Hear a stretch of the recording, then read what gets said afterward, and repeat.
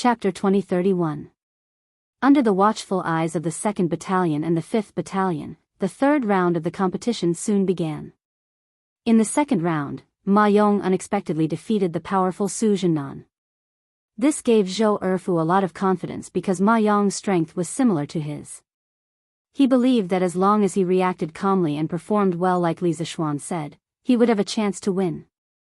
Zhou Erfu's eyes were fixed on Zhao Xuqing as soon as he entered the arena. He didn't attack rashly because the enemy was stronger than him.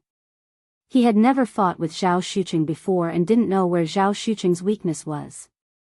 If he attacked rashly in this situation, not only would he have no chance of winning, he would also expose his weakness to the opponent. Therefore, Zhou Erfu decided to plan carefully before acting, adopting the strategy of gaining the upper hand after striking. On the other hand, Zhao Xuqing had already made up his mind in such a short time. He would win this round, but he wouldn't follow Qiu Xingong's order to severely injure Zhou Erfu. After the two people in the arena clasped their fists and greeted each other, Zhao Xuqing channeled qi into his toes and instantly disappeared from the spot. The next moment, he appeared in front of Zhou Erfu. He assumed the posture of a hungry wolf and fiercely punched Zhou Erfu's chest. Without probing or any fancy moves, Zhao Xuqing used all his strength right from the beginning, wanting to defeat Zhou Erfu with one move. Bam! Zhou Erfu's eyes were fixed on Zhao Xuqing from the moment he entered the arena. Therefore, facing Zhao Xuqing's all-out attack, Zhou Erfu was not unprepared. When Zhao Xuqing's fist was about 5 inches away from his body, he had already reacted.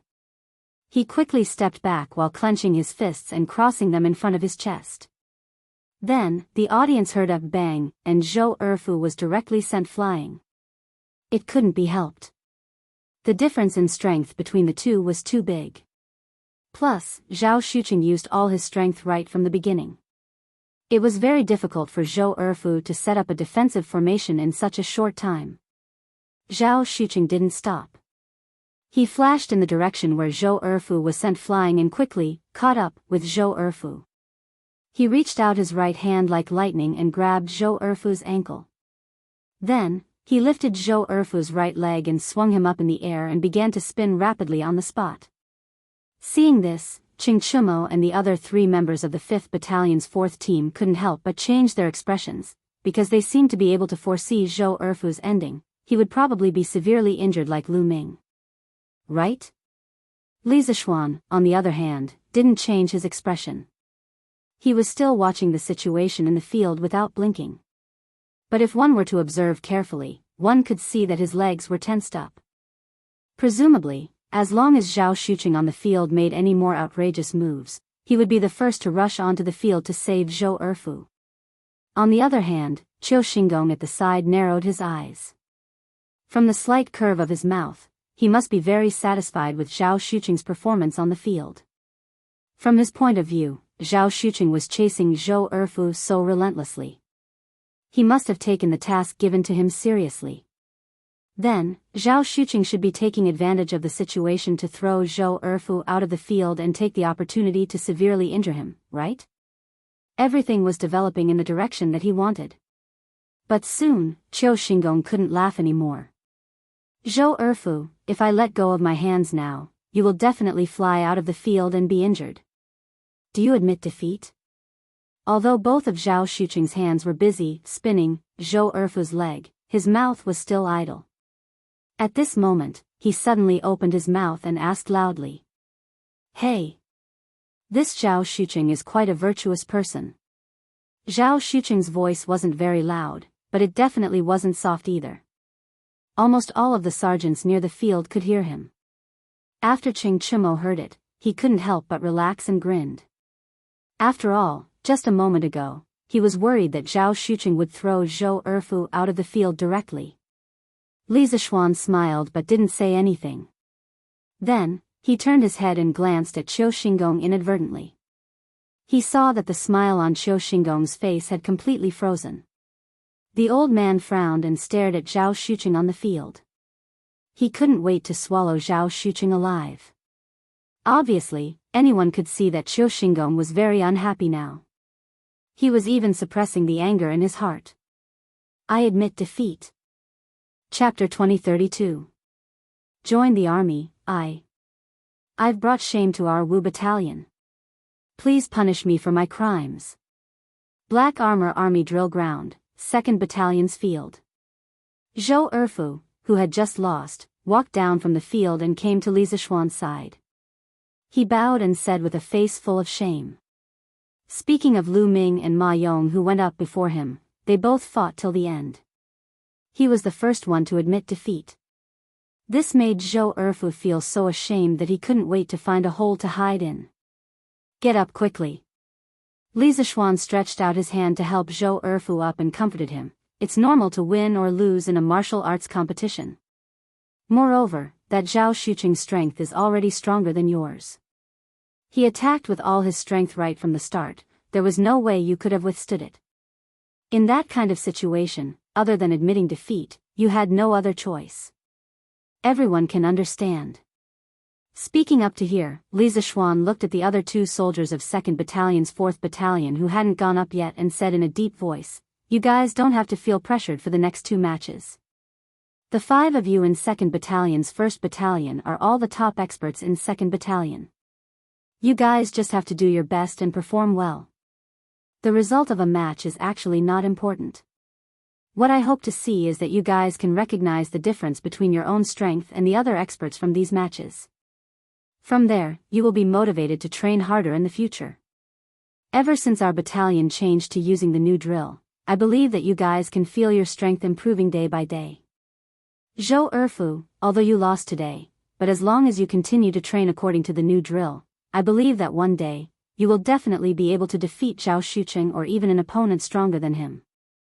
Zhou Erfu and the others had seen how Qiu Xingong treated the defeated Su Zhennan. At this time, not only did Li Zishuan not reprimand Zhou Erfu who admitted defeat, but he even comforted and encouraged him.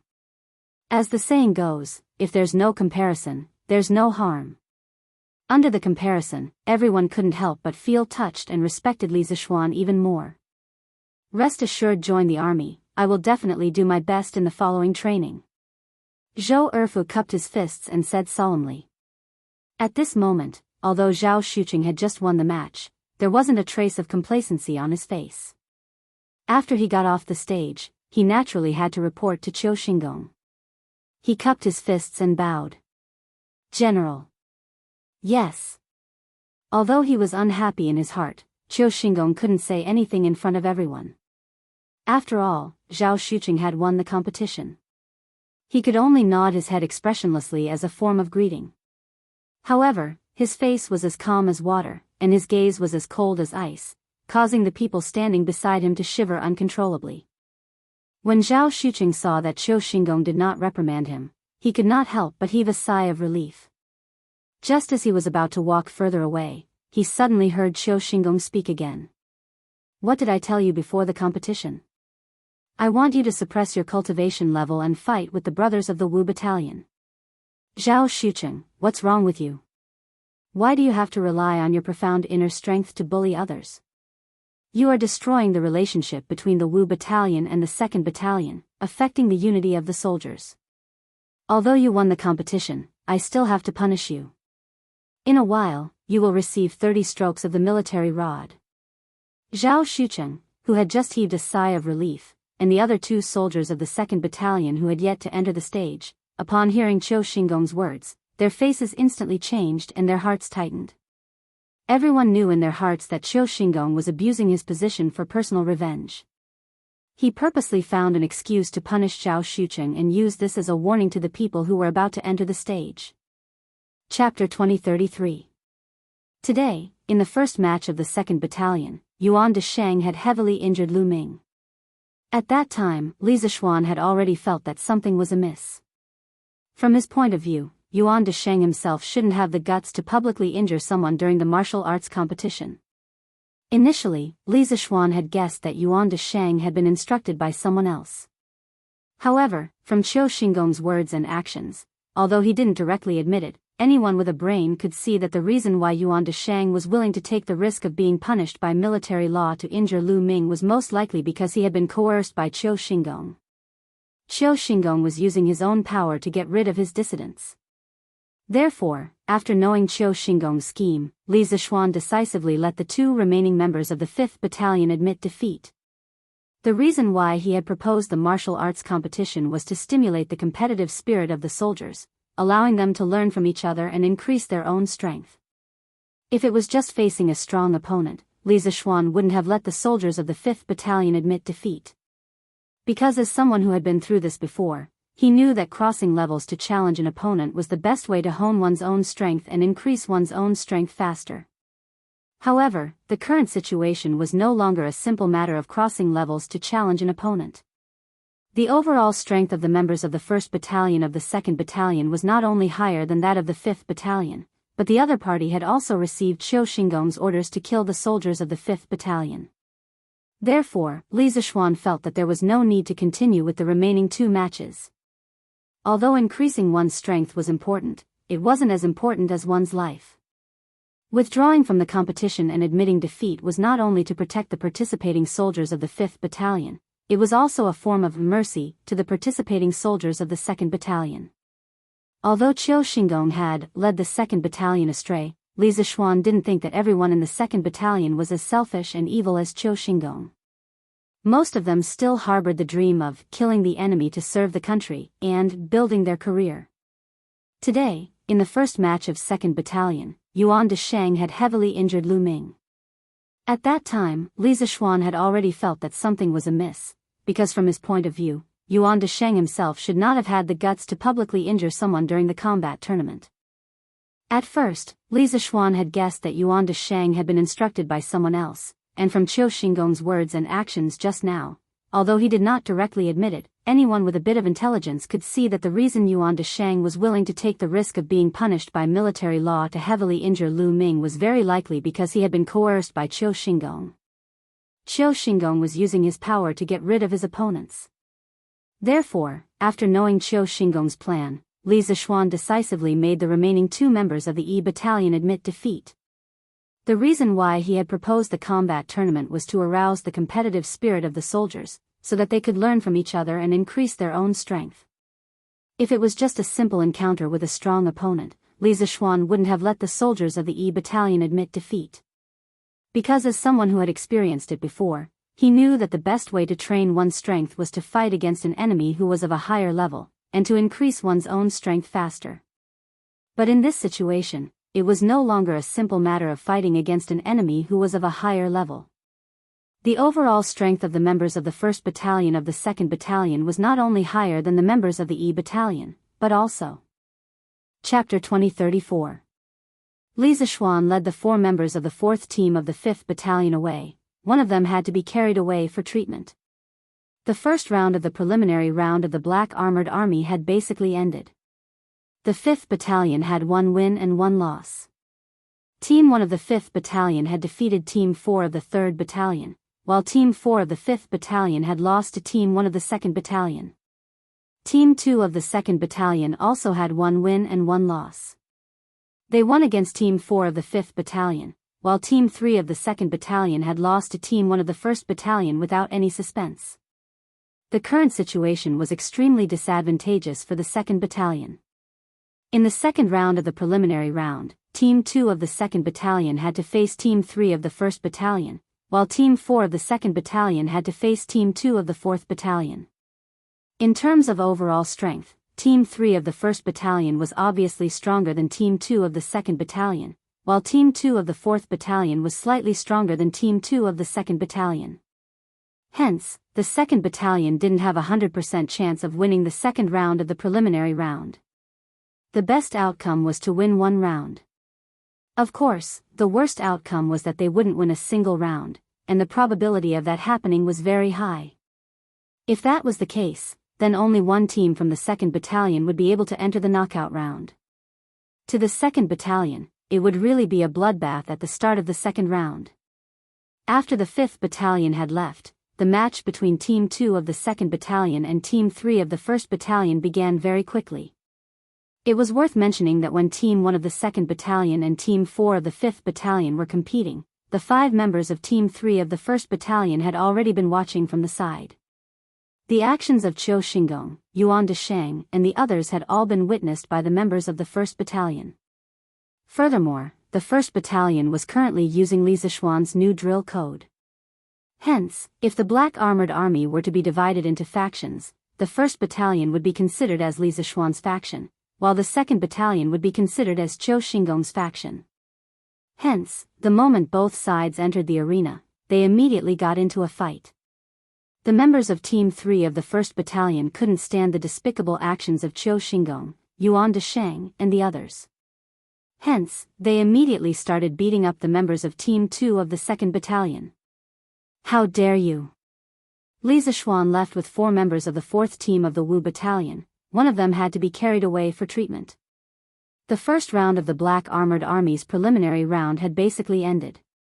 On the Wu Battalion side, there was 1 win and 1 loss. The first team of the Wu Battalion defeated the 4th team of the 3rd Battalion, while the 4th team of the Wu Battalion lost to the 1st team of the 2nd Battalion. The 2nd team of the 2nd Battalion also had 1 win and 1 loss. They won against the 4th team of the 5th Battalion, while the 3rd team of the 2nd Battalion lost to the 1st Battalion of the 1st Battalion without any suspense. The current situation was actually extremely disadvantageous for the 2nd Battalion. Because in the second round of the preliminary round, the 2nd Battalion, 2nd Battalion, 2nd Battalion, 2nd Battalion, 2nd Battalion, 2nd Battalion, 2nd Battalion, 2nd Battalion, 2nd Battalion, 2nd Battalion, 2nd Battalion, 2nd Battalion, 2nd Battalion, 2nd Battalion, 2nd Battalion, 2nd Battalion. In terms of overall strength, Team 3 of the A camp was obviously stronger than Team 2 of the B camp, whereas Team 2 of the D camp was slightly stronger than Team 2 of the B camp.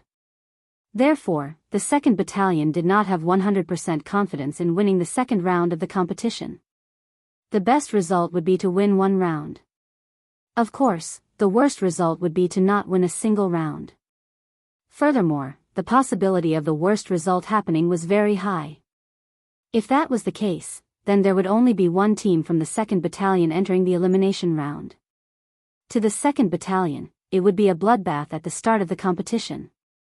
After the members of the 5th Battalion left, the 2nd team of the 2nd Battalion and the 3rd team of the A camp began very quickly. It was worth mentioning that when the 1st team of the 2nd Battalion and the 4th team of the E Battalion were competing, the 5 members of the 3rd team of the A camp were already watching from the side. Chapter 2035. Team A has won 3 matches in a row and has advanced to the knockout round. Team B has been eliminated. As Min Jian of 2nd Battalion had no choice but to admit defeat, 2nd Battalion lost completely and was directly eliminated, bidding farewell to the fighting competition. Qiu Xingong clenched his fists tightly and stared at Deng Kong, who was loudly announcing the results at the side of the arena. His gaze was cold and his face was ashen. Actually, Qiu Xingong had already expected that 2nd Battalion's second team would lose this round. However, he didn't expect 2nd Battalion's second team to be defeated so thoroughly. Being defeated by a battalion's 3rd team with a score of 3-0, where would he put his face? Secondly, not only did Team 2 of the 2nd Battalion lose the competition, there were also 3 members who were beaten black and blue by Team 3 of the 1st Battalion. They would need at least 3 to 5 days to recover from their injuries. This would directly affect the battle between the 2nd Battalion and the 5th Battalion in 2 days. Therefore, Qiu Xingong felt like he had gone for wool and come home shorn. How's Team 4? Forcefully suppressing the anger in his heart, Qiu Xingong asked in a deep voice. Naturally, he was asking Sun Tao, who was standing beside him. Hearing this, Sun Tao's expression changed. After hesitating for a moment, he still cupped his fists and replied, reporting to General, Team 4 has won 2 matches, and Team 2 of Ding Battalion has also won 2 matches. They should be fighting the last match now, and the results will be out soon. What? They are actually fighting in such a stalemate? Qiu Xingong's hair stood up in anger. He said with a displeased expression, according to what you said, we might still lose the match against Team D, humph.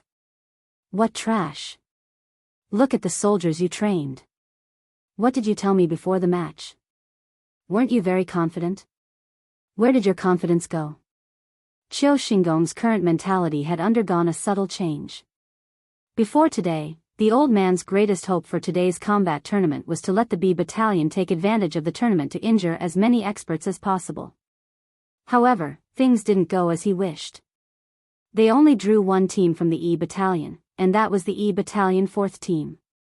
Furthermore, during the battle with the E Battalion 4th team, the B Battalion only managed to injure one member of the E Battalion 4th team, Lu Ming. The rest of the members of the E Battalion almost all escaped unscathed. Now that the preliminary round was nearing its end, Qiu Xingong knew that his initial wish could no longer be realized. Therefore, he could only settle for the next best thing, which was to hope that as many teams as possible from the B Battalion could advance into the knockout round. On one hand, it would boost the morale of the B Battalion, and on the other hand, the more teams from the B Battalion could advance into the knockout round, the higher the possibility of encountering the E Battalion in the later rounds. At that time, he would have the opportunity to settle all his grudges at once. However, it seemed that everything was predestined. The heavens had played a huge joke on him. Not only did his first wish not come true, even his second wish was about to be ruined. The B Battalion 4th team actually fought the D Battalion 2nd team with a score of 2-2. If the B Battalion 4th team lost in the last round, then they would be directly disqualified, and there would only be one team from the B Battalion advancing into the knockout round. Actually, such a result might seem inconceivable, but there was a certain degree of inevitability. Although in terms of overall strength, the B Battalion was obviously stronger than the D Battalion due to having more veterans, but the recruits of the D Battalion were all elites from the various battalions in the capital. Perhaps they might be lacking in the ability to coordinate in battle formations, but in terms of individual combat ability, they were not much weaker than those veterans in the B Battalion. On top of that, the second team of the D Battalion was the second strongest team of the 4 teams of the D Battalion, while the 4th team of the B Battalion was only the 4th strongest team of the B Battalion. Thus, if the two teams were to fight, the chances of victory and defeat would be about 50%. In fact, the second team of the D Battalion was slightly stronger than the 4th team of the B Battalion. If the B Battalion 4th team lost to the D Battalion 2nd team in the end, it would not be an injustice at all. Chapter 2036.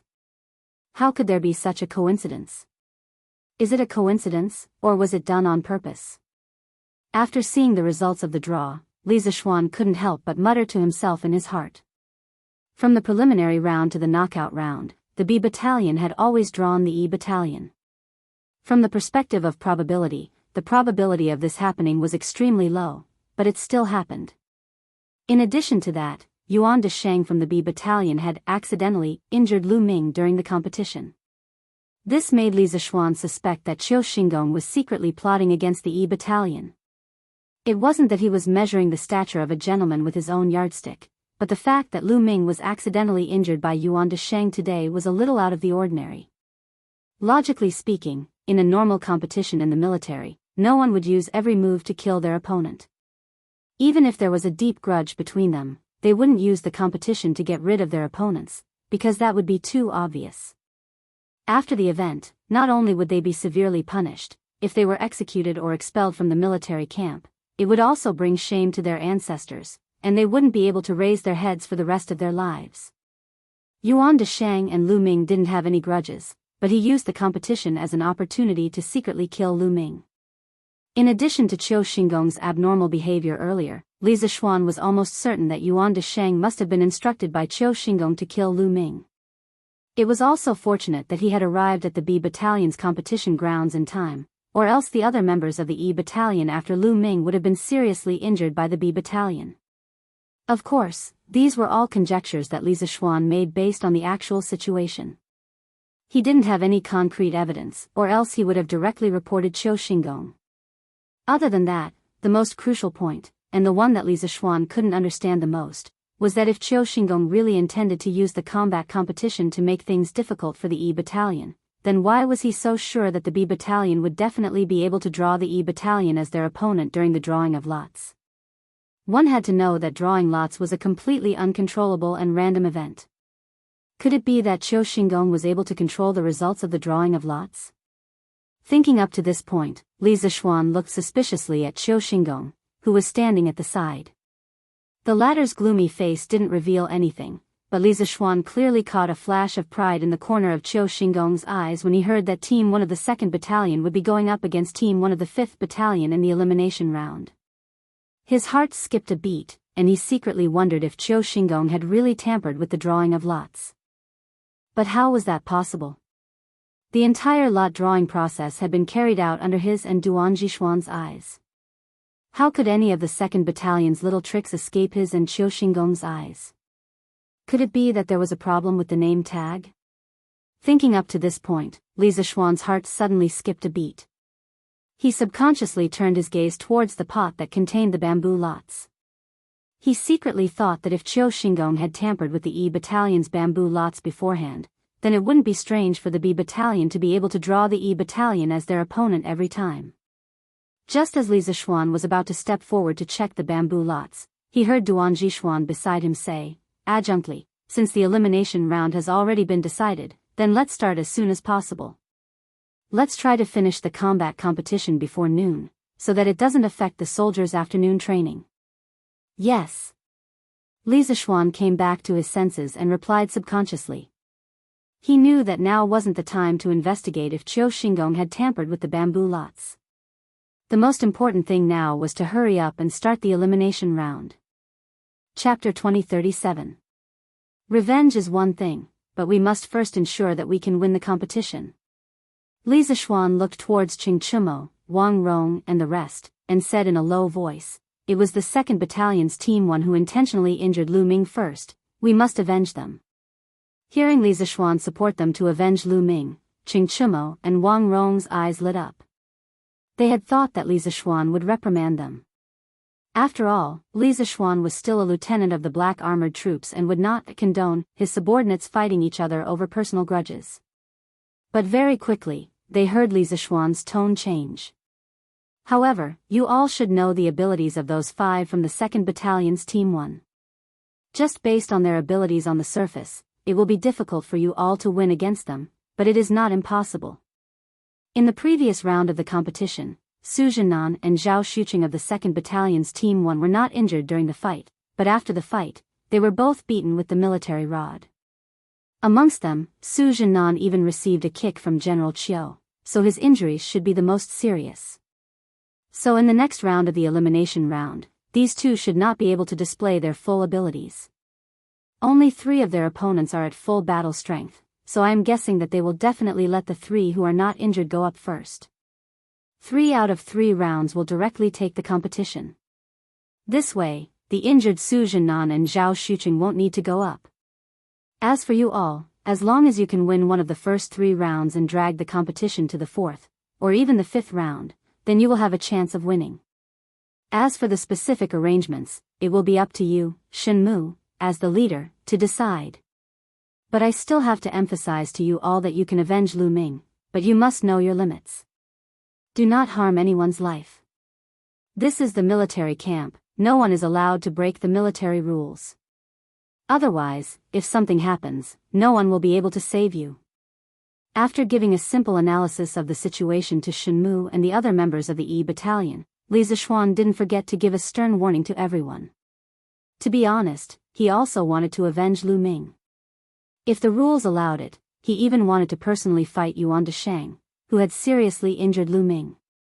However, this was the military camp of the black armored troops. The military rules here were stricter than anywhere else. He was worried that Qing Chumo, Wang Rong, and the rest would go overboard during the competition and violate the military rules. Don't worry, Lieutenant Li. We'll do our best to win this match and avenge Firehead Lu. We won't break any military rules. Shenmu solemnly cupped his fists towards Li Zixuan and promised. Li Zixuan's analysis of the situation in the next round was exactly what he was thinking, and he agreed with Li Zixuan's final warning. Qing Chumo rolled his eyes and whispered, "Revenge is revenge.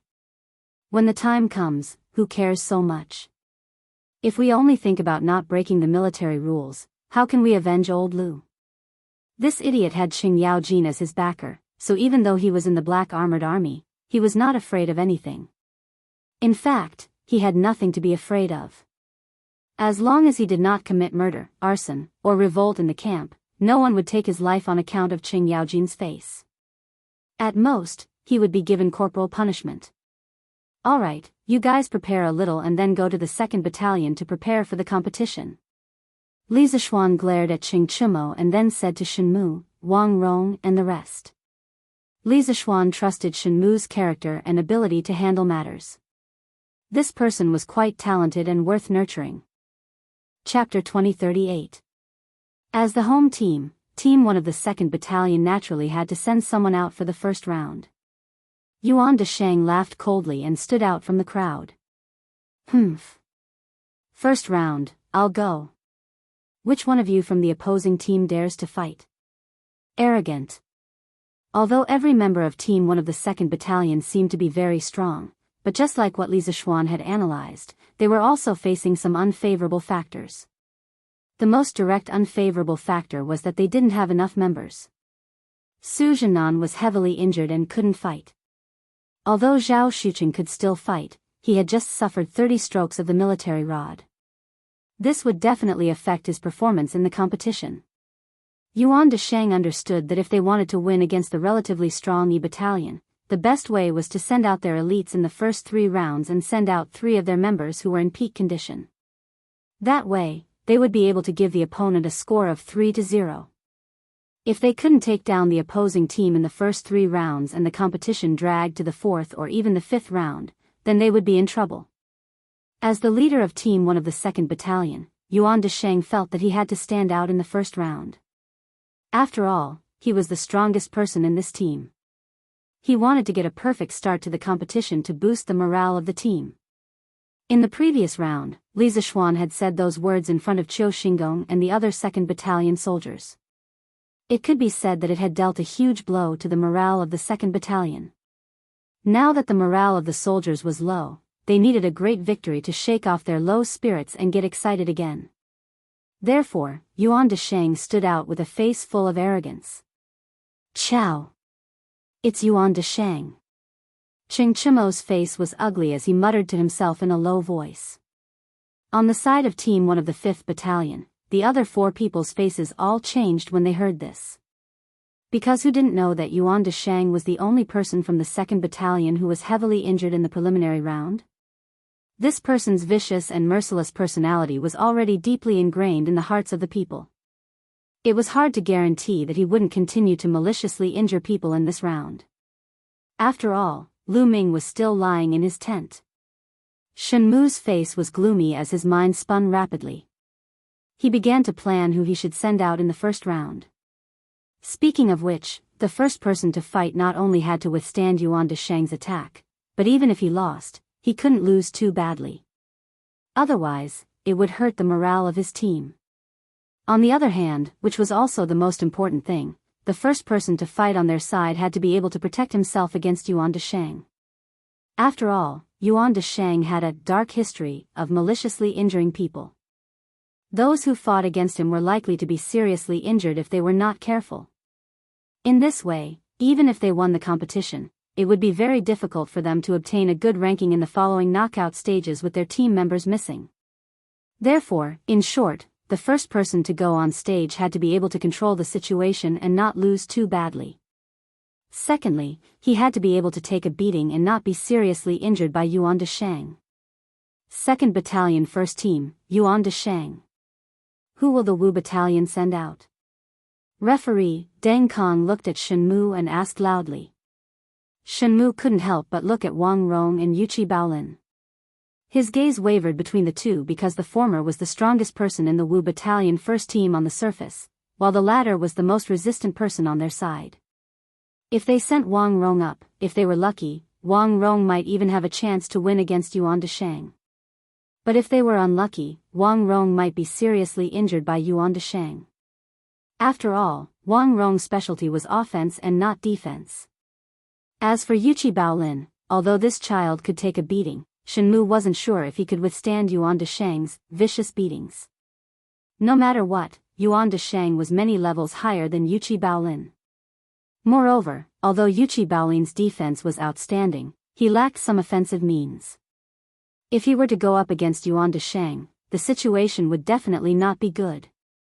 Old Shen, send me up for the first round. Just as Shenmu was hesitating, Ching Chimo, the little clever kid, suddenly volunteered himself. Chapter 2039. Regardless of which dynasty or generation one was in, the phenomenon of relying on one's father existed more or less. Although the Great Tang had a relatively perfect imperial examination system, allowing students from humble backgrounds to stand out and have the possibility of entering the imperial court, generally speaking, those from humble backgrounds and those from noble clans had a completely different political starting point. Take Zhang Sun Wuji, Fang Xianling, and the other important officials for example. These second-generation scions didn't need to participate in the imperial examinations and were able to hold official positions in the Yamen. This wasn't something that those from humble backgrounds could compare to. In the Tang Dynasty army, the promotion of an officer didn't relying on one's father, but on military merits. However, if one had a good father like Qing Chimo, there wouldn't be anyone who dared to bully him in the army. If Yuan Deshang were to injure Qing Chimo like how he injured Lu Ming, given Qing Chimo's temper and prestige in the army, Yuan Deshang was certain that even if he were to survive, he wouldn't be able to survive in the army anymore. Not only the black armored army, he wouldn't be able to survive in any of the barracks in the capital. This meant that his military career would come to an end and he could only retire. Could it be that just because of a mission given by Qiu Xingong, he would have to end his military career? Yuan Deshang couldn't help but feel conflicted.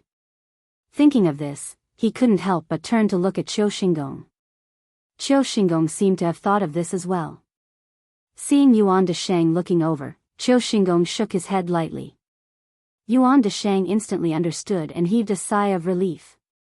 He understood that Qiu Xingong wanted him to hold back and not injure Qing Chimo too severely. He could win this match, but he couldn't use underhanded means. This way, he wouldn't have to worry about Qing Chimo taking revenge on him. How can you be distracted in a duel? Aren't you looking down on me too much? After the referee Deng Kong announced the start of the match, Qing Chimo said. Regardless of which dynasty or generation one was in, the phenomenon of relying on one's father existed more or less. Although the Great Tang had a relatively perfect imperial examination system, allowing students from humble backgrounds to stand out and have the possibility of entering the imperial court, generally speaking, those from humble backgrounds and those from noble clans had a completely different political starting point. For example, the descendants of Zhang Sun Wuji, Fang Xianling, and other important officials in the imperial court did not need to participate in the imperial examinations at all. They could hold official positions in some government offices, which was far from what the children of poor families could compare with. In the Great Tang army, the promotion of a non-commissioned officer did not depend on one's father, but on one's military achievements. However, if one had a good father like Qing Chimo, there would be very few people who would dare to bully him. If Yuan Deshang were to seriously injure Qing Chimo like he did to Lu Ming, with Qing Chimo's temper and prestige in the military, Yuan Deshang was certain that even if he were to survive, he would not be able to stay in the military anymore. Not only the black armored army, he wouldn't be able to stay in any of the barracks in the capital. This meant that his military career would come to an end and he would have to retire. Could it be that just because of a mission given by Qiu Xingong, he would have to end his military career? Yuan Deshang couldn't help but feel conflicted. Thinking of this, he couldn't help but turn to look at Qiu Xingong. Qiu Xingong seemed to have thought of this as well. Seeing Yuan Deshang looking over, Qiu Xingong shook his head lightly. Yuan Deshang instantly understood and heaved a sigh of relief. He understood that Qiu Xingong wanted him to hold back and not injure Qing Chimo too severely. Chapter 2040. After a few rounds, the situation in the arena was completely different from what the spectators had expected. Before the start of the fight, most people thought that Qing Chimo wouldn't be able to last more than a few rounds under Yuan Deshang's hands. Who would have thought that after a few rounds, Yuan Deshang would actually be forced to flee by Qing Chimo? What kind of situation was this? Where did the previously invincible Yuan Deshang go? Or could it be that Qing Chimo's strength was truly unfathomable, and that he had always been hiding his true strength? But Qing Chimo's last move of gouging out people's eyeballs still provoked public anger. Some of the spectating 2nd Battalion soldiers all began to shout loudly. Extremely shameless. How is this a martial arts competition? This is clearly a jianghu brawl. That's right. Who would gouge out people's eyeballs in a martial arts competition? Isn't this move too despicable? Does he even care about martial arts ethics? Where's the judge? Where's the judge? Does Qing Chimo count as breaking the rules? Of course, due to Qiu Xingong's actions in the preliminary round, it had already caused the majority of the 2nd Battalion soldiers to feel a chill in their hearts. Therefore, in the elimination round, the morale of the 2nd Battalion soldiers was also relatively low. At this moment, there weren't many 2nd Battalion soldiers who were making a ruckus at the side of the arena. There were only about 10 people, and their momentum wasn't very great. Hey! I'm shameless. In the previous round, someone clearly knew that the opponent had no power to retaliate, but still purposely tried to kill him. Then what is this? Is this talking about martial arts ethics? Hearing Yuan Deshang and the 10th Battalion soldiers outside the arena criticizing him, Qing Chimo laughed coldly and said. Once these words were spoken, the noisy 2nd Battalion soldiers instantly became silent. Yuan Deshang also didn't say anything, not daring to continue on this topic. As for the referee, Deng Kong, he just looked at the situation with cold eyes. He had no intention of stopping the game. Obviously, he did not think that Qing Chimo had violated the rules of the game. Shen Mu, Wang Rong, and the others didn't know whether to laugh or cry. Although they also felt that Qing Chimo's move of gouging his eyeballs was somewhat disgraceful, it was just as Qing Chimo had said. It was Yuan Deshang who did not care about martial ethics and deliberately injured Lu Ming first. Then, there was no need for Qing Chimo to care about martial ethics. Presumably, Qing Chimo was now thinking about avenging Lu Ming. After listening to Qing Chimo's words, Yuan Deshang's expression suddenly changed, becoming somewhat gloomy and cold. Qing Chimo was too lazy to care about this. He raised his true qi, stomped his right foot, and once again flashed in the direction of Yuan Deshang. He wanted to continue the close combat with Yuan Deshang. Obviously, Qing Chimo had already understood the situation. He knew that in terms of moves and quantity of true qi, he would definitely not be able to compete with Yuan Deshang. His only advantage was his physical strength and close combat skills. Furthermore, he was confident that Yuan Deshang wouldn't dare to seriously injure him. Therefore, he could completely let go of his hands and feet and attack with all his might. And to attack with all his might, one had to pay attention to the effectiveness of the attack. If it was a normal duel, Yuan Deshang could completely rely on his realm and true qi advantage to easily dodge his attack. But in close combat, due to the close distance between the two, it was more difficult for Yuan Deshang to easily dodge his attack. Humph. You really think that I won't dare to hurt you? Seeing that Qing Chimo took the initiative to attack again, Yuan Deshang couldn't help but feel a little angry. Speaking of which, even a clay figurine would have some anger, let alone an expert like him. He only heard a cold snort, then flashed in the direction that Qing Chimo was coming from to meet him. Chapter 2041. Take advantage of the situation, borrow strength to fight strength. This was Tai Chi. During the military training at Yanhuang College, Li Zixuan personally demonstrated Tai Chi in front of all the teachers and students, and advocated for all the teachers and students to learn Tai Chi. Martial artists could enhance their combat power, and scholars could strengthen their bodies. Therefore, almost everyone who graduated from the Yanhuang Academy knew Taiji Fist. However, the teachers and students of the academy had different levels of mastery of Taiji Fist. This was because Taiji Fist focused on fist intent and personal understanding. Among 100 people, there were 100 different understandings of Taiji Fist. However, only one or two of them could go a little further on the path of Taiji Fist. This was a reflection of the saying, "The master leads the way, but the cultivation is up to the individual." However, due to his personal friendship with Li Zixuan had given Qing Chimo many special lessons. In Tai Chi, the most important lesson was on the afternoon when Li Zixuan taught Tai Chi for the first time in the academy. At that time, Li Zixuan called Qing Chimo an iron egg to a place alone, and let Qing Chimo attack him with all his strength. He didn't use any genuine qi, but only the fist intent of Tai Chi, and easily resolved Qing Chimo's fierce attack. For Qing Chimo, the situation at that time was very similar to the situation now.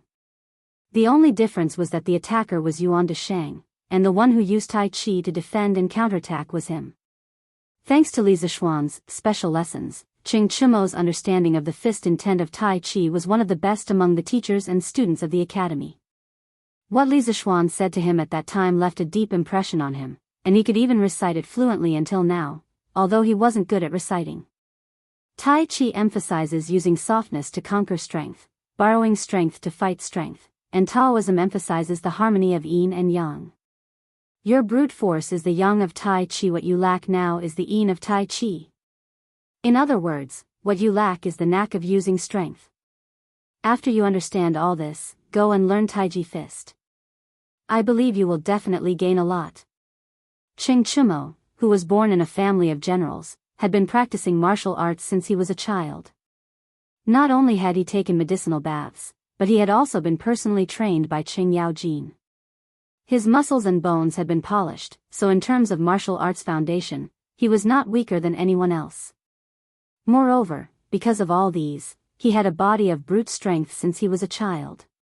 His strength was far greater than other martial artists of the same realm. However, having great strength did not mean that he was powerful. Just as Li Zishuan had said, he lacked the knack of using his strength in the past. When he fought, although he had strength all over his body, he did not use any strength at all. In the past year or so, Qing Chimo had gradually grasped the knack of exerting force and the profound meaning of Taiji fist after being taught by Li Zishuan and the curly-bearded guest. In his opinion, the core of Taiji fist was to borrow strength. If Taiji fist could not borrow strength, then it would not be able to move 1,000 caddies with 4 tails. Borrowing force to fight force, Taiji fist without borrowing force is not Taiji fist. The premise of borrowing strength had to be smooth. Only by going with the flow could it be effortless. Only then could the effect of moving 1,000 caddies with 4 tails be reflected. Previously, when Qing Chimo's hands were wrapped around Yuan Deshang's fist, he followed the direction of Yuan Deshang's strength and pulled Yuan Deshang forward. At the same time, he took the opportunity to strike Yuan Deshang's chest with his elbow, making it impossible for Yuan Deshang to defend himself. Because the distance between the two of them was too close. Moreover, from a physical point of view, at this moment, Yuan Deshang's body and Qing Chimo's elbow were moving towards each other. Qing Chimo's elbow strike would move closer to Yuan Deshang's body at a faster speed. Although the effect of force was mutual, the elbow was the hardest part of a person's arm, and the area near the armpit was a person's soft spot. Qing Chimo's elbow hit Yuan Deshang's left side near the armpit without any suspense. With a kacha sound, Yuan Deshang could even faintly hear the sound of his left shoulder blade cracking.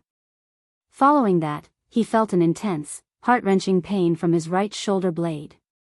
Yuan Deshang's old face instantly turned purple. Then, his entire body was directly sent flying by Qing Chimo's elbow strike. Bang! Yuan Deshang landed heavily on the grass. If he could still feel the heart-wrenching pain just now, he could no longer feel any pain now because his left arm had lost all feeling. At the same time, Yuan Deshang could not help but spit out a mouthful of blood. Not only did Qing Chimo's strike just now cripple his left arm, but it also caused him to suffer a serious internal injury. Seeing this scene, there was an uproar everywhere. Speaking of which, the situation in the arena changed too quickly, right? Previously, Yuan Deshang's rolling on the ground could be said to be a move he had no choice but to use in the face of Qing Chimo's shameless fighting style. But what was the situation now? Was Yuan Deshang sent flying and seriously injured by Qing Chimo in one move? How was this possible? Wasn't Yuan Deshang's strength much stronger than Qing Chimo's? How did Qing Chimo do it? This. Yuan Deshang was injured by Qing Chimo? How is this possible? It must be that Qing Chimo used some underhanded trick again. Otherwise, how could he injure Yuan Deshang? That's right. That's right. What's the referee doing? Qing Chimo violated the rules of the competition. Why didn't he kick him out of the competition? A few 2nd Battalion soldiers saw Yuan Desheng fall to the ground and subconsciously thought that Qing Chimo had used a similar underhanded trick like when he had gouged out Yuan Desheng's eyeballs. One after another, they clamored for the referee to kick Qing Chimo out of the arena. Some of these people really didn't see clearly what had just happened. After all, Qing Chimo and Yuan Desheng were extremely close to each other just now. Due to the angle, most of the spectators didn't see Qing Chimo's elbow strike that borrowed force to strike Yuan Desheng. Referee Deng Kong stood in the same spot without moving and didn't have any intention of stopping the match. Just now, others didn't see Qing Chimo's move clearly, so he knew that Qing Chimo didn't violate the rules of the competition. But then again, he couldn't help but praise from the bottom of his heart that Qing Chimo's move just now was indeed brilliant. It wasn't an underhanded trick. Qing Chimo's move is too miraculous. How come I've never seen it before? Shen Mu shook his head at this time and muttered to himself with slight doubt. I've also never seen it before. I just saw Qing Chimo push an elbow strike and Yuan Desheng flew out. This move is too miraculous. Wang Rong scratched his head and said with bright eyes. It was as if he had discovered a new continent. That's Tai Chi. At this time, a young and magnetic voice sounded in their ears. The few of them turned around and hurriedly saluted. Greetings, adjunct. The person who came was Li Zixuan. Chapter 2042. After the start of the elimination round, Li Zixuan didn't follow Qing Chimo, Shen Mu, and the rest to B battalion. He first went to inspect the other battalions before coming over. After all, he was the Black Armored Army's adjutant and not just the Wu Battalion's adjutant. After inspecting the other battalions, Li Zixuan didn't waste any time and went straight to B battalion. This was because he was worried that the B battalion's Team 1 would do the same thing as the preliminary round and attack the Wu battalion's people. But what he didn't expect was that the reality was the exact opposite of what he expected. Not only did the B battalion's Team 1 not attack the Wu battalion's people, they were actually beaten up by the Wu battalion's people, and that a violent person was actually Qing Chimo. Coincidentally, Li Zixuan saw Qing Chimo's last move of Tai Chi pushing hand and borrowing force to attack force.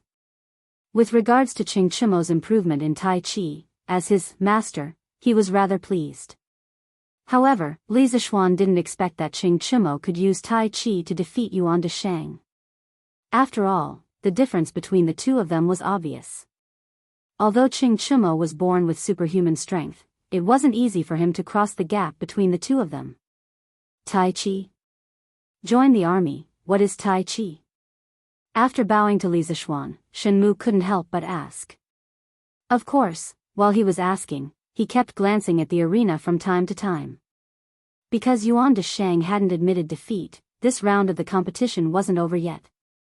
Tai Chi. Tai Chi has Tai Chi, which gives birth to yin and yang.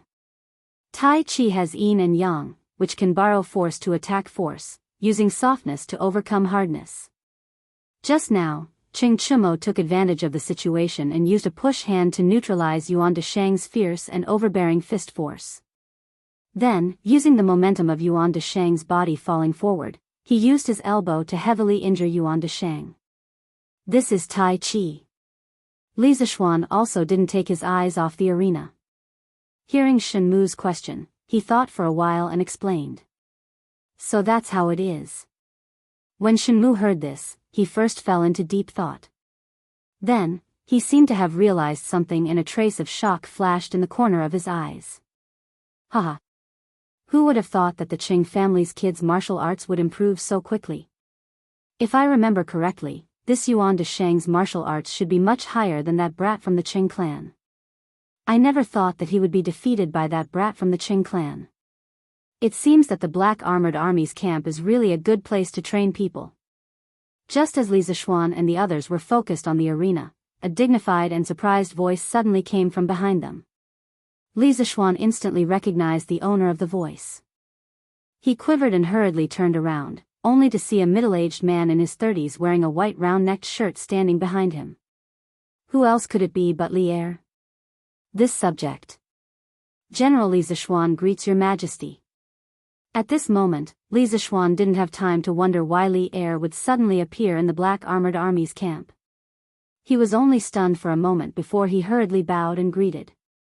Speaking of which, he was used to greeting Li Er as this subject and little subject. Now that he was in the army, he wasn't used to using the title, this subject.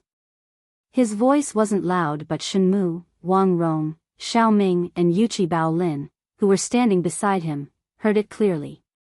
Hearing this, the four of them hurriedly turned around. When they saw Li Zishuan standing in front of Li Er, the four of them instantly trembled and hurriedly bowed down to pay their respects. All right, there's no need for formalities. This time, I am leaving the palace in plain clothes. Do what you need to do, there's no need to bother about me. Without waiting for them to speak, Li Er rushed to wave his hand and said. Chapter 2043. Seeing Qing Chimo beat up Yuan Deshang on the arena, the soldiers of the 5th Battalion who came along with Wang Rong and Shen Mu to watch the fight naturally cheered. Because Yuan Deshang injured Lu Ming first, Qing Chimo could be considered to have avenged Lu Ming. On the other hand, Qiu Xinggong and Sun Tao's faces were as dark as they could get.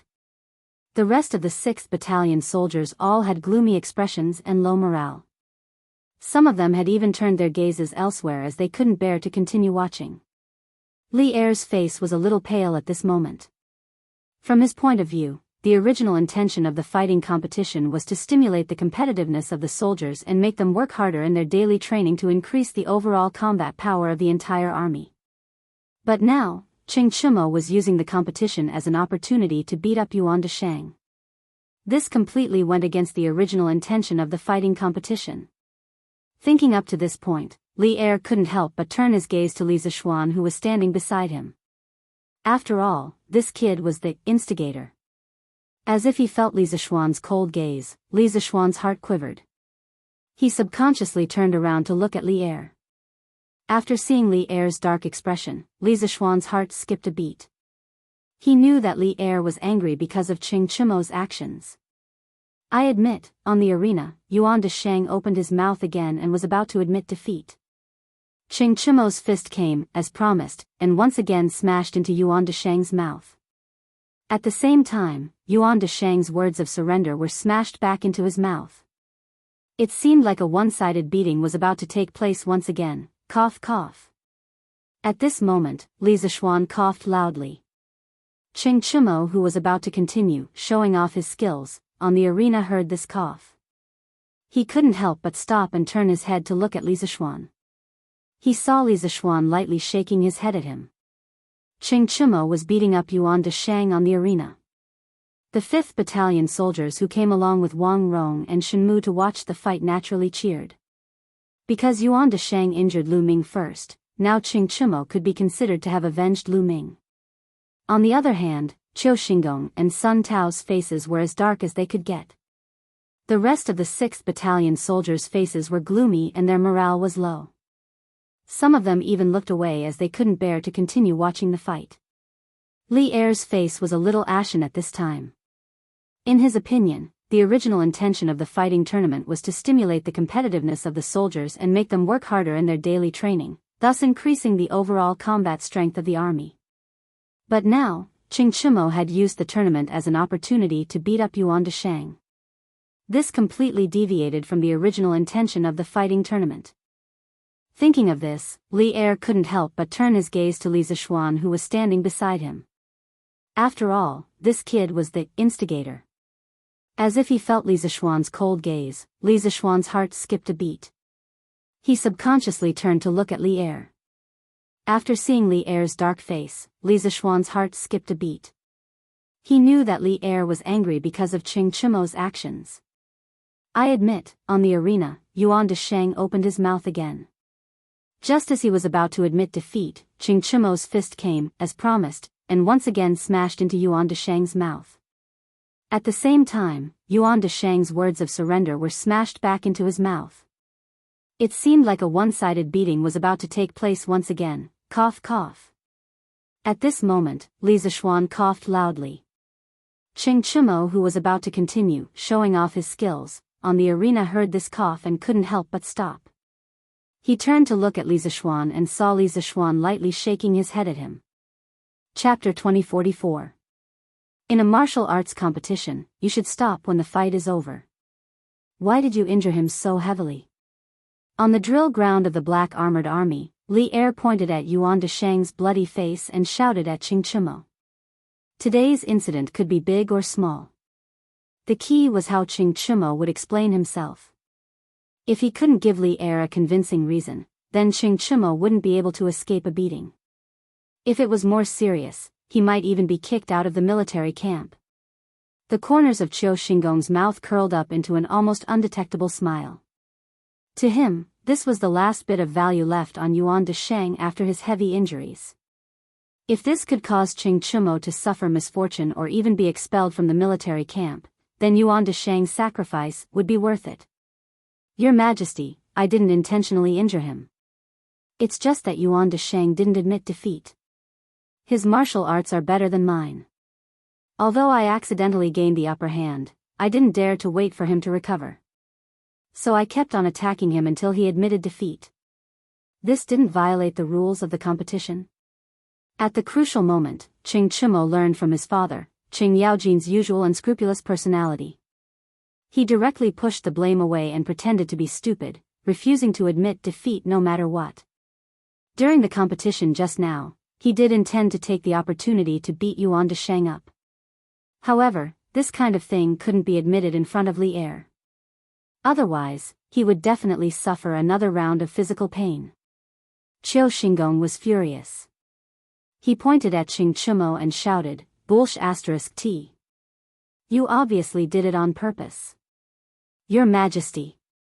Seeing that Qiu Xingong was about to start spouting nonsense, Li Zishuan knew that he couldn't keep silent anymore. He cut in and cupped his fist towards Li Er. Your Majesty, please calm down. Chimo did hit Yuan Deshang a little too hard just now. However, I implore your Majesty to forgive him on account of his eagerness to win and the fact that he only caused some superficial injuries to Yuan Deshang. Are you pleading for mercy on his behalf? Li Er narrowed his eyes. Seeing these people fighting on the field, he thought about how his most beloved son had been kidnapped by a foreign tribe in the north, and his life and death were unknown. A ball of anger inexplicably ignited in his heart. He said coldly, I let you join the Black Armored Army to raise the fighting power of the soldiers and to unite the army. But what about you? Just look at it. What was supposed to be a good martial arts competition had now turned into a battlefield for the soldiers of the different battalions to fight and vent their anger. If this continued, would the 5 battalions of the Black Armored Army fall apart and fall apart? If you go to the battlefield in the future, will you still be able to trust your backs to your comrades? Li Er's words could not be said to be light. Everyone present, regardless of their standpoint, did not dare to say another word after hearing these words. Although Li Zishuan felt a little aggrieved in his heart and did not understand where Li Er's anger came from, he did not choose to go head-to-head with Li Er at this time. There was no need. He was not alone now. He still had a family in Lantian County. More importantly, he had a clear conscience towards this country and the Black Armored Army. Li Er's deafening words of warning would soon be slapped in the face. Your Majesty is right. I also believe that since we are in the Black Armored Army, we are comrades and can entrust our lives to each other on the battlefield. However, before you came, there was someone who wanted to use the martial arts competition to kill his comrade. Your Majesty, please judge clearly. After a moment of silence, Li Zishuan cupped his fist and said to Li Er. Chapter 2045. In the previous round, I was too eager to win and did not control my strength at the crucial moment. That was why I accidentally injured Brother Lu Ming. I did not do it on purpose. Please investigate, Your Majesty. In the Black Armored Army drill ground, in front of the 2nd Battalion arena, Yuan Deshang's entire body was in pain. However, he still endured the pain and explained to Li Er. He had no choice but to explain. If he did not try his best to explain, Li Er would charge him with the crime of intentionally injuring a fellow soldier. Then, he would not only suffer some superficial injuries, but might even lose his head. You dare to spout nonsense in front of His Majesty? As everyone knows, Lu Ming is only at the initial stage of qi transformation while you, Yuan Desheng, are at the intermediate stage of qi transformation. Whether it is martial ability or actual combat experience, you completely surpass Lu Ming. Under such circumstances, it would be a piece of cake for you to win.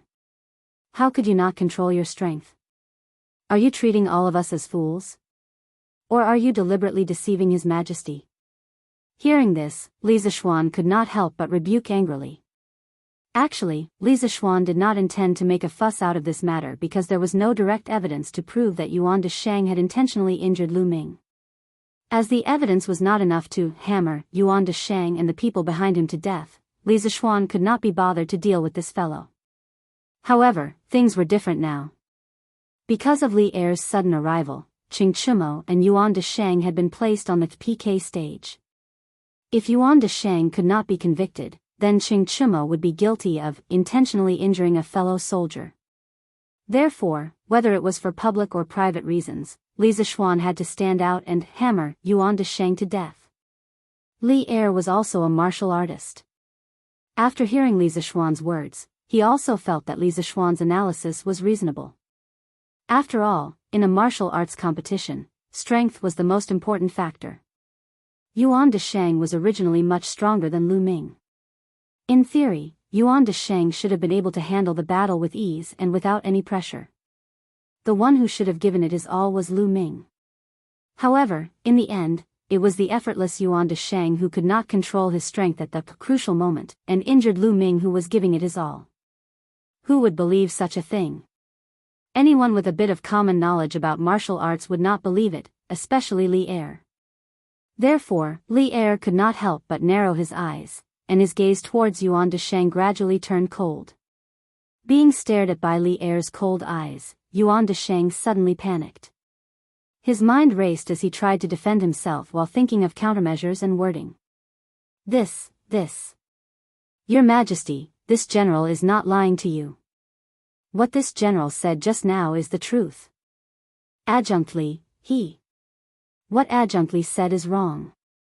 This general's strength does seem to be stronger than Lu Ming's, but this general is not as young as Lu Ming. In order to win the competition, this general does not dare to be careless and has to go all out. And you see, Qing Chumo's strength is about the same as Lu Ming's. Didn't I lose this match as well? This guy really had a quick-witted mind to be able to use this loss to Qing Chumo as an argument to his advantage, to prove to Li Zixuan and Li Er that it is not certain that one can win the competition just because one is stronger than the opponent on the surface, and there is no need to go all out. As long as this point could be explained, then the accident of him accidentally injuring Lu Ming could also be explained. Hearing him say this, Li Zixuan almost laughed out of anger. He thought to himself that this guy looked like a burly man, but he did not expect him to be a genius debater. With such eloquence, he did not go to the imperial court to be an imperial censor, but was here to be a soldier. What a waste of talent. At this time, Qing Chumo said angrily, F***ck your mother's fart. How can Lu Ming be the same as me? I can beat you because of Tai Chi. Do you know what Tai Chi is? Tai Chi is to use softness to overcome hardness, to defeat the strong with the weak. Lu Ming does not know Tai Chi. How can he beat you in a normal fight? At that time, all the brothers who were present saw it. Lu Ming was beaten up by you until he was dodging everywhere. Yet every move you made was fatal. You still say that you did not do it on purpose? After being exposed by Qing Chumo, Yuan Desheng naturally had a stomach full of anger. However, he did not dare to vent it out at this time. He could only suppress it in his stomach. After looking at Qing Chumo with hatred, Yuan Desheng once again tried to explain himself. Yuan will go all out against any opponent. Could it be that I am wrong to want to win the competition? Speaking till here, he quickly looked at Qiu Xinggong. The meaning of asking for help was obvious. Obviously, Yuan Desheng also realized that with his strength alone, he would definitely not be able to win against Qing Chumo and Li Zixuan. Most importantly, Li Zixuan and Qing Chumo held a much higher position in Li Er's heart than him. At this time, he needed someone with enough weight to stand out and speak up for him. Otherwise, he would only have a dead end. And Qiu Xingong was the most suitable candidate. After all, the two of them were on the same side. Qiu Xingong also knew that he had to stand out at this time. Otherwise, it would be over if Yuan Desheng betrayed him when he knew that he was going to die. He coughed lightly and first frowned at Qing Chimo as he reprimanded, "In front of His Majesty, you dare to speak such filthy words. What a scandal." After saying that, he cupped his fists towards Li Er and said, "Your Majesty, Yuan Desheng is a very competitive person. Moreover, he will go all out against any opponent. Many soldiers know his character." This time, Lu Ming was heavily injured. This Qiu believes that he did not do it on purpose. "Your Majesty, please judge clearly." Li Er glanced at Qiu Xingong indifferently. Actually, his heart was like a mirror.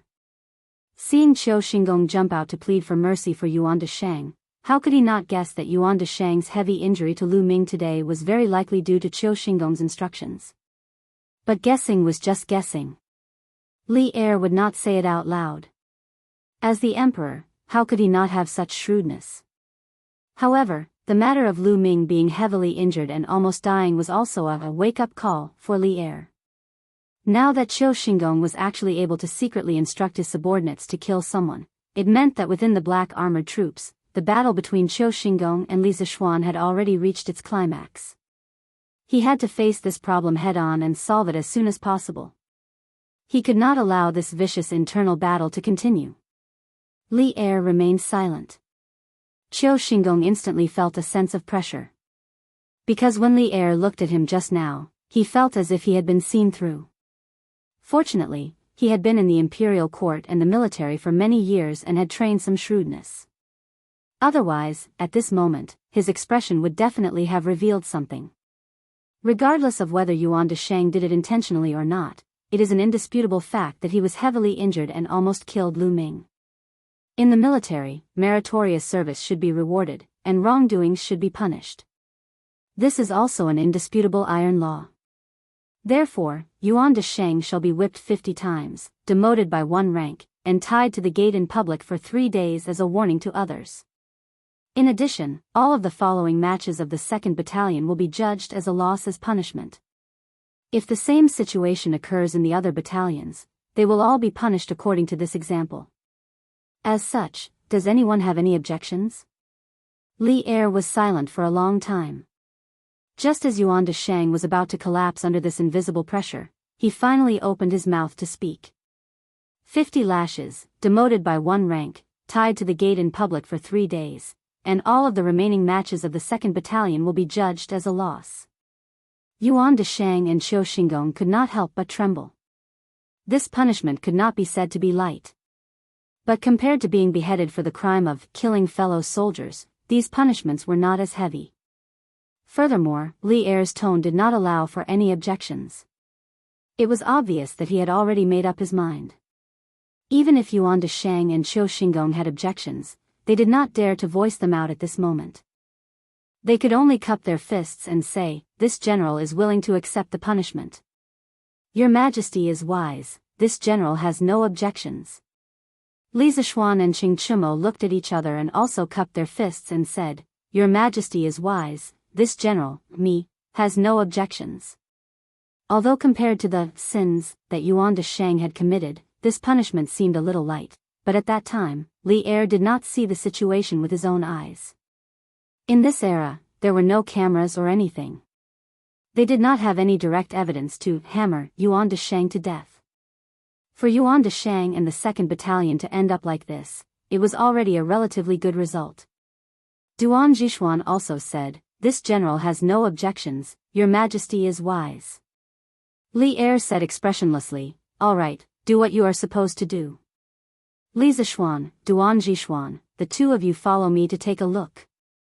After saying that, Li Er turned around and left with Xiao Song. "Yes. Your Majesty." Li Zishuan and Qiu Xingong responded and hurriedly followed after him. Chapter 2046. According to Li Er's orders, Yuan Desheng was to be whipped 50 times, demoted by 1 level, and be bound to the gate of the Yuan camp for 3 days. Furthermore, all of the following matches of the 2nd Battalion were judged to have lost. Therefore, there was no need for the 2nd Battalion to continue with the competition. The Wu Battalion could be said to have won this round of competition, without shedding any blood, and directly advanced to the finals. This meant that the E Battalion had already secured a spot in the top 5 of this martial arts competition. Even though there were many accidents along the way, this result was still considered a rather good one for the E Battalion. As for Li Zishuan, he didn't have to worry about the B Battalion playing any tricks in the following matches. As long as the E Battalion went all out and displayed their brilliance, Li Zishuan's initial goal would be achieved. How is the training of the 5 battalions of the Black Armored Army? How long will it take for them to return to their peak combat strength? Li Zishuan and Duan Jishuan followed Li Er to the side of the drill ground. Li Er looked at the soldiers of the various battalions who were engaged in intense competition and asked expressionlessly. Although Li Er didn't specify who he was asking about, as the general of the Black Armored Army, Duan Jishuan naturally had to take the initiative to answer this question. He clasped his fist and said, "Your Majesty, the expansion of the Black Armored Army has only been going on for about 10 days, and the implementation of the new drill code has only been a few days. Furthermore, there is still the 2nd Battalion that hasn't adopted the new drill code. The familiarity of the soldiers with the new equipment and their coordination in battle is still far behind that of the previous Black Armored Army. Based on the results of my inspection these few days, I can see that the A Battalion is currently the strongest in terms of combat power. The coordination between the soldiers in the A Battalion is also the most tacit. The V Battalion is the most disciplined, and their coordination is slightly inferior to the A Battalion. However, they are more familiar with the new equipment than the A Battalion. As for the other 3 battalions, their strength is about the same. It will take some time for these 3 battalions to become a fighting force." "Time? I'm afraid I can't give you much time." Li Er furrowed his brows and sighed softly. Duan Jishuan was taken aback and couldn't help but ask, "What does your Majesty mean? Could it be that the Northern Turks have made some strange movements recently?" Over the past few days, the Black Armored Army had been undergoing close training. Everyone, from the commanding general to the ordinary soldiers, was staying in the barracks. If there was no special summons, Duan Jishuan would not attend the morning court.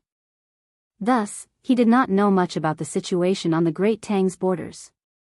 At this time, Li Er stopped and turned around to look at the 2 of them. A few days ago, Qin Ke and the teachers and students of Yanhuang College went north to Taiyuan to build a telegraph relay station for the northern expedition against the Turks. However, we did not expect that there would be a group of Turk spies hiding in Taiyuan City. Last night, we received news that Qin Ke had been kidnapped by Turk spies. Moreover, according to reliable information, in the next few days, it is very likely that a group of Turk wolf riders will sneak into our Great Tang territory to receive the Turk spies in Taiyuan City.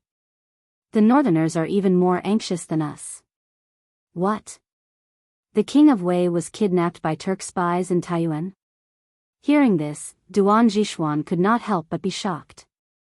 Of course, he knew how important Li Tai was in Li Er's heart. He could also imagine how fearful the local officials of Taiyuan City would be now that the Turk spies had Li Tai as their trump card. Taiyuan City was in danger. Chapter 2047. "Brat, stop keeping me in suspense. Tell me everything you know." On the sidelines of the Black Armor Military Academy, Li Er could not help but frown when he saw Li Zishuan's hesitant look.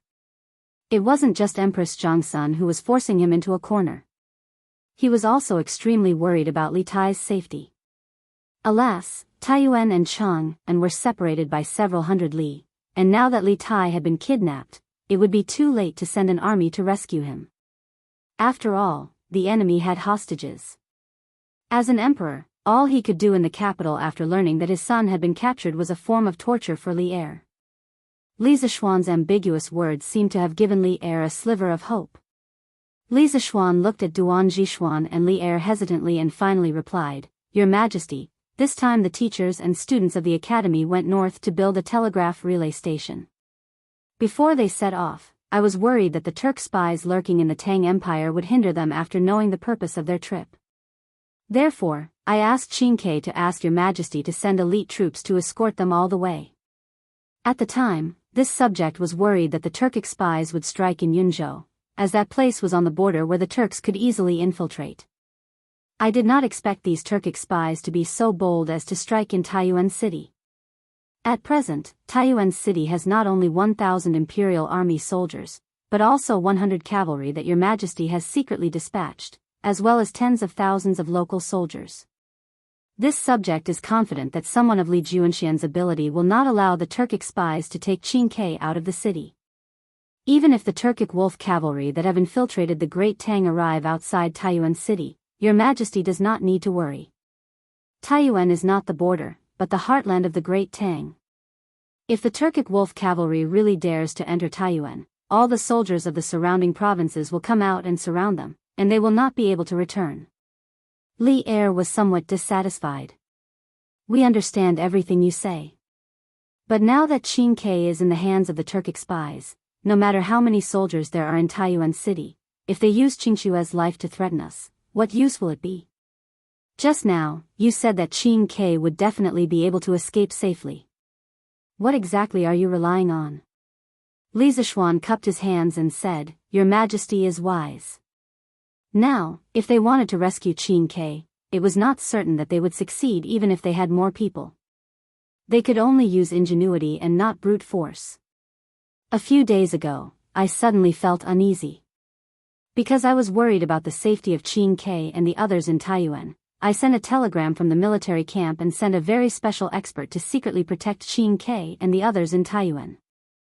I believe that with that person's abilities, he will definitely be able to safely rescue Qingke from the hands of the Turkic spies. A very special expert? Upon hearing this, Li Er was puzzled. He knew that Li Zishuan's martial arts realm was very profound, and someone who could be called a master by Li Zishuan should at least be in the realm of the Grandmaster. Moreover, from Li Zishuan's words, it was not difficult to feel his confidence in the master's ability. This made Li Er very puzzled for a moment because there were only a few Grandmaster-level masters in Chang'an. He had not heard of anyone who had been sent to Taiyuan by Li Zishuan recently. Therefore, Li Er could not help but ask, who is he? How could he make you trust him so much? Li Zishuan glanced at Duan Jishuan and then at Li Er. He was somewhat hesitant, not knowing if he should reveal that person's identity in front of Duan Jishuan. After all, that person's identity was very special. If he revealed it, it might cause a certain amount of trouble. If he did not speak, Duan Jishuan would probably hold a grudge against him, and Li Er would also get to the bottom of it. Chapter 2048. Haya. Haya. Haya. On the plains 15 li north of Shako Mountain, 2,000 some valiant Turkic cavalry, 100 men in a row, were madly galloping. And 100 zhang in front of them, a mysterious man in a black robe was also galloping. Moreover, that mysterious man would occasionally turn his head to look behind him. It seemed that this was yet another play between the pursuer and the hunted. The mysterious man in the black robe was clearly the hunted, and the 2,000 cavalry were the pursuers. But just who was this man in the black robe to be pursued by 2,000 Turkic cavalry? Presumably, his identity was extraordinary. Thwish thwish thwish. The Turkic cavalry in the front row clamped down on their warhorses to stabilize themselves, and at the same time, they knocked arrows with both hands and began to madly fire at the man in the black robe. Arrows rained down from the sky, but the vast majority of them lost their momentum before they could reach the man in the black robe. After all, there was a distance of 1 to 200 zhang between them. Even if a few arrows managed to fly a little farther, they would either miss their mark or be dodged by the man in the black robe. Thus, after several volleys of arrows, the man in the black robe was completely unharmed. Shoot the horse's legs. All of you, aim at the horse's legs. The Turkic commander's eyes darkened when he saw the man in the black robe's sharp senses and nimble movements. This was an extremely correct decision. This was because the black-robed man could rely on his body movement and his abundant inner Jin-Chi to perform all kinds of super difficult movements on horseback to dodge the arrows flying towards him. However, he had no way to make his warhorse dodge the arrows. As long as his warhorse was crippled by the arrows, the black-robed man would fall off his horse and be caught up by them. Yes, the soldiers replied, and then they nocked arrows on their bows and began to fire at the legs of the man's horse. Thwish thwish thwish. More than 100 arrows flew towards the black-robed man's warhorse like meteors. Although the arrows were shot from such a long distance and from the back of a horse, the general direction of the arrows was not a problem. Nearly 80% of the arrows were aimed at the black-robed man's warhorse. At this moment, no matter how good the black-robed man's movement technique was, he would not be able to help his warhorse avoid this round of arrow rain. At this critical moment, the black-robed man placed his left hand on the horse's back and made a 180-degree turn. At the same time, his right hand reached behind his back and pulled out a pitch-black mace. At this moment, he was facing the 2,000 Turkic soldiers. If someone who didn't understand the cause and effect of the matter saw this, they would think that the black-robed man was riding a horse backwards. After turning around on his horse, the black-robed man pressed his legs against the horse's belly and propped himself up. He leaned toward the Turkic army, his body at a 45-degree angle from the horizon. The black-robed man's right hand quickly swung his mace, creating an impenetrable, defensive wall behind his horse. Although it took a long time to describe, the black-robed man's series of actions were completed in the blink of an eye. Ding, ding, ding, ding. With a series of tinkling sounds, the hundreds of arrows failed to hit the horse's legs and hit the defensive wall that the black-robed man had built with his maces, before they bounced off in all directions. Chapter 2049. On the steppe, the black-robed man was facing the opposite direction of the warhorse. He was in an extremely difficult position, standing diagonally on the horse's back. He looked like he was about to fall, but no matter how the horse bumped, he did not move an inch on the horse's back. With his current posture, he could use the weapon in his hand to block the arrows behind him. However, there were hundreds of arrows flying towards him from 3 different directions. To be more precise, they were all aimed at his horse. Unless he had 3 heads and 6 arms, it would be very difficult for him to block the arrows from 3 different directions for his horse. The black-robed man's eagle eyes scanned his surroundings. In truth, he didn't have any better ideas. Although he was unparalleled in strength and was revered as a god by the warriors of the steppe, he was not a god. He was a man, and he was not omnipotent. White Shadow, you go first. However, it was not his style to sit and wait for death. After pondering for a moment, the black-robed man instantly made a decision. Both of his legs slightly exerted force and his entire body leaped up from the horse's back. The moment he got up, he used his right leg to instantly kick the horse's buttocks, and growled. The horse, White Shadow, was no ordinary horse. It had once been the king of horses of the steppe, and the black-robed man had spent a great deal of effort to tame it. Moreover, this horse had accompanied him for 7 or 8 years. He naturally couldn't bear to see his beloved steed die like this. Thus, at this crucial moment, the black-robed man decisively left the horse's back and had his beloved steed suddenly accelerate to escape the range of the arrows. The sudden kick to its rear caused the warhorse to crazily accelerate, and in the blink of an eye, it had traveled a great distance. The black-robed man was in the air, and the sudden acceleration of the warhorse had allowed it to escape the range of the arrows. As a result, the volley of arrows from the Turkic cavalry had all missed. However, although the Turkic soldiers had failed to shoot the horse, they had achieved their goal. The black-robed man had no horse to ride. A 2-legged horse could not outrun a 4-legged horse. Once the black-robed man landed, he would immediately be surrounded by the 2,000 cavalry. Charge! Everyone, surround him. Don't let him escape. The Turkic commander was first taken aback by this sight, and then he rejoiced and loudly ordered. Yes. The 2,000 cavalrymen accepted the order and put away their bows and arrows. Then, they urged their warhorses to the fastest speed possible and charged towards the black-robed man. Previously, the black-robed man was around 1,500 meters away from them, but after the black-robed man landed on the ground, the distance between them was only around 1,300 meters. With the current speed of the cavalry, they would only need a few breaths to cover this distance. The black-robed man did not want to be surrounded by the cavalry. After landing, he did not stop. He quickly turned around and activated his light body technique to the extreme. His entire body was like a bolt of lightning as he dashed in the direction of his warhorse. Quick! It was really too fast. The speed of the black-robed man at this moment was more than twice the speed of the cavalry. The distance of 130 feet had been widened to more than 160 feet in a breath's time, and it seemed to be getting further and further away. Chapter 2050. As noon approached, a white horse wearing a black robe was unhurriedly traversing the grasslands to the north of Shako Mountain. This black robe was naturally Wu Jie. Earlier, after escaping from the 2,000 wolf cavalry led by Ashina Shi, he had traveled another 2 or 3 li. Seeing that Ashina Shi, had not pursued him, he had ordered his white horse to slow down.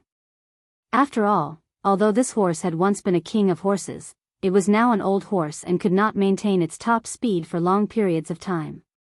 It was now close to noon, but there was no sign of a scorching sun. The sky was still rather overcast, but the further south one went, the brighter it became. From this, it could be seen that the frost this morning had probably only occurred in the heart of the grasslands. South of the grasslands, near the border of the Great Tang, there should not have been any frost. The subtle changes in the weather did not attract Wu Jie's attention or interest. His face was as calm as water, his head lowered as if he was seriously pondering something. In truth, Wu Jie had left Shili Royal Court a long time ago.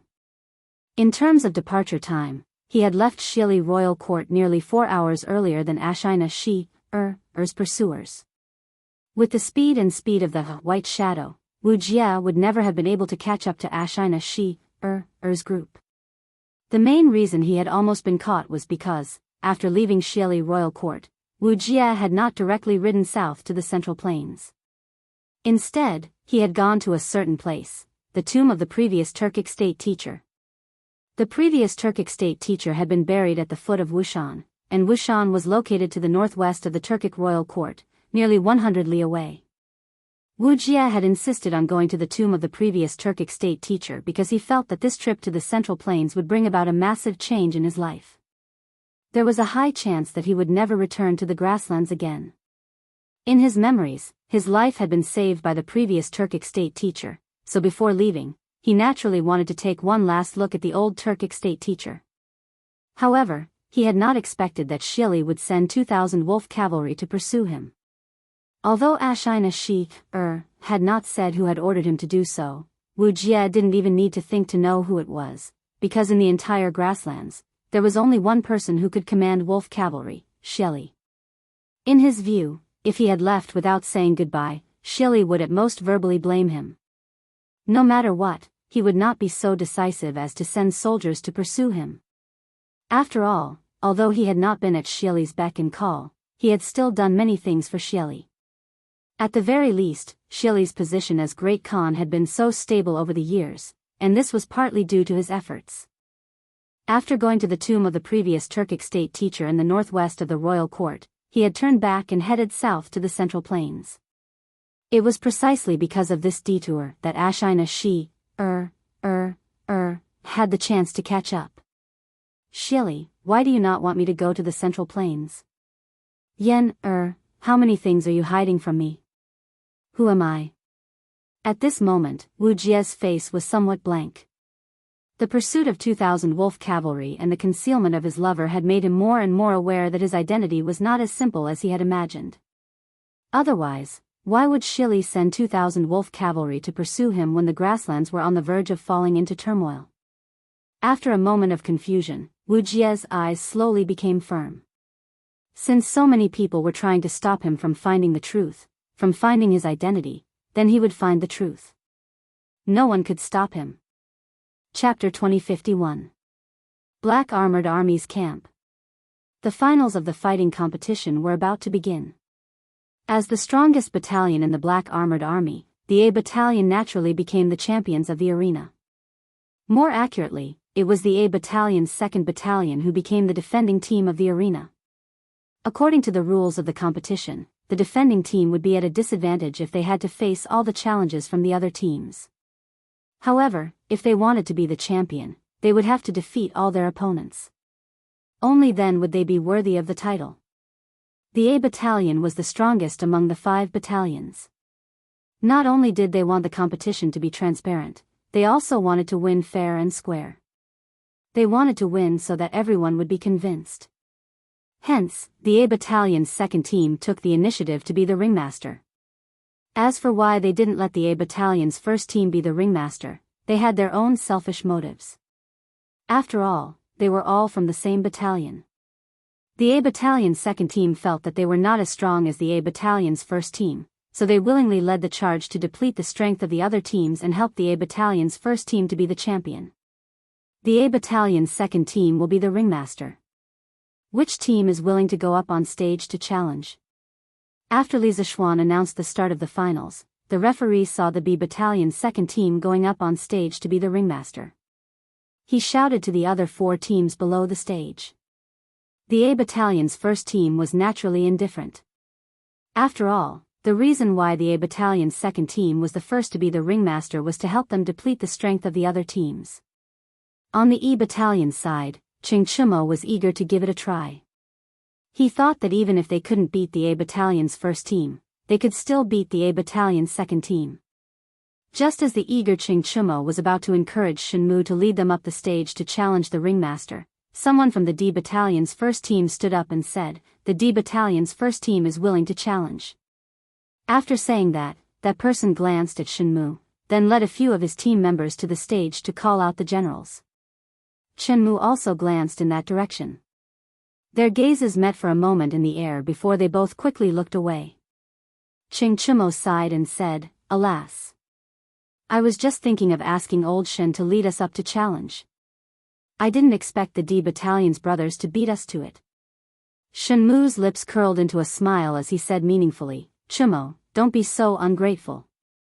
The brothers from the first team of the D Battalion want to help us probe the second team of the A Battalion and do us a favor. Let's just observe from below. When we go on stage later, we won't be so unprepared." The A Battalion, D Battalion and V Battalion were the first battalions to accept Li Zishuan's new drill, so these battalions had a sense of camaraderie. However, because they were all new recruits, the D Battalion and V Battalion were usually closer to each other. Now that the fighting competition had entered the finals, only one team from the D Battalion had entered the finals.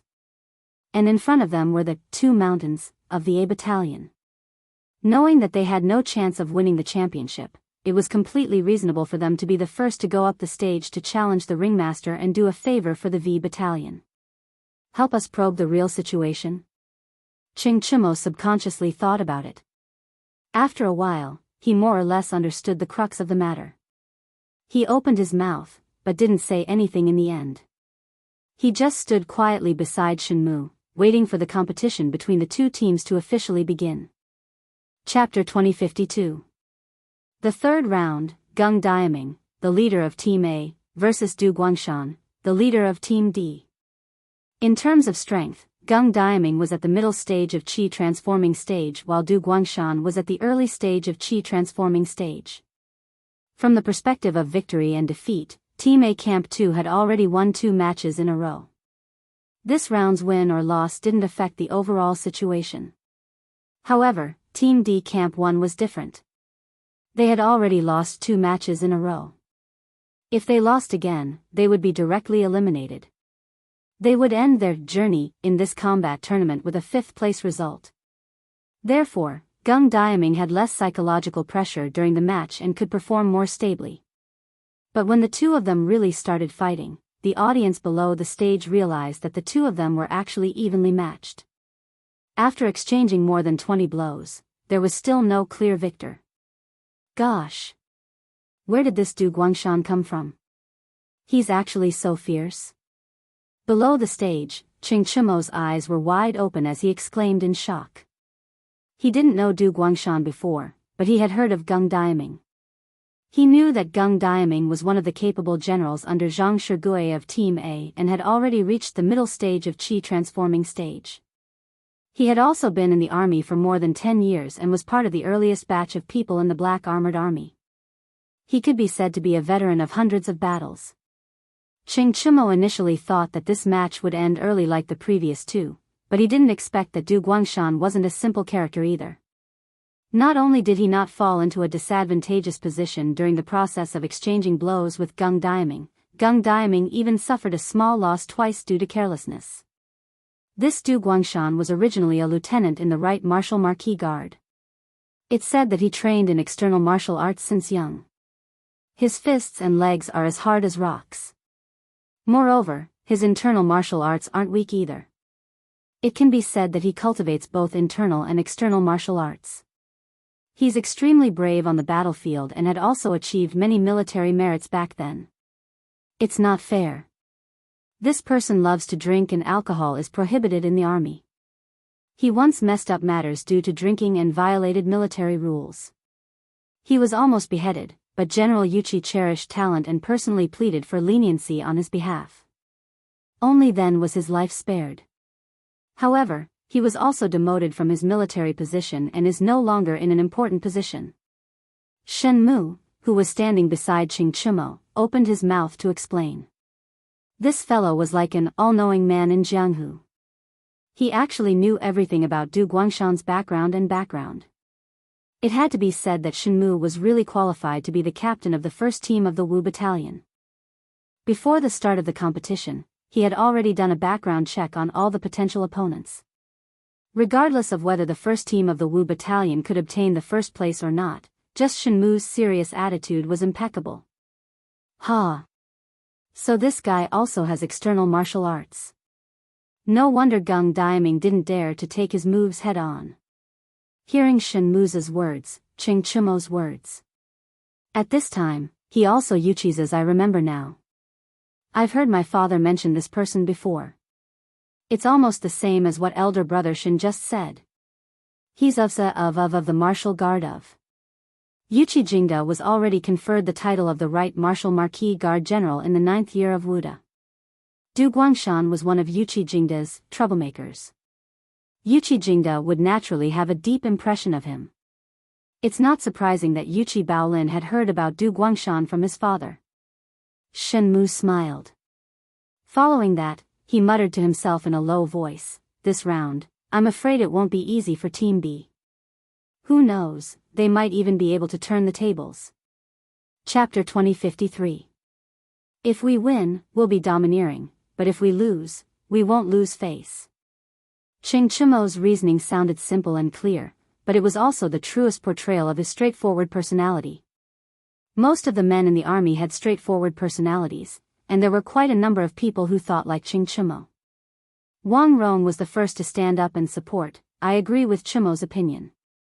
Old Shen, we can't place too much importance on the rankings."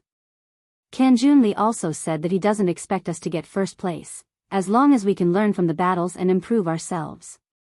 If we want to improve ourselves, we must have a direct battle with the strongest A Battalion first team. Let the brothers of the second team go up and fight with the A Battalion first team. Even if we win in the end, it won't be glorious. Yuchi Baolin also nodded, yes. My dad said before, when you're afraid of your opponent before the battle even starts, you've already lost. Big brother Shen, we definitely can't lose in terms of momentum.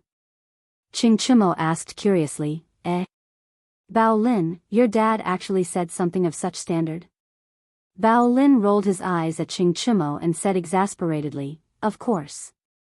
Everyone was amused by these two clowns. Shen Mu waved his hand and said, forget it. Since you all want to fight in the next round, then I have nothing to stop you. Otherwise, wouldn't I become a villain? In the next round, our team will fight in the arena. First eliminate the A Battalion second team, then fight the A Battalion first team. Let's fight with vigor. In the army, who didn't have some hot-bloodedness? Previously, when Shen Mu made such a decision, it wasn't because he was narrow-minded. The main reason was that he had to consider the final ranking of the entire team. He only had so much military power in his hands. As the team leader, every step he took, he had to be meticulous. That was why he wanted to let the E Battalion second team go up first, to deplete the A Battalion strength.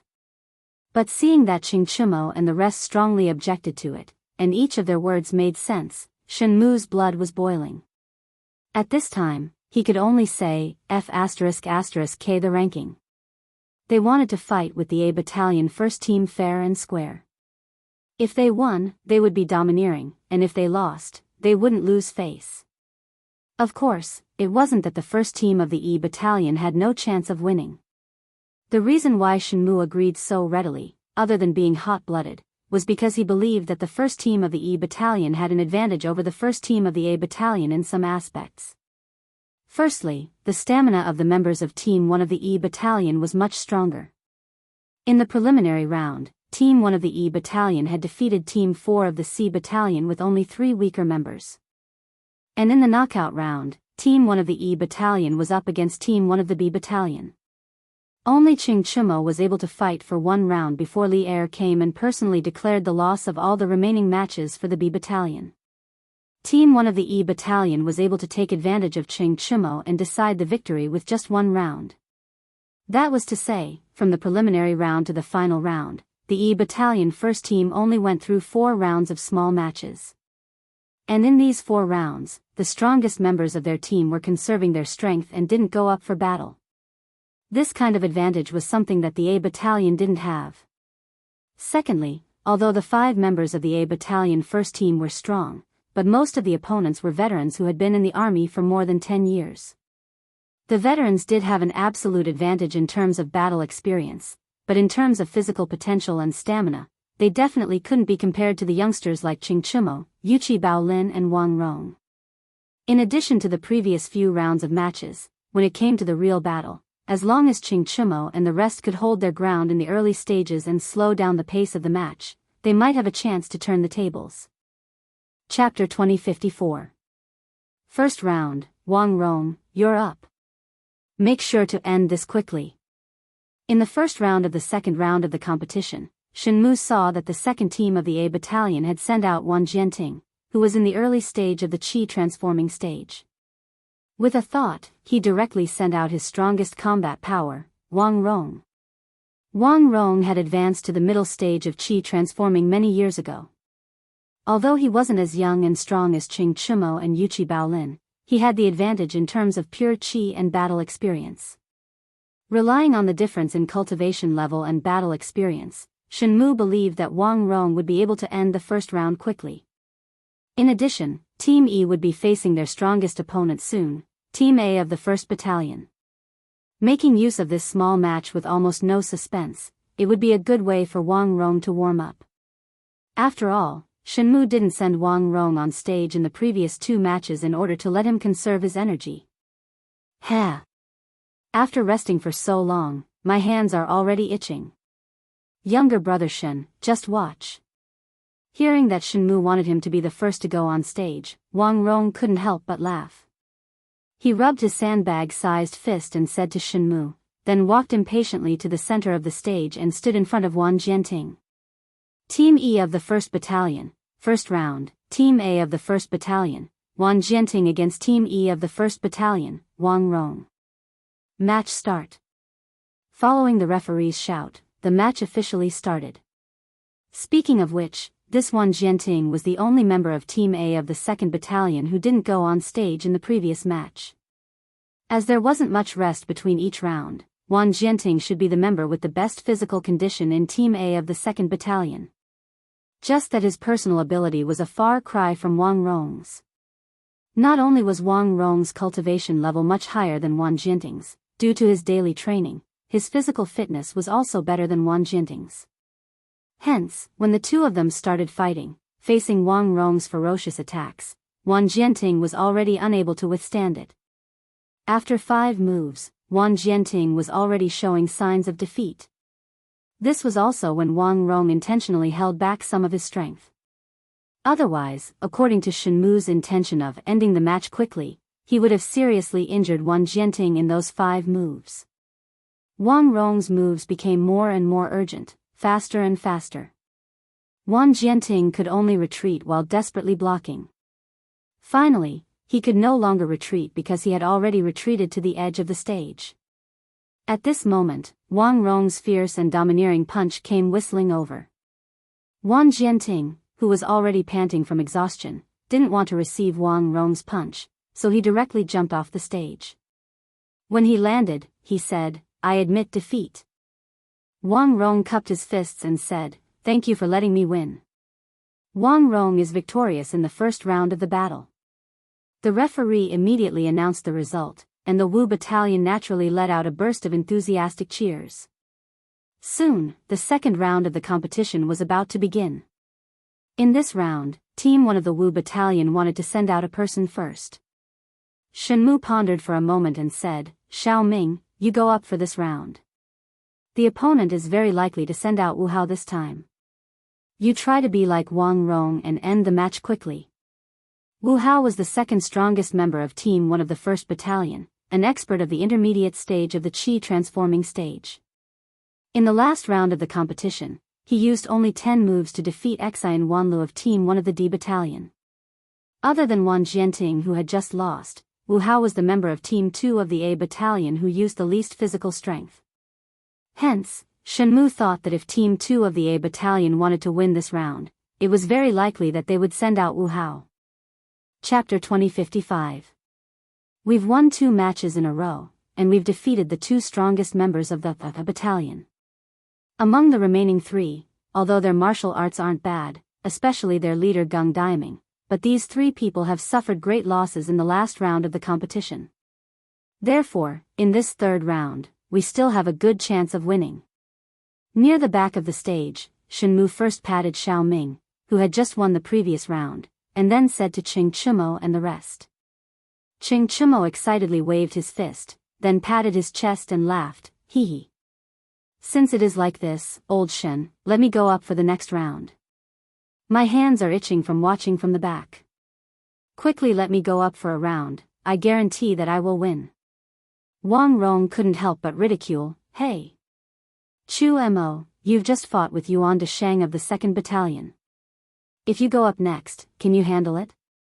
We still have to fight the A Battalion first team later." Qing Chimo couldn't stand people looking down on him in terms of martial arts.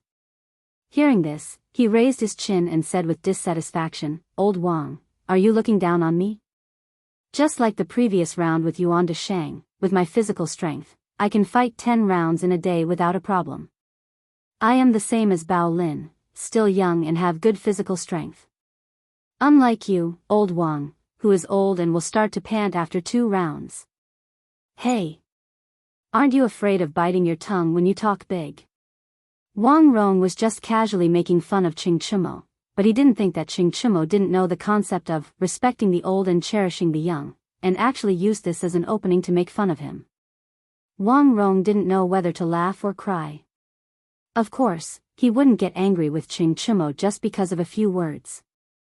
They were all brothers in the same battalion and would see each other frequently. After so many days of getting along, they were already very familiar with each other. This kind of joke was no longer harmful to the big picture. Third round, who from the A Battalion 2nd team will fight? At this moment, the referee walked in front of the 5 members of the 2nd team of the 1st Battalion and asked. As the leader of the 2nd platoon of the battalion, Geng Daiming couldn't help but frown at this moment. To be honest, including him, the remaining 3 members on their side had already expended quite a bit of energy in the previous match. Moreover, he had also suffered quite a bit of injuries from the previous match with Du Guangshan. In the previous round, he had sent out the second best in condition, Wu Hao, in hopes that Wu Hao would be able to turn the situation around. Only then would there be a need to continue the match and there would be a possibility of victory. But in the end, things didn't go as he wished and Wu Hao still lost. They had lost 2 rounds consecutively and were only left with 3 crippled soldiers. Geng Daiming turned his head and looked at Team 1 of the Wu battalion who was standing not far away from them. After a moment of hesitation, he retracted his gaze and looked at the referee in front of him again. He said, "There's no need to fight the 3rd round. Team 2 of the 1st Battalion admits defeat." From Geng Daiming's point of view, with the current strength of the 2 teams, there was indeed no need for Team 2 of the 1st Battalion to continue the match. They would lose without a doubt. The only effect of continuing the match would be to further expend the stamina of Team 1 of the Wu Battalion. But Team 1 of the Wu Battalion had chosen to fight in this round instead of letting Team 2 of the Wu Battalion wear down the strength of Team 2 of the 1st Battalion. They were upright, first team. If Gung Diaming still wanted to continue the match even though he knew that he would lose and use this to expend the strength of Team 1 of the Wu Battalion to the greatest extent, wouldn't that be a little too despicable? This kind of thing, Gung Diaming couldn't do it. So instead of forcefully continuing the match, it would be better to just admit defeat and let Team 1 of the Wu Battalion and Team 1 of the 1st Battalion have a fair and upright battle between the strong. Chapter 2056. Team 1 of the Wu Battalion has won the challenge and become the new champion. Is there anyone else who wants to challenge the challenge? In the Black Armored Army's camp, on the stage, the referee turned around and called out to the people below the stage after he had confirmed the results. With Team 2 of the 1st Battalion admitting defeat, Team 1 of the Wu Battalion finally became the new champion and successfully entered the top 3. At this moment, only Team 1 of the 1st Battalion, Team 1 of the Wu Battalion, and Team 1 of the Wu Battalion were left. This result was very acceptable to the Wu Battalion. If this was before the start of the competition, who would have thought that the Wu Battalion, which was the weakest on the surface, would actually have 2 teams that could laugh till the end? Of course, this, on the surface, was only the original impression left by the Black Armored Army during the competition between the 5 battalions when the Black Armored Army was first expanded. At that time, the Wu Battalion was ranked last not because the soldiers in the Wu Battalion weren't strong enough. It was because they didn't know each other at that time and thus couldn't cooperate in the competition. It wasn't because they were weak. In fact, the soldiers in the Black Armored Army, no matter if they were new recruits or old veterans, were all selected carefully. It could be said that there were no weak soldiers in the Black Armored Army. As long as the training method was suitable and there was a rope twister who had enough prestige, every battalion in the Black Armored Army could become a powerful force.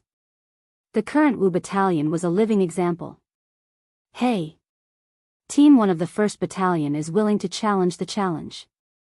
As expected by Shenmue and the others, as soon as the referee finished speaking, a man with a white face, black beard, medium build, and about 30 to 40 years old led 4 soldiers out of the crowd. As he shouted loudly, he directly leaped up and leaped onto the general appointment platform. Team 1 of the 1st Battalion. This was the strongest, on the surface, Team 1 of the 1st Battalion in the Black Armored Army. From the preliminary round to the final round, the Black Armored Army Team 1 had never tasted defeat. They were the hottest contenders for the title of champion of this year's fighting competition. That was why the Black Armored Army Team 1 had never tasted defeat since the start of the competition. Team 1 of the 1st Battalion, Team Leader Di Zhangsun, a Qi transforming stage expert. Like Field Officer Zhang of the 1st Battalion, he is also a senior figure in the Black Armored Army. He has been through hundreds of battles and his strength is extremely terrifying. The few of us can't win against him. Whoever meets him later, just admit defeat. But I heard that in all the previous matches, Zhai Zhangsun didn't fight. On the side of the first team of the 5th Battalion, Shenmue began to explain to the few people beside him when he saw the 5 members of the 1st Battalion of the 1st Battalion enter the arena. Ching Chimo's little face darkened, and he couldn't help but complain, why is he on the stage? Isn't this bullying? Team 1 of the Wu Battalion won the challenge and became the new champion. Is there any other team who wants to challenge the challenge? In the Black Armored Army's camp, on the stage, the referee turned around and called out to the people below the stage after he had confirmed the results. After the second team of the A Battalion admitted defeat, the first team of the E Battalion finally became the new champion and successfully entered the top 3. At this time, only the first team of the A Battalion and the second team of the E Battalion were left. This result was very acceptable to the E Battalion. If this was before the start of the competition, who would have thought that the Wu Battalion, which was the weakest on the surface, would actually have 2 teams that could laugh till the end? Chapter 2057. First round, who from Team 1 of the Wu Battalion will fight? On the stage, after both teams had taken their positions, the referee looked at Shenmue and asked in a deep voice. Now that the Wu Battalion was the champion of the arena, they would naturally be the first to send out a person for the first round. At this time, Shenmu already had an idea in his mind. Hearing the referee's question, he raised his head and said calmly, "First round, Qing Chimo will fight." Although Qing Chimo's previous words might have been exaggerated, it was still the first round after all. No one knew who the opponent would send out to fight. On his side, sending out Qing Chimo, who was neither the strongest nor the weakest member, to test the opponent's strength seemed like a good choice. It would be best if he won, but if he unfortunately lost, then Qing Chimo would have depleted one of the stronger members of the opponent's strength. Of course, the most important thing was that Qing Chimo didn't fight at all in the previous round of attacking the arena. He had gotten sufficient rest and now was the time when he was full of energy. If Qing Chimo went up to fight with Yuan Deshang, plus the magical Taiji fist that Qing Chimo displayed in the previous battle, Shenmu felt that Qing Chimo still had a chance to win. The prerequisite was that the opponent's strength wasn't particularly strong. "Hey! Old Shen, just you wait and see." After hearing Shenmu's words, Qing Chimo laughed and patted Shenmu's shoulder. Then, he couldn't wait to stand up and walk towards the center of the stage. Seeing Qing Chimo walk towards the center of the stage with confidence, the referee couldn't help but shake his head secretly. Because he knew Qing Chimo's strength, he didn't think that Qing Chimo could win this first round. However, this referee didn't say anything to dampen Qing Chimo's enthusiasm. Instead, he turned around and walked towards Team 1 of the 1st Battalion. He said loudly, "Team 1 of the Wu Battalion will send out Qing Chimo." "Who from Team 1 of the 1st Battalion will send out?" Actually, even without him saying, Di Zhangsun and the rest of Team 1 of the 1st Battalion already knew that Team 1 of the Wu Battalion would send out Qing Chimo. Because before he came over, Qing Chimo had already walked to the center of the stage and posed as if he was about to fight.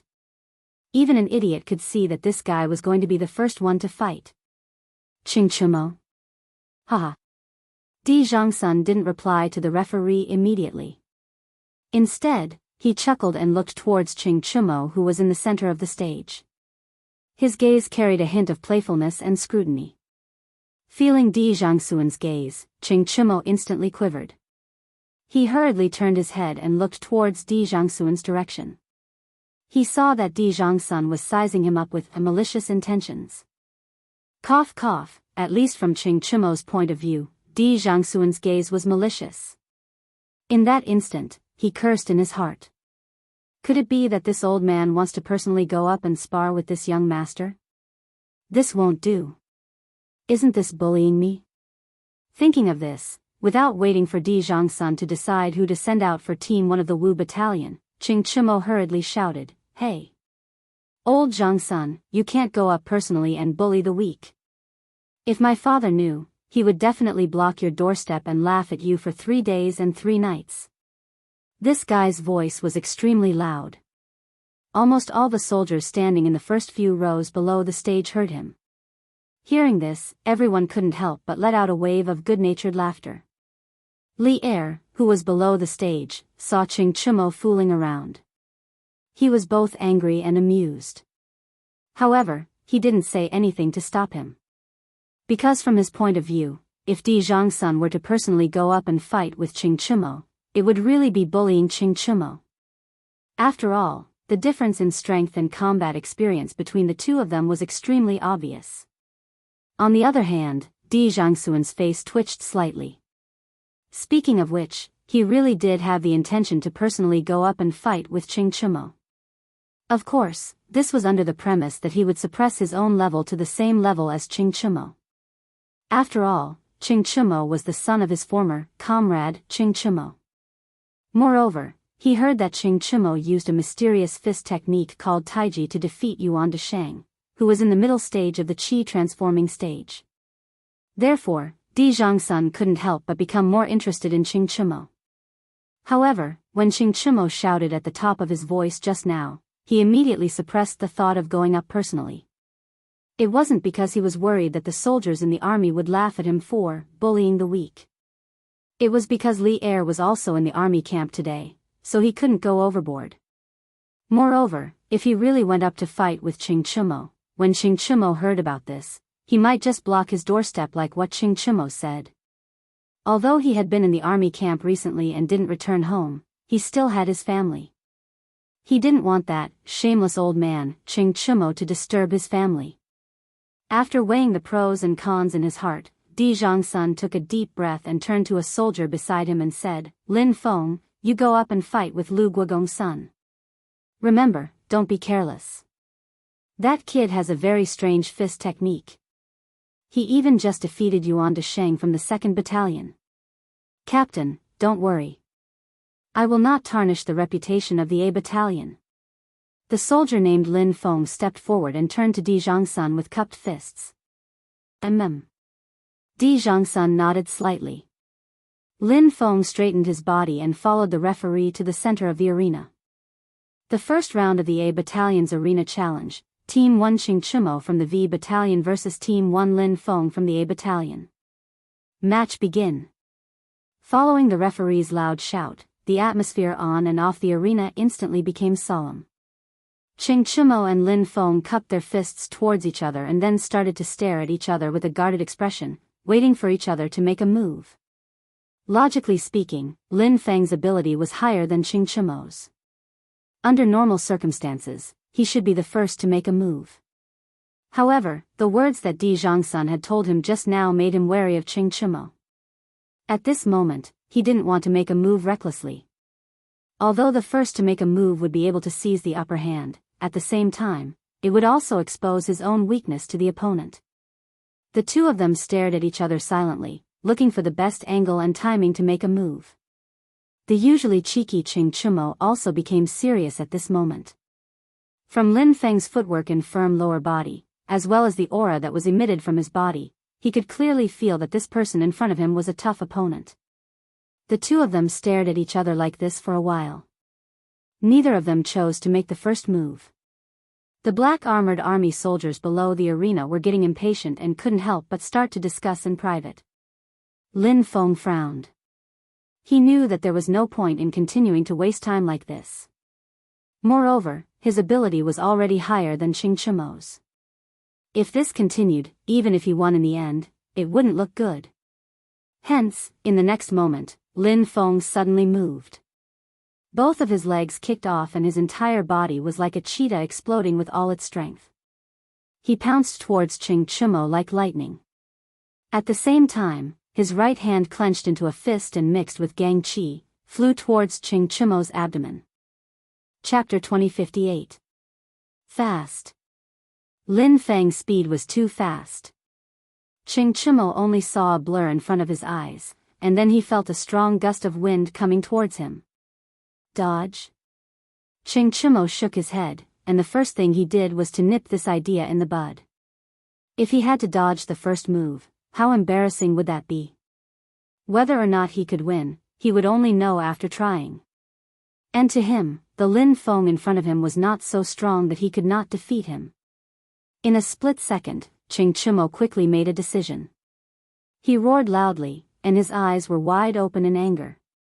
If it wasn't for the military armor he was wearing, one could even see that the veins on his arms were popping out. Facing Lin Feng's violent and overbearing punch, Ching Chimo gathered all the qi in his body into his right arm, and then his sandbag-sized fist fiercely collided with Lin Feng's right fist. Bang! The collision of the two bodies of flesh and blood actually produced a huge muffled sound at this moment. This was a pure collision of strength. Ching Chimo and Lin Feng were both sent flying by the huge rebounding force of the fist. Lin Feng retreated 7 to 8 steps before stabilizing his body, while Ching Chimo retreated 10 steps. Obviously, in terms of strength, Ching Chimo was a notch weaker. But for him to only retreat 2 to 3 steps in a head-on collision with Lin Feng was already not easy. This was also because he had a strong foundation in martial arts, and his strength was greater than ordinary people from a young age. Otherwise, he would not have been able to receive Lin Feng's punch head-on. Ha! As expected of the first team of the 1st Battalion, you are indeed strong. The strong opponent did not make Ching Chimo feel fear. On the contrary, it aroused his bloodlust. His eyes lit up, flashing with eagerness, and then he looked at Lin Feng opposite him and said, As the son of General Cheng, you are not weak either. Lin Feng frowned. He probably did not expect that Ching Chumo, who was only at the initial stage of qi refining, would have such great strength. After replying Ching Chumo indifferently, he kicked off with both feet and actually took the initiative to attack Ching Chumo again. After the test just now, although Ching Chumo's true strength was slightly out of his expectations, he still felt that everything was within his control. He believed that as long as he could deal with it calmly and steadily, he would be able to win. This time, Lin Feng's attack speed was as fast as before. On the other side, Ching Chumo was not to be outdone, and the two of them very quickly collided again. This time, Lin Feng did not use his fists to meet Ching Chumo's fists head-on like before. Previously, he did that to test Ching Chumo's ability, but now, he only had one goal in mind, and that was to defeat his opponent. Peng peng peng. Lin Feng's punches were very fast. Both his fists were swinging at lightning speed, and his punches were as dense as raindrops, greeting Ching Chumo's chest, face, nose, stomach and other body parts like lightning. Facing such a fast punching speed, Ching Chumo had no time to counterattack. He could only try his best to use his own fists and arms to block. The fists collided, and the stage once again emitted a series of peng peng peng sounds. In a short few breaths, Lin Feng had already thrown out over 30 punches. The speed of his punches was so fast that Ching Chumo could be said to have never seen it before. Obviously, Lin Feng should have specially trained in fist techniques. The wind from his punches was nimble and swift. Once it was launched, the attack would be continuous, making it impossible to guard against. Although Ching Chumo tried his best to block, unfortunately, he was still hit by a few punches. Fortunately, those punches did not hit any vital parts. Moreover, because Lin Feng's punches were so fast, the time it took to accumulate power was short. Therefore, those punches did not cause too much damage to Ching Chumo's body. If he had used all his strength like the first punch, it was estimated that one punch on Ching Chumo's body would have been enough to beat Ching Chumo to the ground. However, even so, Ching Chumo, who had taken a few punches, still felt a little uncomfortable. There was even some blood in his chest. Ching Chumo knew that he could not let Lin Feng continue attacking like this. He turned his fists into claws a few times, wanting to pull Lin Feng into his arms. Cough cough. The main purpose of pulling Lin Feng into his arms was to use close combat techniques to restrict his opponent's mobility and make Lin Feng completely lose his advantage in speed. However, Ching Chumo tried a few times and found that this Lin Feng in front of him was as slippery as a loach. It was impossible to catch him. Obviously, Lin Feng also understood his own advantages and disadvantages. He did not want to engage in close combat with Ching Chumo. He only wanted to use quick punches to injure Ching Chumo and make him lose his ability to fight. In this combat tournament, Ching Chumo had fought a total of 3 times and met 3 opponents. The first was Le Bin of the 4th Battalion of the 3rd Battalion. Ching Chumo easily defeated him with his strength. The second was Yuan de Sheng of the 2nd Battalion. His strength was much higher than Ching Chumo's by a large margin. However, Yuan de Sheng had some misgivings and held back in the competition. Moreover, he also underestimated Ching Chumo's strength. In the end, he was defeated by Ching Chumo. The third was the current Lin Feng. To Ching Chumo, Lin Feng was the most difficult opponent he had met in this combat tournament. This was a person who was obviously very strong, but was also overly cautious. This made it difficult for Ching Chumo to find a good opportunity to win. If this continued, Ching Chumo would lose without a doubt. He had to make a change. He was not willing to lose the competition just like this. Bang! At this moment, Lin Feng's swift uppercut penetrated Ching Chumo's defense net and ruthlessly smashed into Ching Chumo's cheek. Ching Chumo's neck was uncontrollably tilted to the right. His entire body almost fell to the ground due to inertia. Pfft! Ching Chumo could not help but spit out a mouthful of blood. At the same time, his head was buzzing. He could not hear the sounds of the outside world clearly. He could only hear his own heavy breathing. For no reason, some words that Li Zixuan had said to him suddenly echoed in Qing Chimo's mind. Tai Chi emphasizes using softness to overcome hardness, borrowing strength to fight strength. Moreover, Taoism emphasizes the harmony of yin and yang. Chimo, your brute force is occupying the yang of Tai Chi. What you lack now is the yin of Tai Chi. In other words, what you lack is the knack of using force. Chimo, if you become a deserter today, you will lose the opportunity to become a strong person. Uncle Cheng is a hero without equal. Are you willing to live under his shadow for the rest of your life and be a second-generation rich kid who only knows how to eat and wait for death? No. I can't lose. Suddenly, a strong belief burst forth in Qing Chimo's heart. He shook his somewhat dizzy head and his eyes regained clarity. Moreover, his eyes were filled with a strong desire for victory. Previously, he had promised Shenmu that he would get their team off to a good start. Although this promise was a lot of bragging, he was serious now. He really wanted to win this competition. He wanted to use this competition to prove himself. Chapter 2059. Black Armored Army's Drill Ground. Below the ring, everyone from the Wu battalion held their breaths nervously when they saw that Qing Chimo had been hit on the side of his face. Although Lin Feng had hit Qing Chimo a few times before, those were not vital points. However, Lin Feng's punch was aimed directly at the upper side of Qing Chimo's face, which was close to his earlobe. That was the most vital part of his body. As long as this punch was strong enough, not only could it injure Qing Chimo, it could even kill Qing Chimo directly. Fortunately, Lin Feng's punch was controlled. This punch only made Qing Chimo spit out a mouthful of blood. Even so, this made the soldiers of the Wu battalion, especially Shenmu and the other members of the Wu battalion, worried for Qing Chimo.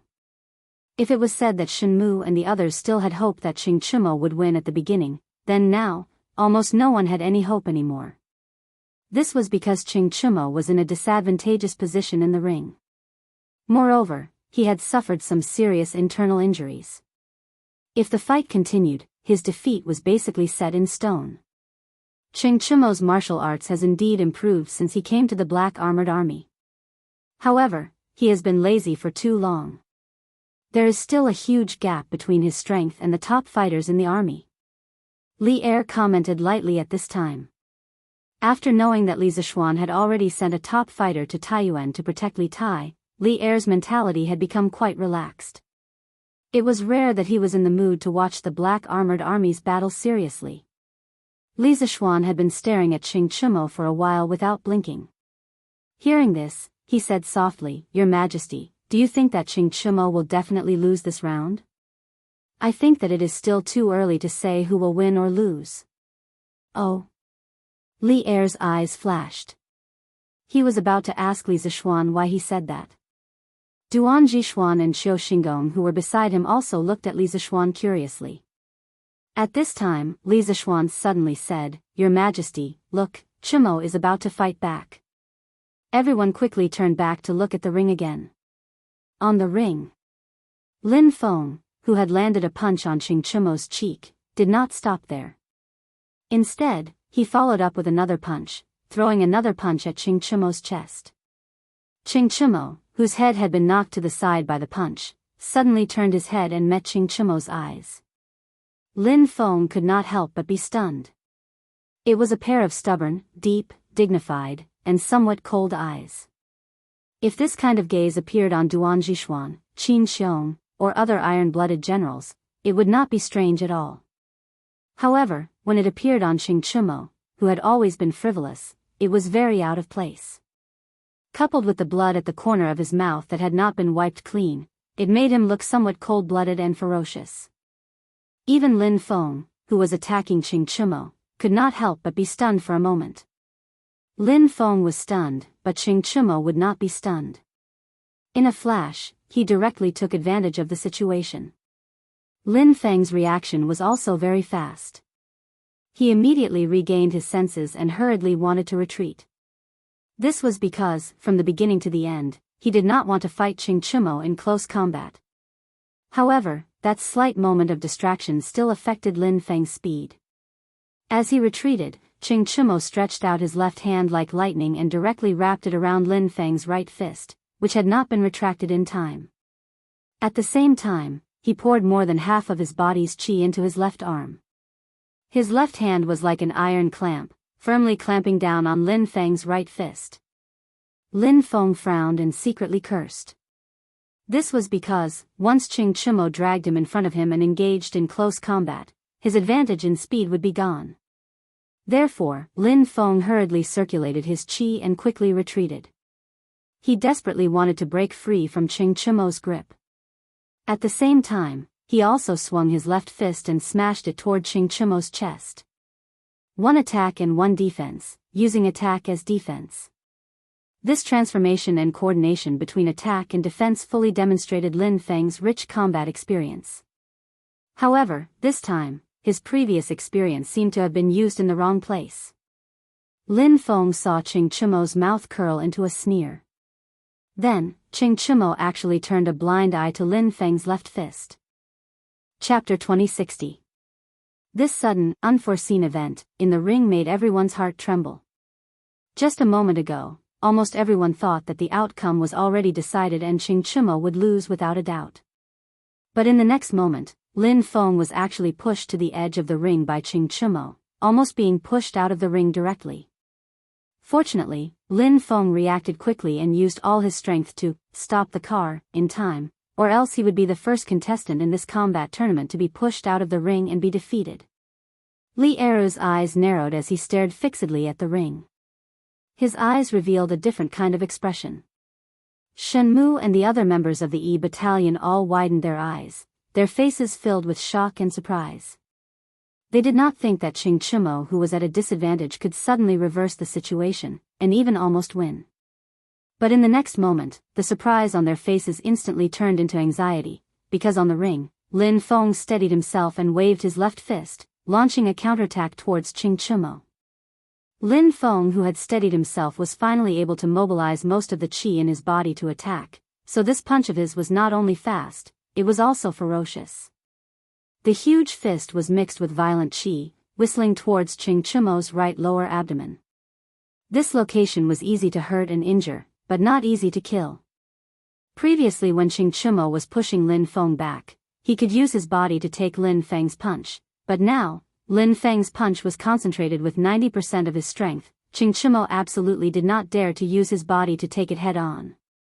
If this punch landed solidly on his abdomen, not only would he be sent flying, he would also be severely injured.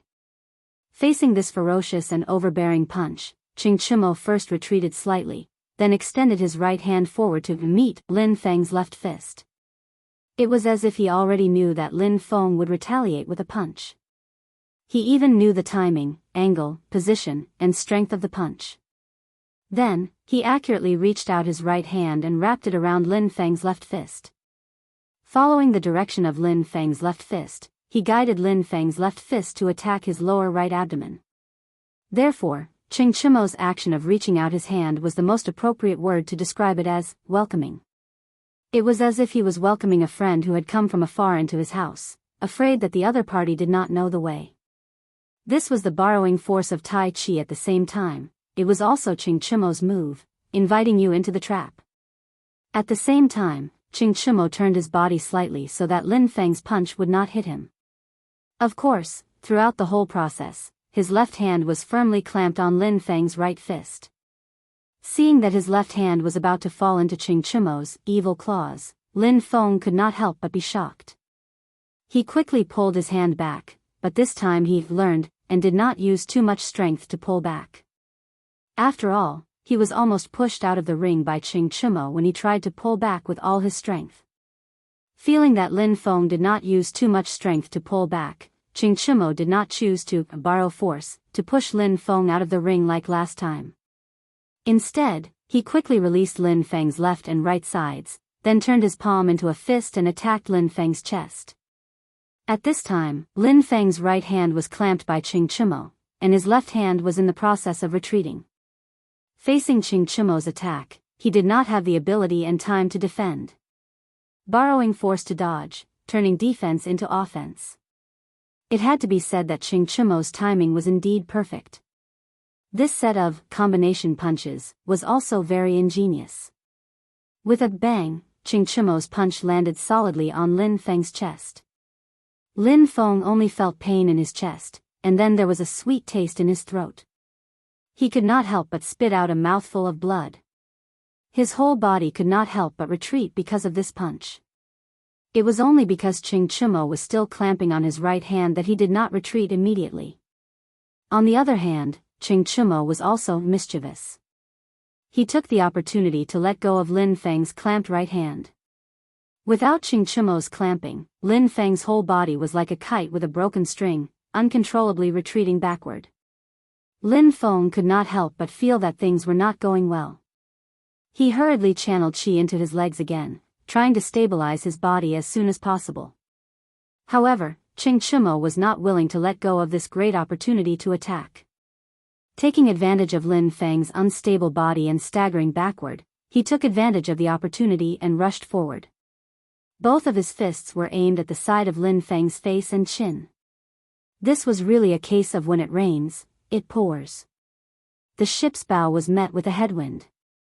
Lin Feng, who had just been punched in the chest, had not yet regained his balance. Now, he had to face two more ferocious punches from Ching Chimo. Moreover, compared to the beginning of the fight, Ching Chimo's punches were now faster. The angle and timing of his punches were also more ingenious, making it difficult for Lin Feng to effectively block them in the first place. After the vicious beating just now, Ching Chimo seemed to have evolved. Bang!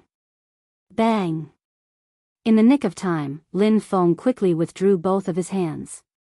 At this time, he did not have time to raise his fists to block Ching Chimo's two fists. He only had time to block the side of his face and chin with his palms. Ching Chimo's two punches that were aimed at his left face and chin whistled through the air and landed on both of his palms. Although on the surface, Lin Feng's palms blocked Ching Chimo's two fists. However, how could he block Ching Chimo's two ferocious punches with his two palms that he had stretched out in a hurry? When Lin Feng's palms came into contact with Ching Chimo's fists, he suddenly felt a huge force hit him. His two palms were pushed by this huge force and fiercely hit the side of his face and chin. Lin Feng felt a burning pain on the side of his face and chin, but at this moment, he could not care less. He had to change, he had to turn the situation around, or he would lose without a doubt. At this critical moment, Lin Feng borrowed the strength of Ching Chimo's two fists to soar into the air. He directly did a backflip, but at the same time, both of his feet were aimed at Ching Chimo's face. In the face of Lin Feng's two kicks, Ching Chimo had no choice but to use his hands to block and retreat slightly. Lin Feng finally landed steadily, but when he landed, he found that he was once again standing at the edge of the ring. I admit that I have indeed underestimated you, but from now on, I will not be merciful. Looking behind him, Lin Feng turned his head and wiped the blood from the corner of his mouth. He looked at Ching Chimo and said word by word. Just now, Ching Chimo's two punches had already caused him to suffer a serious internal injury. Up until now, he was also a little angry. At the beginning of the match, he did not use his full strength because his strength was higher than Ching Chimo's. In addition, Ching Chimo was Ching Chimo's son, and there was also Li Er watching below the ring. He was afraid that if he used his full strength from the start, he would seriously injure Ching Chimo. But now that he was injured, he had to use his full strength next. Chapter 2061. Humph. A true master will never underestimate his opponent. On the stage, when Lin Feng said, "From now on, I won't be lenient," Ching Chimo coldly snorted and said these words in a flat tone that was not flat at all. If this were any other day, hearing such a philosophical statement from Ching Chimo's mouth would definitely cause everyone to feel very uncomfortable. But ever since Ching Chimo's awakening, his entire aura had changed, and these words were very much in line with his current temperament, so no one felt the slightest bit uncomfortable. You. Ah. Lin Feng couldn't help but be enraged. What did he mean by, "A true master will never underestimate his opponent"? Did it mean that he didn't deserve to be called a master? And listening to Ching Chimo's words, it was as if he was purposely finding excuses for his previous loss when he said that he didn't use his full strength. This was a blatant humiliation. How could Lin Feng endure it? At that moment, Lin Feng didn't care that Qing Chimo was Qing Yaojin's son, nor did he care that Li Er was watching the battle below the stage. He roared angrily and the aura of the middle stage of Qi transforming stage exploded. Even the aura on his body had a faint tendency of breaking through to the later stage of Qi transforming stage. He was actually about to break through from the middle stage of Qi transforming stage to the later stage of Qi transforming stage. It turned out that in the previous battle, he really didn't use his full strength. When Shenmu and the other members of the E battalion felt the powerful aura from Lin Feng's body, their faces couldn't help but change. Obviously, they didn't expect Lin Feng to have held back his strength earlier. And at this moment, Lin Feng's legs kicked off and his entire person disappeared from the spot. In the next moment, he had already appeared above Qing Chimo's head. Fast. Just based on speed alone, Lin Feng's current speed was at least 30% faster than before. Don't underestimate this 30% increase. In an evenly matched battle, a mere 10% increase in strength could be the key to victory, not to mention 30%. After awakening, Qing Chimo's reaction wasn't slow. When Lin Feng leaped above his head and punched towards his face, he had already raised his head and crossed his arms in front of his face to block with all his might. Because it was already too late to retreat, the only thing they could do was to resist with all their might. Bang, bang, bang. Who would have thought that Lin Feng would not just throw a punch, but a series of dazzling consecutive punches? Qing Chimo only felt a piercing pain in the wrist that was covering his face. Then, this pain was like a storm, densely attacking him. This was Lin Feng's quick punch. Once his fist was formed, it was like a storm, continuous and unending. At this moment, Lin Feng was looking down from above. It could be said that he was unforgiving. The power of his fists was also stronger than before. Qing Chimo, who had been fighting with Lin Feng for half a day, knew that he would definitely lose if he continued to fight like this. He quickly retreated while looking for an opportunity to counterattack. That's right, defending all the time was not Qing Chimo's style. From the moment he stepped onto the stage, he only had one goal, and that was to defeat his opponent. Moreover, Lin Feng was currently in midair. After a round of quick punch, he could be said to be powerless. As long as Qing Chimo could withstand Lin Feng's quick punch and wait for Lin Feng to change his strength, it would be the best time for him to counterattack. Of course, Lin Feng also knew that he could not leverage his strength in midair. He planned to severely injure Qing Chimo in this round of quick punch to secure victory. He did not believe that Qing Chimo could escape unscathed from this round of quick punch. This was a win-or-die style of fighting. Lin Feng's punches were faster, fiercer, and more cunning than the last. Moreover, his fists not only landed on Qing Chimo's crossed wrists in front of his face, but also on Qing Chimo's head and the side of his face that was not blocked. Bang! Qing Chimo, who took a punch to the cheek, could not help but tilt his head and spit out a mouthful of blood. He groaned, ignoring the pain on his face, and turned his head back at lightning speed. His eyes focused, and the arm that was blocking his face had already moved away. A pair of bloodshot eyes stared fixedly at Lin Feng, who was in midair. Cough cough. Of course, he did not want to kill his opponent with his eyes. He focused all his attention on the direction and angle of Lin Feng's next punch. In fact, Qing Chimo, who had already fought with Lin Feng for dozens of rounds, had a basic understanding of Lin Feng's punches and moves. This was the time for him to verify if what he knew was correct. He wanted to predict the landing point of Lin Feng's next punch based on his posture. Qing Chimo had more or less heard of the 9 strategies beyond the swords that Li Zishuan had taught to Dugu Xian. The reason why the 9 strategies beyond the swords was so powerful was not only because of its indomitable will and its lack of defense, but also because of its ability to take advantage of the opponent's opportunity. The moment the opponent made a move, you could predict the angle of attack and where the opponent would attack. You would then have ample time to attack the opponent's exposed flaws in the move, and in the end, you would naturally be invincible. After the first punch landed on Qing Chimo's cheek, Lin Feng did not stop. His other fist went straight for Ching Chimo's face. However, at this moment, in Ching Chimo's eyes, Lin Feng's punch seemed to have slowed down. He could clearly see every movement of Lin Feng's punch. He could even see the wrinkles on Lin Feng's sleeves as his arms moved. Just when Lin Feng's right fist was less than 3 inches away, Ching Chimo made his move.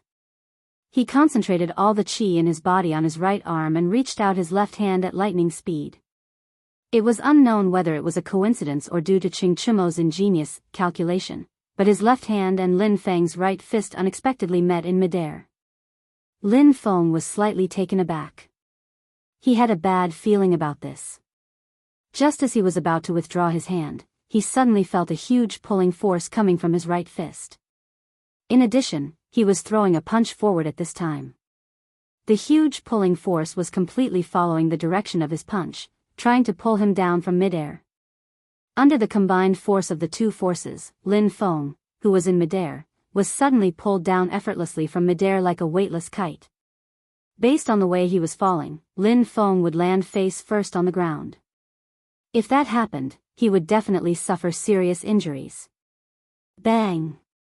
Just as he was about to hit the ground, Lin Feng gritted his teeth and quickly stretched out his left hand to support himself on the ground. Of course, with his entire body falling at such a fast speed, it was impossible for one hand to support his entire body. If he forced himself to support himself, his wrist might be broken by the huge downward momentum. He only wanted to use his left hand to support himself on the ground for a moment to cushion his fall so that he wouldn't hit the ground so hard. Just as Lin Feng was about to hit the ground, Ching Chimo also let go of his hand and took 2 steps back. He then watched as Lin Feng landed on the ground, rolled, and quickly stood up again. Ching Chimo did not take advantage of the moment when Lin Feng landed to attack. This was because Lin Feng was not Yuan Deshang. When dealing with Yuan Deshang, Ching Chimo could do whatever he wanted. However, Lin Feng was a person who acted according to the rules. He could not disregard martial arts ethics. Good movement. Ching Chimo could not help but praise when he saw Lin Feng quickly stand up and get into a defensive posture after falling to the ground. Humph. Don't be so happy too early. Ching Chimo praised from the bottom of his heart. He was not being sarcastic. However, Lin Feng had just said some harsh words. Now that he was in such a sorry state, Ching Chimo felt a little embarrassed. He could not help but let out a cold snort. Then, he pushed off with both feet and took advantage of the situation to launch another attack on Ching Chimo. This time, Lin Feng did not dare to launch an aerial battle. He only dared to attack from the ground. The scene from the very beginning of the match was finally happening again. Lin Feng swung his fists rapidly. His punches were as dense as raindrops. They were like lightning, greeting Ching Chimo's chest, face, nose, stomach, and other parts of his body. Fast. This was Lin Feng's fast punches. At the beginning of the match, Lin Feng had used a round of fast punches to beat Ching Chimo until he could not catch his breath. Now, Lin Feng's strength was fully unleashed. His punches were faster and more ferocious than before. However, the current Ching Chimo could not be compared to before. After experiencing the violent beating from before, he knew Lin Feng's punches like the back of his hand. In addition, he had just successfully predicted the direction of Lin Feng's punches and accurately pulled Lin Feng down from the air. This greatly increased his confidence in his prediction. At this moment, although Lin Feng's punches were actually faster than before, in Ching Chimo's eyes, they were slower than before. This was because he had already seen through Lin Feng's punches. Lin Feng punched like lightning. Ching Chimo stretched out his palm like lightning. Every time his palm landed, it was just slightly above Lin Feng's punches. Every time Lin Feng punched out, Ching Chimo accurately caught his wrist. Under the guidance of Ching Chimo's palm, Lin Feng's punches became soft and powerless. Ching Chimo was actually neutralizing the strength of Lin Feng's punches. Borrowing strength to fight strength, turning strength into formlessness. This was Tai Chi.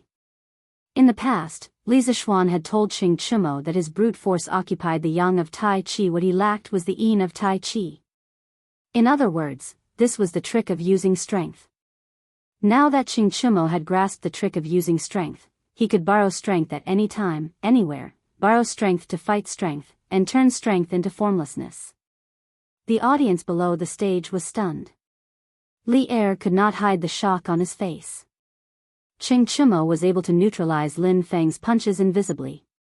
Of course, he knew that Qing Chimo was using Tai Chi. Li Er knew a little about Tai Chi, not to mention that Li Zishuan had taught Tai Chi to all the teachers and students during the military training at Yanhuang College.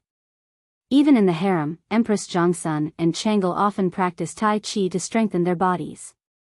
But wasn't Tai Chi supposed to be slow? How did Qing Chimo achieve this series of rapid Tai Chi moves? In contrast to Li Er's shock, Li Zishuan nodded his head in satisfaction. This kid was finally enlightened. If Qing Yaojin could see this scene, he would no longer have to worry about the lack of a successor for the Qing family. On the stage, Lin Feng was unusually sullen. He knew that every punch he threw was very strong, but every punch felt like it was hitting cotton. Moreover, Qing Chimo seemed to have seen through his punches. His rapid succession of punches could no longer land on Qing Chimo. In the blink of an eye, Lin Feng had already thrown out more than 40 punches, but none of them landed on Qing Chimo. While he felt that the qi in his body was running out, he also felt mentally tired. Anyone who threw more than 40 punches without landing a hit would feel mentally tired. At this moment, Qing Chimo grabbed Lin Feng's fist before he could retract it. Then, he bent his body and threw him over his shoulder. Lin Feng, who was running out of qi, was shocked. However, he did not have time to react. He was thrown over the shoulder by Qing Chimo and fell to the ground. The sharp pain from his butt and back made it difficult for him to stand up for a while. I admit defeat. Even though he was very unwilling, Lin Feng began to open his mouth to admit defeat. 1st Battalion First Round, 5th Battalion First Battalion. Qing Chimo wins. The referee was slightly stunned. After he recovered, he immediately announced, "Oh! He won. Damn! Chimo actually won." As soon as the referee's voice fell, Shen Mu and the others who were at the corner of the stage couldn't help but cheer. They went up and surrounded Qing Chimo in the middle and hugged him tightly. The cheers quickly spread to the audience below the stage. The soldiers of the Wu Battalion all shouted at the top of their lungs. Qing Chimo defeated the strong with the weak. This battle was simply too beautiful. Qing Chimo patted his teammates' shoulders one by one. Then, he turned his head and looked at Li Zishuan, who was below the stage. Seeing the latter looking at him with a smile, Qing Chimo's lips moved slightly. Using a voice that only he could hear, he said, "Thank you, little Xian."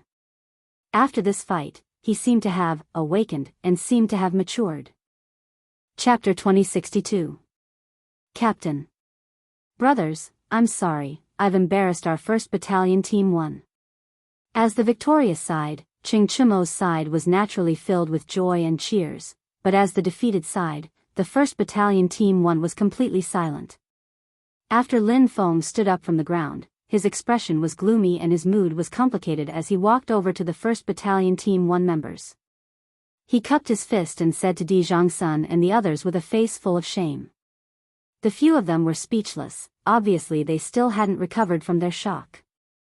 Di Zhongsun took a step forward, patted Lin Feng's shoulder and said, "Don't say such discouraging words. It's normal to have wins and losses in a competition. Qing Chimo does have some ability. If I wasn't afraid of others saying I'm bullying the weak, I would have gone up and exchanged a few moves with him. You were a bit impatient just now, but you can't be blamed. Qing Chimo must have had a breakthrough just now, or he suddenly realized something." Di Zhongsun was worthy of being a veteran, who had been in the army for many years and had rich battle experience. He could see the changes in Qing Chimo at a glance, and he was also quite interested in the magical method of neutralizing strength that Qing Chimo displayed just now. If it wasn't for the fact that the situation didn't allow it, he really wanted to bring Qing Chimo up to the stage and fight him personally. Hearing Di Zhongsun's high evaluation of Qing Chimo, Lin Feng felt a bit better in his heart. After all, no matter if it was realm strength or experience in the army, Di Zhangsun surpassed them by a large margin. Even he looked at Qing Chumo in a different light, which meant that Qing Chumo was indeed very strong, and at the same time, it also meant that Lin Feng's loss just now wasn't unjust. Borrowing strength and neutralizing strength, turning defeat into victory. This kid from the Qing family has really been enlightened. I have a whole new level of respect for him. Below the stage, Li Er also came back to his senses at this time, looking at Qing Chumo, who was surrounded by people on the stage, and said with a face full of emotion. After sighing, he turned his head and looked at Li Zishuan, and couldn't help but say, "You really got it right, brat. Could it be that you already knew that Qing Chumo could defeat Lin Feng?" Li Zishuan turned around and cupped his hands. "Your Majesty, you must be joking." Before this, Qing Chumo and Lin Feng had never fought each other. "I don't know how to calculate, so how can I know that Chumo will win? There are winners and losers in every competition.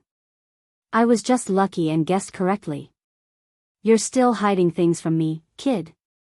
Speaking of which, you're from the celestial master path of Mount Longhu. How do I know you don't know how to calculate?" How could Li Er not hear Li Zishuan's words? He pointed at Li Zishuan and scolded jokingly. Hearing this, Li Zishuan almost spat out a mouthful of blood. He thought to himself, although I'm a Taoist priest in this life, a Taoist priest isn't the same as a fraud. Who says that a Taoist priest must know how to predict the future? Seeing that Li Zishuan didn't speak, Li Er recalled the situation in the ring and couldn't help but ask, "Just now, Qing Chumo defeated Lin Feng in the ring with Tai Chi, right?"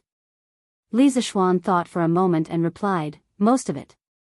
In fact, strictly speaking, Qing Chumo was able to defeat Lin Feng not purely by relying on Tai Chi. A large part of the reason was that he had figured out Lin Feng's martial arts when he was being beaten at the beginning. It could also be understood that this guy had an epiphany in the ring. Otherwise, he wouldn't have been able to counter Lin Feng's fast punches and turn the force invisible. This was Qing Chumo's own luck, and it could only be found by chance. Tai Chi. This Tai Chi seems to contain the truth of Taoism. It must be the condensation of your master's life's work, but you taught it to the teachers and students of Yanhuang College. How can the head of the Celestial Master Path forgive you? Li Er frowned and couldn't help but ask. He had heard of Tai Chi before and had seen people practice it, but he didn't take the slow punches seriously. Today was his first time witnessing the power of Tai Chi in actual combat. Qing Chumo's brilliant performance in the ring had completely subverted Li Er's understanding of Tai Chi. It turned out that Tai Chi wasn't a slow and powerless punching technique. It could be fast or slow, and it could borrow force to fight force. It could turn force invisible, and it could defeat the strong with the weak. This made Li Er's attitude towards Tai Chi become more serious. However, he subconsciously thought that this exquisite and peerless fist technique came from spiritual master Ling Su. After all, Li Zishuan was still too young. No one would think that he could create his own martial arts, let alone such an exquisite and peerless martial art. Your Majesty thinks too much. Tai Chi isn't the technique of the Celestial Master Path. Moreover, when my master was alive, he often told me that the foundation of martial arts is to strengthen the body. Since ancient times, it was because of the bigoted views of the various sects that countless martial arts in the Central Plains were lost. Good Kung Fu should be carried forward. Practitioners of Kung Fu are also inheritors of Kung Fu. My master once warned me not to cherish Kung Fu. As long as it's someone with a pure character, I can pass on Kung Fu to him and strengthen his body. In my opinion, the teachers and students of Yanhuang College are all people with a pure character. Therefore, I taught Tai Chi to them before. Li Zishuan cupped his hands and spoke without thinking. His words didn't admit that Tai Chi was created by spiritual master Ling Su, but he also didn't deny it. It was an ambiguous answer. Even if Li Er knew the truth later, he couldn't do anything to him. Of course, the main meaning of these words was to show spiritual master Ling Su's noble sentiments and broad mind. As for whether spiritual master Ling Su had said these words, presumably no one other than him would know, and there would be no way to investigate. When Duan Jishuan heard Li Zishuan's words, his face couldn't help but be filled with respect. Looking at his appearance, he most likely believed Li Zishuan's nonsense. Li Er frowned again. It wasn't the first day he knew Li Zishuan, so he subconsciously thought that Li Zishuan's words must be mixed with a lot of exaggeration. However, there were some things that he couldn't say without evidence. He could only settle for the next best thing and change the topic. But Tai Chi is so powerful, yet you so casually taught it to so many people. Even though most of the teachers and students in Yanhuang College are pure people, no one can guarantee that there are no black sheep among them. If they use the kung fu you taught to do evil everywhere, as their master, it will be difficult for you to absolve yourself from the blame. It was said that heroes used martial arts to break the rules. After seeing the power of Tai Chi from Qing Chimo today, Li Er couldn't help but worry about Li Zishuan's move of teaching Tai Chi to all the teachers and students of the academy. He was worried that these students would become unstable factors that would affect the stability of the Tang Empire after they left the academy. Li Zishuan smiled and said, "Your Majesty doesn't have to worry about this. The main purpose of teaching Tai Chi to the teachers and students of the academy is to strengthen their bodies, not to make them invincible in martial arts. Besides, even if I wanted to, it's impossible. I only taught them moves and routines, but Tai Chi focuses on the meaning and not the form.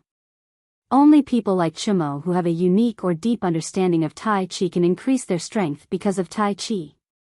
It's rare for 1 in 1,000 people to be able to understand the meaning of Tai Chi.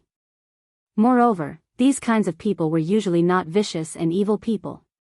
Besides, when the Tang Empire clears the strong enemies around and the country becomes more and more stable, those martial arts masters will have to abide by the law no matter how strong they are. Otherwise, under the pursuit of the imperial court, they will die. Heroes using martial arts to break the rules is only for troubled times. Under prosperous times, there has never been such a saying." Hearing this, Li Er thought about it seriously and finally nodded and said, "What you said just now is not without reason. I didn't expect you to see it more clearly than I do." In fact, Li Zishuan's last sentence, "Heroes using martial arts to break the rules is only for troubled times. Under prosperous times, there has never been such a saying," made him feel the same way. As long as the Tang Empire was strong enough, the people could live and work in peace. Who would have nothing better to do than to rebel? "Your Majesty praises me too much, I dare not," Li Zishuan hurriedly said.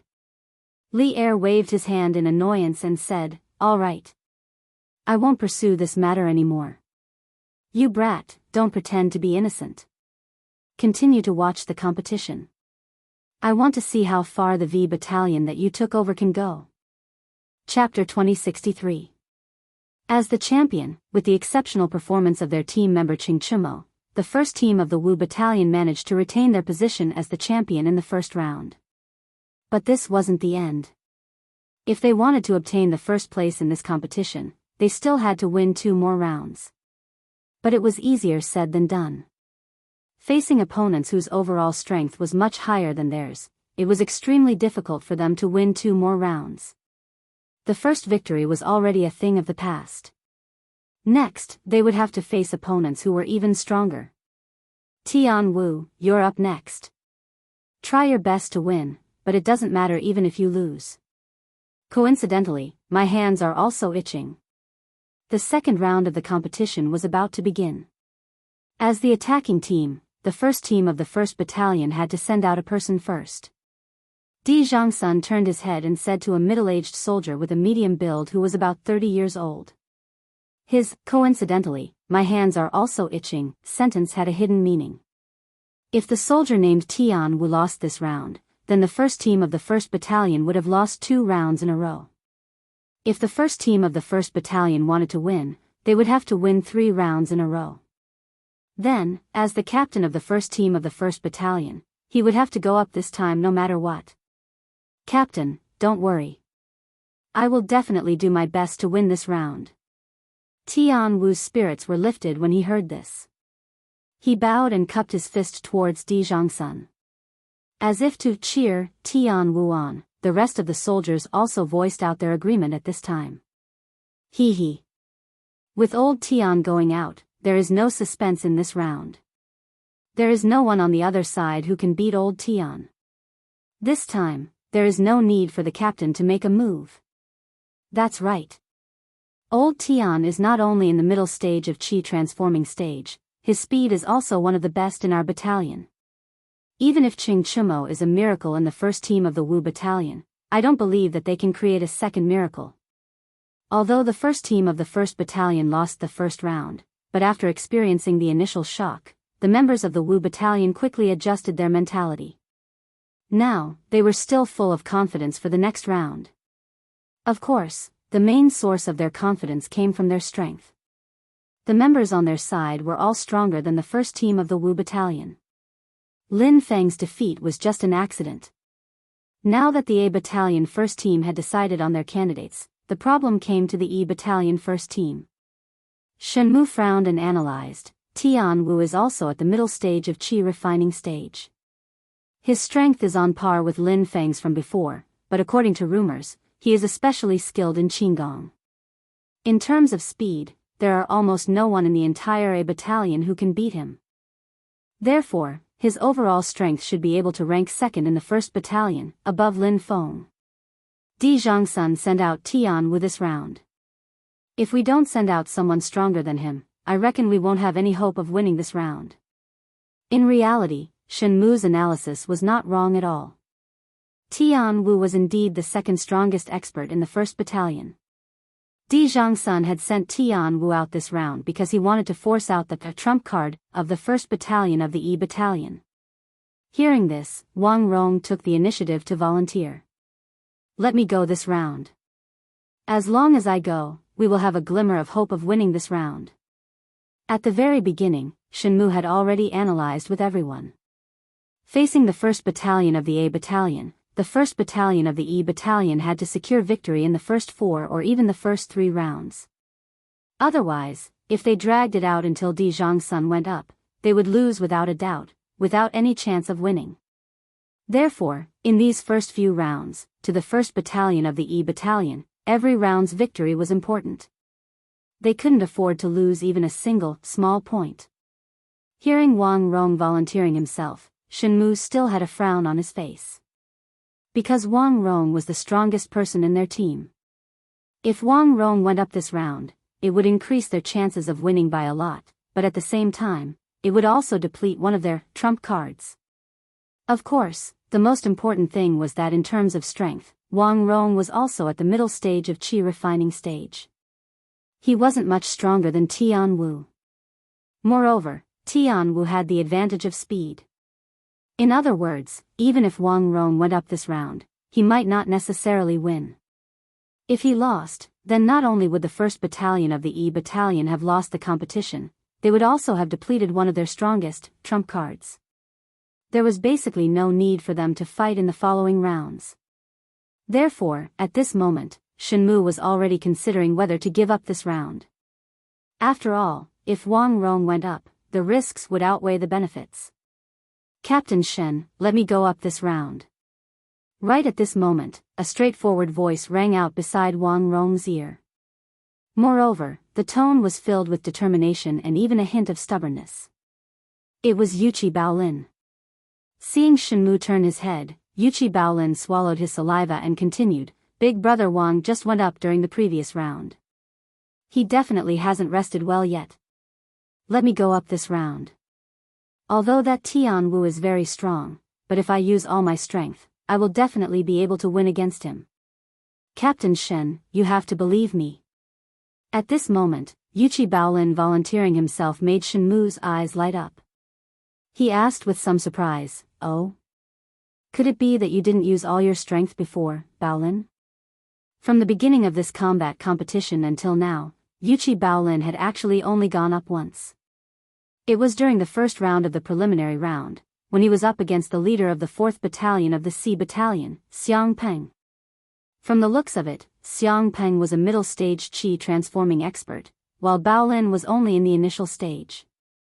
However, in that match, Baolin had made a huge upset. With his initial stage Qi transforming strength, he had defeated the middle stage Qi transforming Xiang Peng, completing the first miracle of the week, defeating the strong in this combat competition. Now that Yuqi Baolin had volunteered again, and even claimed that he hadn't used all his strength in the previous match. This made Shenmue feel a trace of unexpected joy. This was because although Tianwu and Xiangpeng were both in the middle stage qi transforming strength, Tianwu was obviously stronger than Xiangpeng.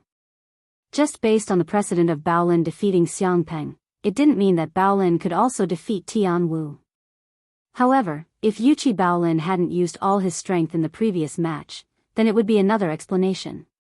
Perhaps, Yuqi Baolin could create an even bigger miracle this time. When I was fighting with Xiangpeng earlier, I felt that I hadn't reached my limit yet.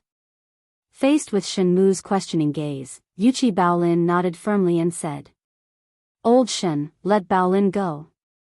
I believe that he can definitely do it."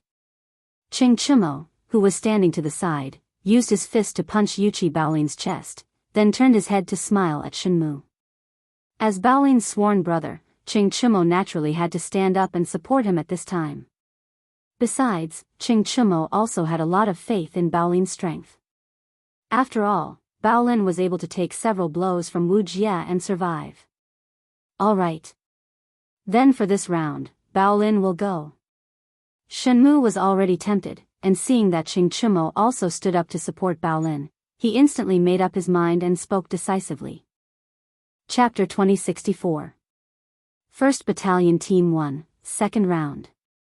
1st Battalion Team 1, Tianwu, versus 5th Battalion Team 1, Yuqi Baolin. After both sides had decided on their candidates, along with the loud shout of the referee, the second round of the battle officially began. Tianwu and Yuqi Baolin both came to the center of the arena and stood facing each other. The two of them stared at each other silently for a moment. Tianwu said indifferently, "General Yuqi is a hero and I admire you the most. However, in a martial arts competition on the arena, you should go all out. Today, I will not show you mercy just because you are General Yuqi's son." In Tianwu's eyes, Yuqi Baolin was merely an early-stage qi transformation weakling. Although he had heard that Baolin had unexpectedly defeated Xiangpeng, who was at the middle stage qi transformation, Tianwu still didn't put Baolin in his eyes. This was because he could easily defeat Xiangpeng within 10 moves even though they were both at the middle stage qi transformation. Yuqi Baolin's victory over Xiangpeng wasn't enough to make Tianwu wary. He was even a little disappointed when he saw that Yuqi Baolin from the 1st Battalion was not going to fight him. He felt that even if he won, there was nothing to be happy about.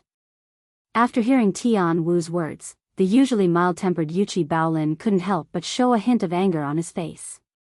He said, "If you want to fight, then fight. Why are you talking so much nonsense?" It was obvious that Baolin, who rarely got angry, was furious at this moment. Like Qing Chimo, Baolin didn't want to be a second-generation heir, who only knew how to eat and wait for death. He didn't want people to call him Yuqi Jingda's son whenever they talked about him. This label seemed glorious, but sometimes it made him feel suffocated. Therefore, after seeing Li Zishuan's powerful individual strength and feeling Li Zishuan's extraordinary charisma, he chose to follow Li Zishuan to Yanhuang College with Qing Chimo and come to the Black Armored Army's camp together. He wanted to become stronger and more outstanding under Li Zishuan's guidance. This way, when people mentioned the name Yuqi Baolin, they would think of him first and not Yuqi Jingda's son. To a certain extent, Tianwu's words had hit Yuqi Baolin's sore spot. Hey! Good lad. He did have some temperament. That's right. Take this. Hearing the anger in Yuqi Baolin's words, Tianwu wasn't angry. Instead, he chuckled and took the initiative to attack. As soon as he finished speaking, he disappeared from where he stood, leaving a blurry afterimage in the air. In the blink of an eye, he was right in front of Yuqi Baolin. At that moment, Yuqi Baolin had no time to react. He could only watch as a palm imprinted itself on the lower part of his chest. Bam! Yuqi Baolin heard a dull thud from his chest. Immediately after, he felt a huge force coming at him. His body flew backward involuntarily, and he fell heavily to the ground. Quick! It was too fast. Although Lin Feng, who fought against Qing Chimo in the last match, was also known for his speed, this Tian Wu in front of him was more than 30% faster than Lin Feng. Yuqi Baolin was just a little careless. He didn't even see the other party's figure clearly, and he was hit by the other party's palm. What kind of speed was that? If someone else took over Yuqi Baolin's position now, they would probably feel a deep sense of despair. After all, how could they fight a match like this when they couldn't even see the other party's figure clearly? Shenmu, Qingchumo, and the other members of the 5th Battalion, who were watching the match from the back of the arena, couldn't help but look stunned when they saw that Yuqi Baolin was sent flying by Tian Wu's palm at the beginning of the match. After all, just a moment ago, Yuqi Baolin was still swearing to everyone that he would definitely win this match. But the reality was that Yuqi Baolin was completely at a disadvantage the moment he entered the arena. Moreover, Tian Wu's palm seemed to have injured Yuqi Baolin quite a bit. This cast a shadow over everyone's hearts.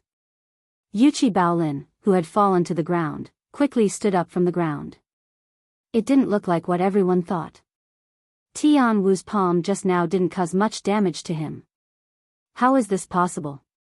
Seeing Yuqi Baolin stand up from the ground as if nothing had happened, Tian Wu, who had thought that the outcome of the match was already decided, widened his eyes in shock. He stared at Yuqi Baolin in disbelief. He knew his own situation very well. He was very clear in his heart how much strength he had used in that palm strike. Previously, he had used 40% of his true qi to display the light body technique, and then the remaining 60% of his true qi was all concentrated in his palm. But he still showed some mercy, and slightly avoided the position of Yuqi Baolin's heart. After all, he didn't really want to kill someone. Even so, he was confident that this palm strike would definitely be able to injure Yuqi Baolin severely. So after his successful strike, he didn't follow up with another attack. Instead, he stayed where he was and waited for the referee to announce the result of the match. This was the battle strategy he had just formulated to deal with Yuqi Baolin. Because Yuqi Baolin was only at the early stage of qi refining, only by defeating him in one move could he maximize the morale of the team and display his strength to everyone. But the final result was far beyond his expectations. Yuqi Baolin actually stood up from the ground as if nothing had happened. Actually, Yuqi Baolin's current situation wasn't as good as Tian Wu had thought. When Tian Wu's palm struck his chest just now, he felt a surge of qi and blood, and a strong urge to vomit blood. At the crucial moment, Yuqi Baolin hurriedly activated his family's mental cultivation method with all his might and forcefully swallowed the blood that had already reached his throat. This was because he knew that once he spat out this mouthful of congested blood, it would be equivalent to him losing all his strength. If he wanted to defeat Tian Wu in the future, it would be as difficult as ascending to the heavens. He couldn't lose this match, and he didn't want to lose. Previously, Qingchumo had defeated Lin Feng, who was a stronger opponent than him. This had given Yuqi Baolin a strong stimulus.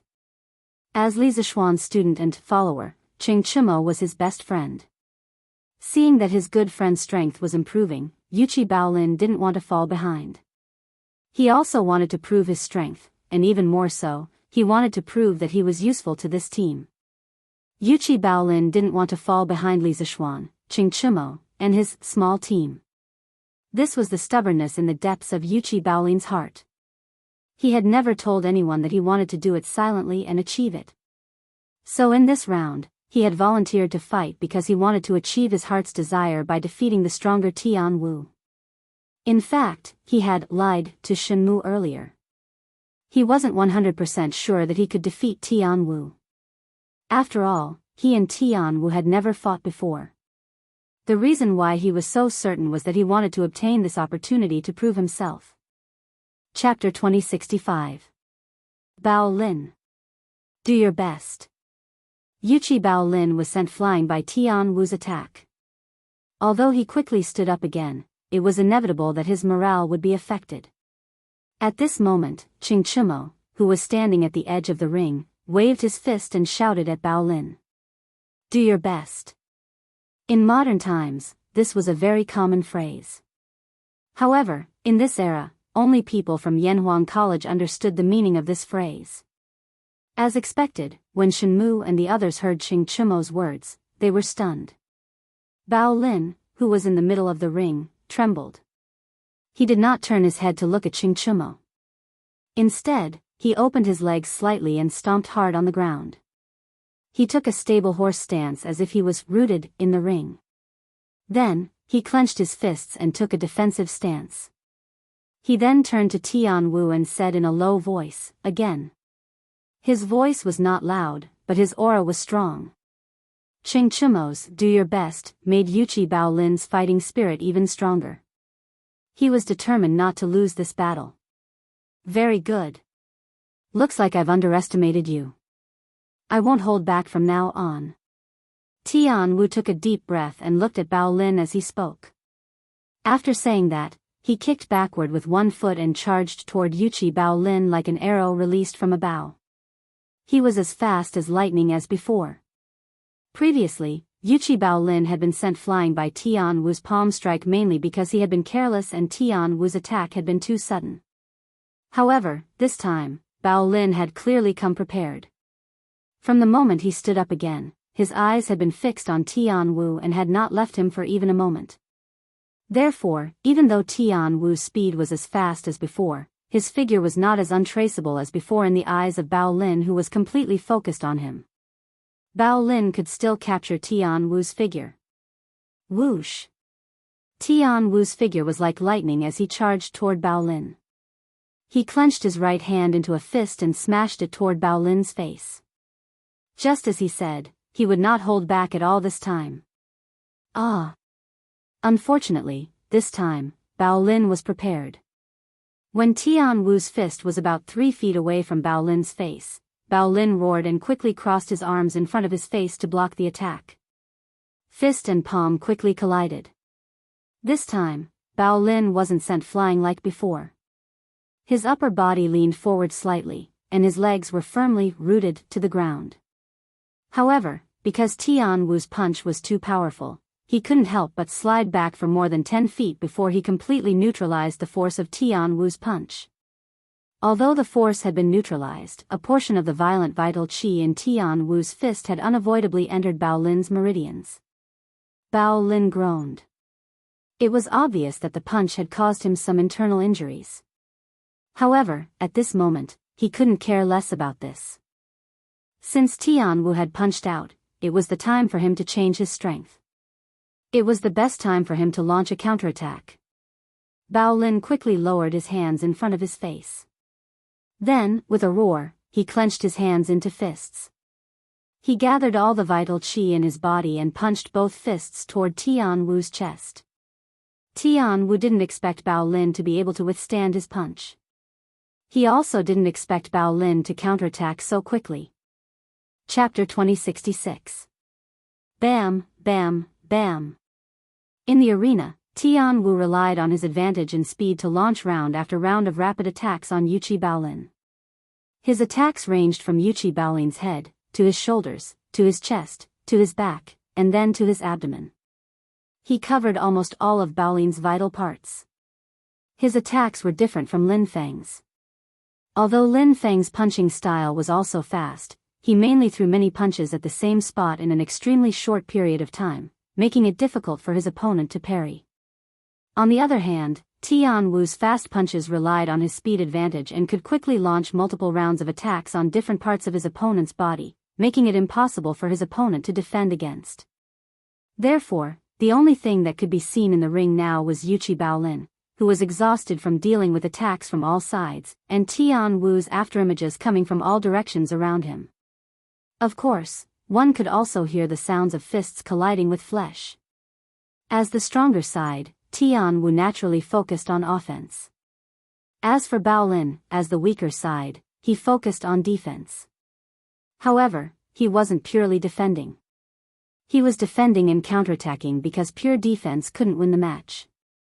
As he defended against Tian Wu's attacks, he was also looking for opportunities to counterattack. However, Tian Wu's speed was simply too fast. Many of Baolin's counterattacks were dodged by Tian Wu. In the middle of the ring, Yuchi Baolin knew very well that this couldn't go on. This was because in the dozen or so rounds he had just exchanged with Tian Wu, the damage he had suffered was far greater than the damage he had caused Tian Wu. If this went on, even if he was thick-skinned, he would definitely be defeated before Tian Wu. He had to make a change. As he was thinking this, Tian Wu had already closed in on him with his fists raised. His target was the middle of Bao Lin's back. When Bao Lin sensed a strong gust of wind coming at him from behind, he quickly gathered his thoughts and turned around to block the attack. However, Tian Wu did not act according to common sense. When he saw Bao Lin turn around and assume a defensive stance, Tian Wu actually pulled back his fist and bent his body to sweep his leg. He viciously swept his leg at Bao Lin's left calf. Bam! Bao Lin, who was concentrating on defending against the attack from the upper half of his body, did not have the time to change his defense. He was tripped by Tian Wu's sweeping leg. His body involuntarily tilted to one side and smashed heavily onto the arena floor. Because Bao Lin had fallen sideways, the left side of his face had also hit the ground hard when he fell. Not only was his body in pain, but his head was also dizzy from the impact. Tian Wu's leg sweep had caused him to suffer a rather serious external injury. On top of that, Tian Wu's previous attacks on him had also caused him to suffer serious internal injuries.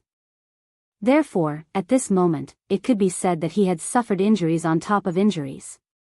He was very tired. He really wanted to lie down and rest for a while. His body's subconscious was telling him, give up, admit defeat. But he really couldn't accept it. He was unwilling to admit defeat just like that. Because the outcome of this match was very important to the first team of the Wu Battalion. Bao Lin, do your best. Stand up quickly. Bao Lin's fall made the hearts of the first team of the Wu Battalion tighten. Ching Chumo was also a little anxious as he watched from the side. Tian Wu's strength was indeed a little unexpected, but Ching Chumo still believed that his good brother could defeat his opponent. Therefore, he shouted at the top of his voice again.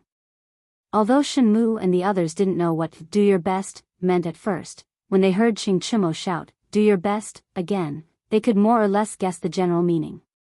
Therefore, Shen Mu also shouted at the top of his voice, "Bao Lin, do your best." Wang Rong and Xiao Ming looked at each other and followed suit. They shouted behind Shen Mu, "Bao Lin, do your best." The four of them shouted in unison, so much so that even the soldiers of the black armored army watching from below the arena could hear the "do your best" from their side. Li Er, Duan Jishuan, Qiu Xinggong, and the others looked at Shen Mu and the others with some surprise. Then, Li Er looked away and asked Li Zishuan beside him, "What does 'do your best' mean? Is this a new phrase from Yanhuang College?" Although he was the dean of Yanhuang College in name, Li Er didn't go to the college often. Therefore, he didn't know about some of the new phrases that were circulating among the students of the college. Li Zishuan was slightly stunned when he heard this. After a while, he came back to his senses and said, "Cough cough. Your Majesty, 'do your best' is a kind of encouragement and cheering." In the past, when the students of the college were playing football, they would often use "do your best" to cheer on their teammates. Li Er nodded and didn't say anything else. Because Yuchi Bao Lin, who was in the arena, used his hands to support himself on the ground and stood up shakily again. He really didn't admit defeat. Ching Chumo, Shen Mu, and the others' cheers made Bao Lin's heart surge and ignited a stronger fighting spirit in his chest. He didn't want to lose the match, he didn't want to embarrass the E Battalion, and he didn't want Ching Chumo and Li Zishuan to look down on him. Although he knew that even if he lost the match, Li Zishuan and Ching Chumo wouldn't look down on him, he knew that if he continued to be friends with two people with such outstanding abilities, it would be easy for him to fall behind. He didn't want to fall behind, so he stood up again and wanted to win this match. Bao Lin stood up shakily. Although he felt pain all over his body, as if he was about to fall apart, especially the pain coming from his calf and left cheek, Bao Lin's fighting spirit was surging at this moment. Again. Looking at Tian Wu, who was 30 feet away from him, Yuchi Bao Lin roared with determination. At the same time, the Yuchi family's inherited cultivation technique within his body was already operating at full force. True qi rapidly flowed through his limbs and bones, causing the injuries on his body to obtain a certain degree of recovery.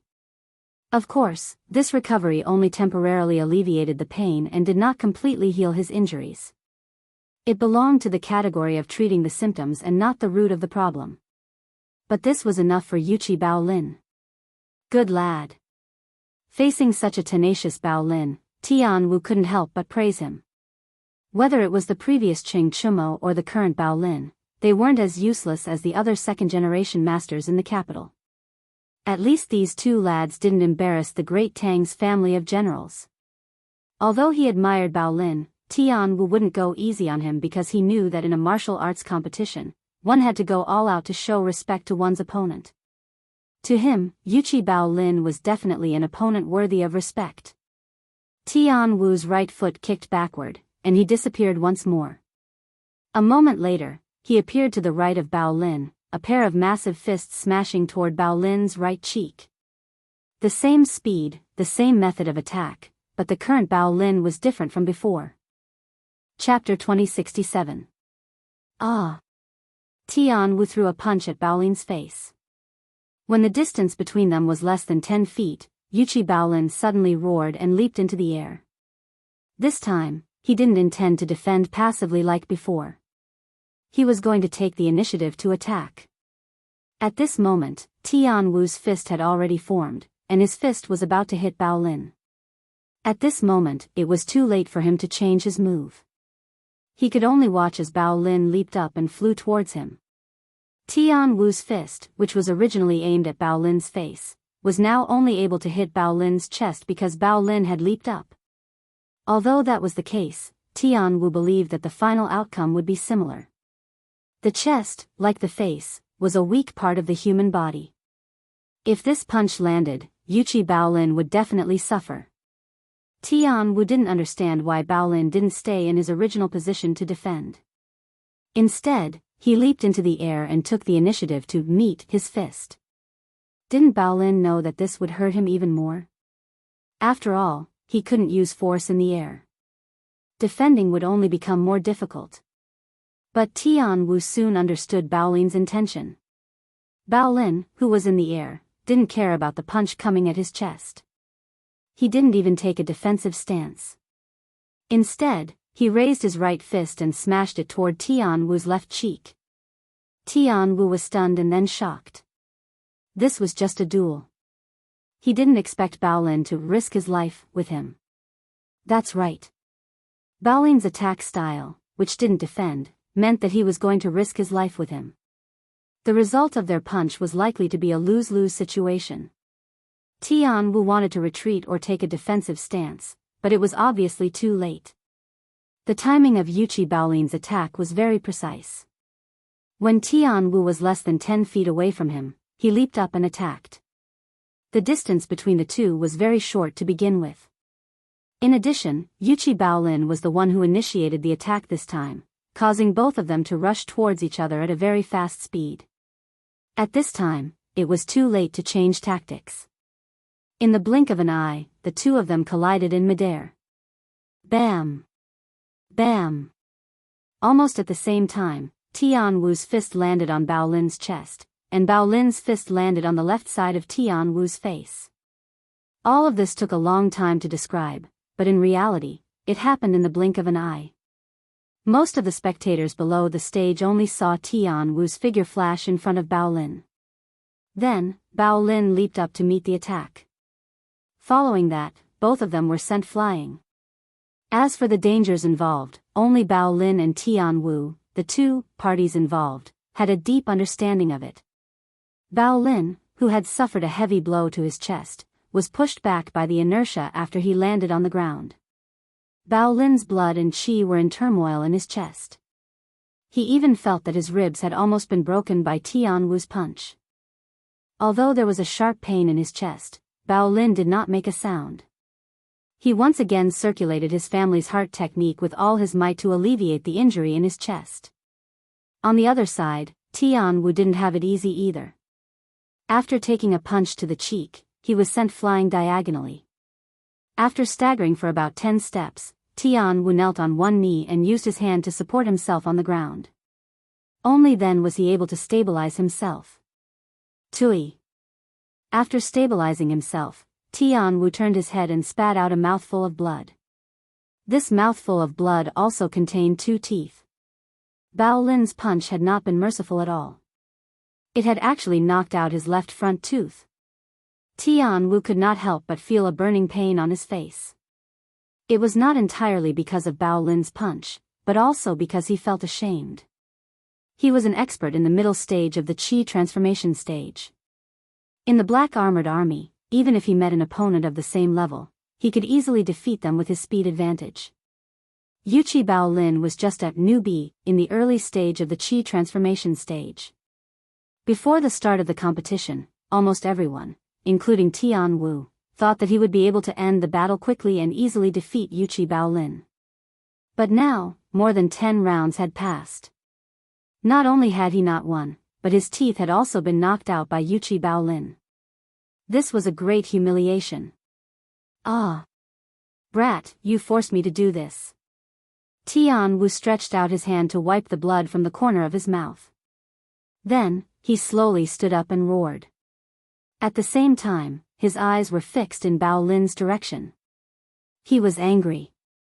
Anyone would be angry if they were punched in the face, let alone when they were punched in the face by someone who was far weaker than them.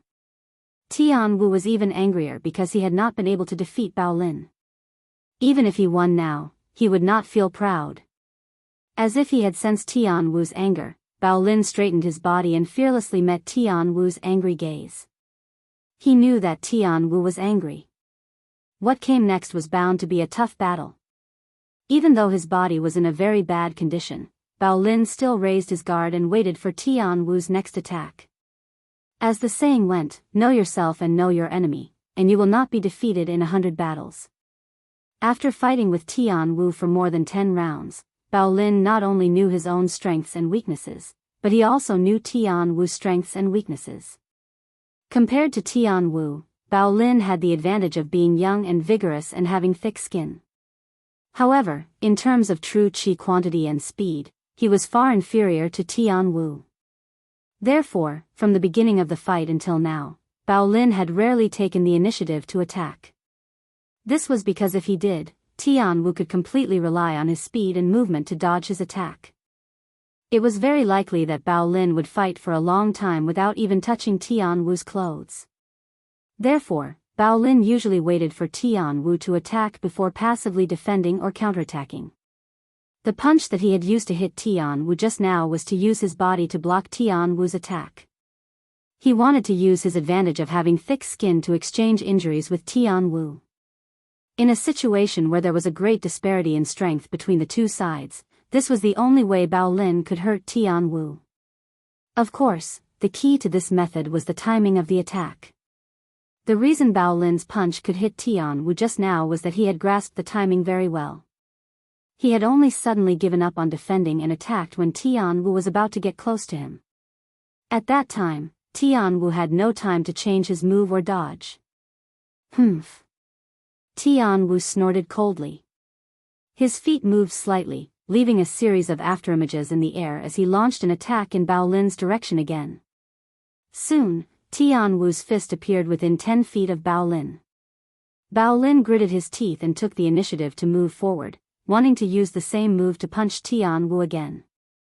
However, Tian Wu, who had suffered a loss once, was obviously prepared. He withdrew his fist at lightning speed, turned his feet slightly, and dodged Bao Lin's punch to the side. Then, in a flash, he appeared behind Bao Lin. Chapter 2068. After suffering a small setback, Tian Wu had learned his lesson. This time, when he flashed in front of Bao Lin and threw a punch, it was obviously a feint. He had only used 30% of his strength when he threw the punch. When he saw that Bao Lin was about to use the same method as before to take the initiative to attack and trade injury for injury, Tian Wu pulled back his fist, turned around, and appeared behind Bao Lin in the blink of an eye. Clearly, Tian Wu also understood Bao Lin's intention to trade injury for injury. Although he believed that even if he were to trade injury for injury, Yuqi Bao Lin would definitely fall before him in the end, he wasn't willing to trade injury for injury with Bao Lin. Because if he did that, even if he won in the end, it would be very embarrassing. Therefore, Tian Wu decided to change his strategy. He no longer wanted to go head-to-head with Bao Lin. Instead, he wanted to make full use of his advantage in speed to quickly defeat Yuqi Bao Lin and end this match that should have ended a long time ago. From the looks of it now, his new strategy should be working. Tian Wu, who had dodged to Bao Lin's back, mercilessly used his elbow to strike Bao Lin's left shoulder blade. If this hit connected, Bao Lin's left arm would not be able to exert any strength for a short period of time. The moment Tian Wu changed his move midway, Bao Lin knew that he was in trouble. Compared to the punch just now, he had indeed moved a little too early this time. Tian Wu's punch hadn't been fully formed yet, and he was already in a hurry to attack. As a result, he didn't have time to react to Tian Wu's feint at all.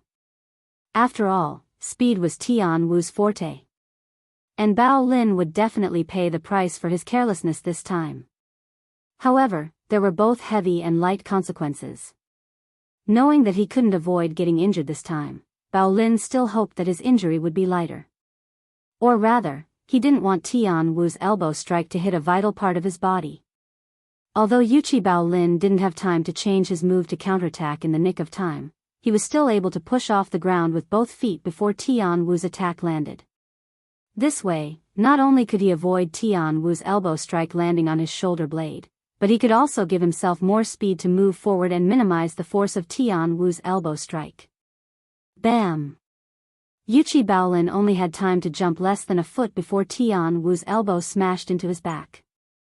However, even so, it was enough.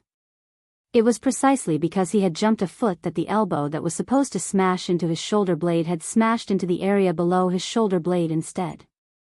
Moreover, this crucial jump allowed him to gain a forward speed, reducing the strength of Tian Wu's elbow strike by about 20%. Having suffered a heavy blow to his back, Bao Lin's body involuntarily fell forward. However, in the process of his body falling forward, Bao Lin managed to twist his body slightly. He reached out his right hand and firmly grabbed Tian Wu's arm. Tian Wu wanted to struggle free, but Bao Lin was still in midair. He kicked Tian Wu in the stomach, and with the huge rebound force and his body falling forward, Bao Lin could no longer hold on to Tian Wu's arm. He was sent flying backward.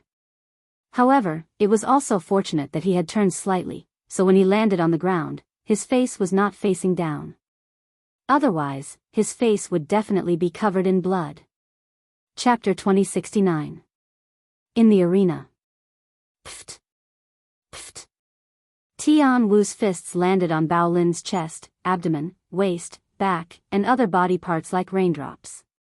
Furthermore, every punch was infused with inner strength. Bao Lin felt waves of intense pain coming from all over his body. Furthermore, the inner true qi in Tian Wu's fists seeped into his meridians, causing his inner breathing to become chaotic. With external injuries and internal injuries, Bao Lin finally could not hold it in any longer and spat out several mouthfuls of blood. Tian Wu saw that Bao Lin was already heavily injured, so he knocked Bao Lin to the ground with a palm strike. Then, he retreated slightly and stopped attacking. After all, this was just a martial arts competition. He didn't want to take Bao Lin's life. Besides, he had used all his strength in the round of attacks against Bao Lin just now and had used up a lot of true qi. Even if he had a lot of inner force, he couldn't maintain such a high-intensity attack for long. Now that Bao Lin was vomiting blood and lying injured on the ground, there was only one path left for him: to admit defeat. Bam! Tian Wu didn't deliberately hold back his strength in his last attack. Bao Lin was sent flying backward by this palm strike and crashed heavily onto the arena floor. This fall made the already injured Yuqi Bao Lin even more injured. He even felt like his entire body was about to fall apart. Even moving his fingers was difficult, let alone standing up again. Seeing this, the referee and Tian Wu both thought that Bao Lin was going to admit defeat. However, they waited for a while and didn't hear any movement from Bao Lin. So, the referee walked over to Bao Lin and asked seriously, "Yuqi Bao Lin, do you want to admit defeat?" Bao Lin lay on the ground and didn't move. His eyes were looking straight up at the sky as if he didn't hear the referee's question. At this moment, many images flashed through Bao Lin's mind.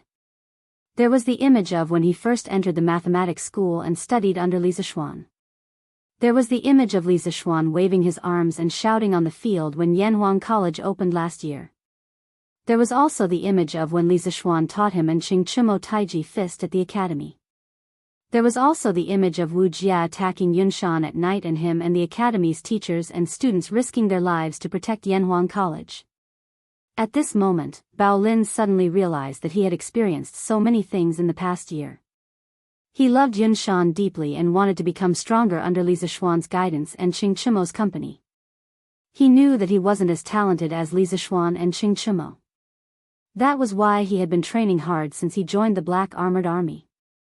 He worked harder than anyone else because he didn't want to fall behind. Besides, this time, he and Qingchimo had joined the Black Armored Army not only to protect Li Zixuan, but also to serve the country on behalf of the academy's teachers and students. He hadn't even entered the battlefield yet, but he was already falling behind. How could he accept that? He couldn't lose this battle. Not only was he afraid of letting down his brothers in the E Battalion, but he also didn't want to embarrass Yanhuang College. Yuchi Bao Lin, do you want to admit defeat?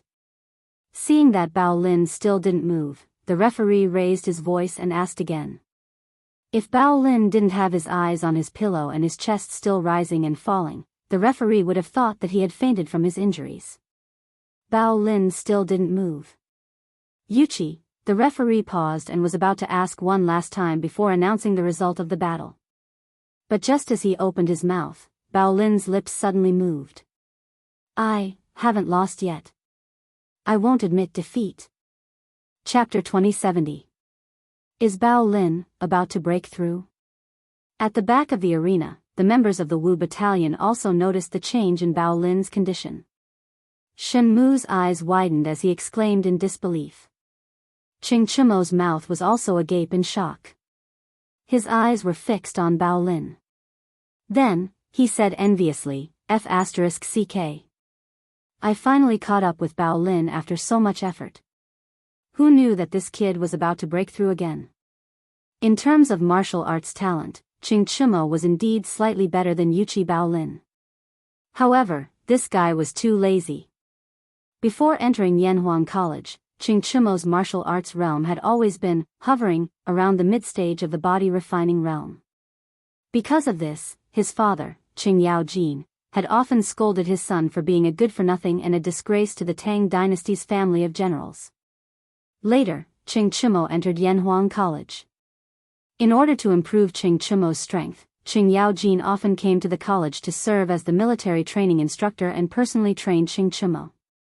Later, the bearded man accidentally joined Yanhuang College and became the martial arts instructor of the college.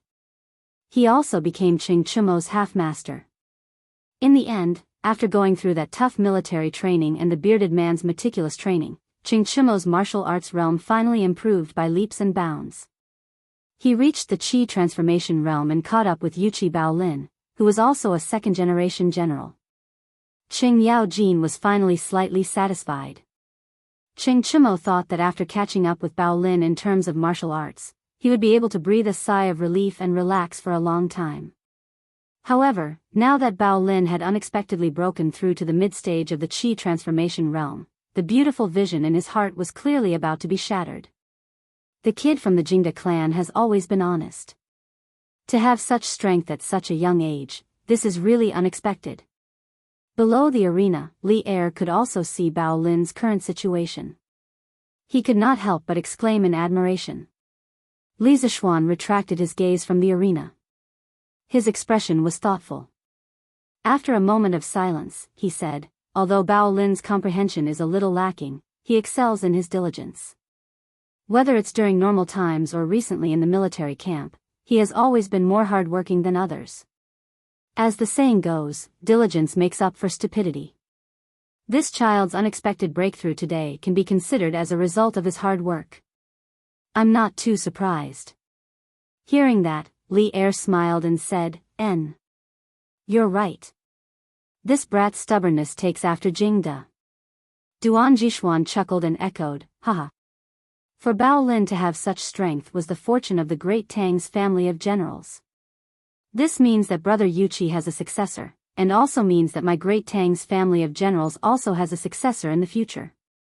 This old man congratulates your majesty." Li Er laughed heartily.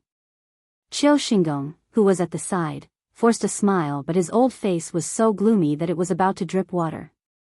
Speaking of which, in today's combat competition, his 2nd Battalion had suffered heavy losses. Not only did they lose soldiers and generals, but because of Li Er's punishment, not a single team had made it to the finals. Thus, they had become the battalion with the worst results among the 5 battalions of the Black Armored Army. He was afraid that after today, the 2nd Battalion would become the laughingstock of the other battalions. That was not all. Qiu Xingong could only blame himself for his bad luck. Who asked him to meet with Li Er's gun muzzle? What made Qiu Xingong feel the most vexed was that he had originally thought that the battle with the A Battalion in the finals would cause the most damage to the experts of the Wu Battalion. This would also be beneficial for the battle between the 2nd Battalion and the Wu Battalion 2 days later. But, facing the strongest team of the A Battalion, Qing Chimo had defeated Lin Feng and didn't suffer any serious injuries. Now, Yuqi Baolin, who had been severely injured by Tian Wu and couldn't get up, had unexpectedly broken through during the battle. The breakthrough of a martial artist's realm would not only increase their strength, it would also heal some of the internal and external injuries of the body. This meant that after this battle, Yuqi Baolin only needed to rest for 1 or 2 days and it wouldn't affect his ability to participate in the military competition 2 days later. And at that time, Baolin's strength would be 1 level higher than before. It could also be considered as increasing the combat power of the Wu Battalion. Therefore, Qiu Xingong didn't have the mood to be happy about Baolin's breakthrough. It was already good enough that he didn't vomit blood on the spot. Chapter 2071. In the 2nd round of the competition, Tian Wu had been the one taking the initiative to attack, while Bao Lin had been defending passively. Bao Lin would only attack Tian Wu if he could find a good opportunity while defending.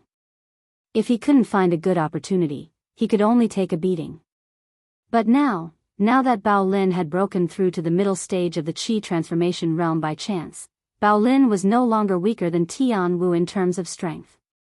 In addition, Tian Wu had exhausted most of his true Qi in order to defeat Bao Lin, while Bao Lin had just broken through and his aura was at its peak. Under these circumstances, the scales of victory were gradually tipping towards Bao Lin's side. Tian Wu frowned when he saw Bao Lin taking the initiative to attack. He didn't rush to attack. Instead, he cautiously chose to defend first. He placed his left palm behind his right palm and met Bao Lin's left fist. Bam! The fist and palm collided in the air, producing a dull sound. Tian Wu was very glad that he had chosen a conservative strategy. Bao Lin's punch was much stronger than he had imagined. And it was also very fast. If he had rushed to attack Bao Lin and chosen to attack, he would have been seriously injured by Bao Lin's punch. Bao Lin was already very strong. Now that he had broken through to the middle stage of the Qi transformation realm, his strength had more than doubled. How could Tian Wu, who had already used up most of his strength, withstand Bao Lin's powerful punch? He was forced back more than 10 steps by Bao Lin's punch before he could stabilize himself. This was the difference in strength brought about by one small stage. Bao Lin, who had broken through, was simply too strong. Tian Wu had a bad feeling. He wondered if he would lose this round. If that happened, he would really become the laughing stock of the entire 1st Battalion. He couldn't lose, especially not to Bao Lin, who had just joined the Black Armored Army as a rookie. Tian Wu gritted his teeth and shook his slightly numb wrist. He took a deep breath and stomped his feet. His entire body was like a ray of light as he sped towards the Bao Lin's location. Bao Lin's strength was no longer weaker than his. In fact, Bao Lin was even stronger than him in some aspects. Tian Wu felt that his only advantage was his speed. He had to use his speed advantage to attack and quickly injure Bao Lin. Only then would he have a chance of winning. If he stayed put and defended passively, he would definitely lose. After all, in terms of strength and defense, he was no match for Bao Lin. Seeing Tian Wu take the initiative to attack, Bao Lin wasn't afraid. After all, his current strength was no longer the same as before. It wouldn't be so easy for Tian Wu to injure him again. Bao Lin's eyes were cold as he stared at Tian Wu's figure. He secretly circulated his true qi, preparing to defend and counterattack at any moment. Even though more than half of his true qi had been consumed, Tian Wu's speed was still very fast. In the blink of an eye, he'd arrived 3 meters in front of Bao Lin. However, he didn't attack directly. Instead, he moved slightly and flashed once more. In the next moment, 4 Tian Wus appeared around Bao Lin. Moreover, these 4 Tian Wus actually used the same move to attack Bao Lin. Phantom. Previously, when Tian Wu's figure moved too quickly, people would often see a series of afterimages. However, this phenomenon could no longer be called an afterimage. It was an illusion that could attack people. Chapter 2072. Pfft. In the arena of the Black Armored Army's camp, Tian Wu, who had been sent flying, retreated a dozen steps before finally stabilizing himself. He was kneeling on one knee, and his right arm was hanging limply. He looked like he had no strength left. He was about to raise his head when he felt something sweet in his throat, and he spat out a mouthful of blood. One punch. Bao Lin, who had broken through, had only used one punch to severely injure him. What he couldn't understand was how Bao Lin had managed to find his real body among the phantoms. One had to know that this was his ultimate trump card. In the past, when he was fighting one-on-one in the military camp, he had used this move to defeat many other powerful opponents. When he saw that Tian Wu had fallen to the ground and was injured, Bao Lin didn't take advantage of his victory to pursue Tian Wu. Because Tian Wu had always treated him with respect during the battle before this. At this moment, Bao Lin naturally had no reason to take advantage of this opportunity to heavily injure Tian Wu.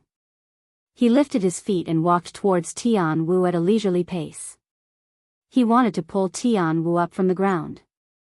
"How did you find me?" A pair of feet suddenly appeared on the ground in front of him. Tian Wu raised his head and looked at Bao Lin, who was about to reach out to him. This was the biggest question in his mind. Even if he had lost the competition, he had to figure it out. Bao Lin was slightly taken aback by Tian Wu's question. He scratched his head subconsciously and replied.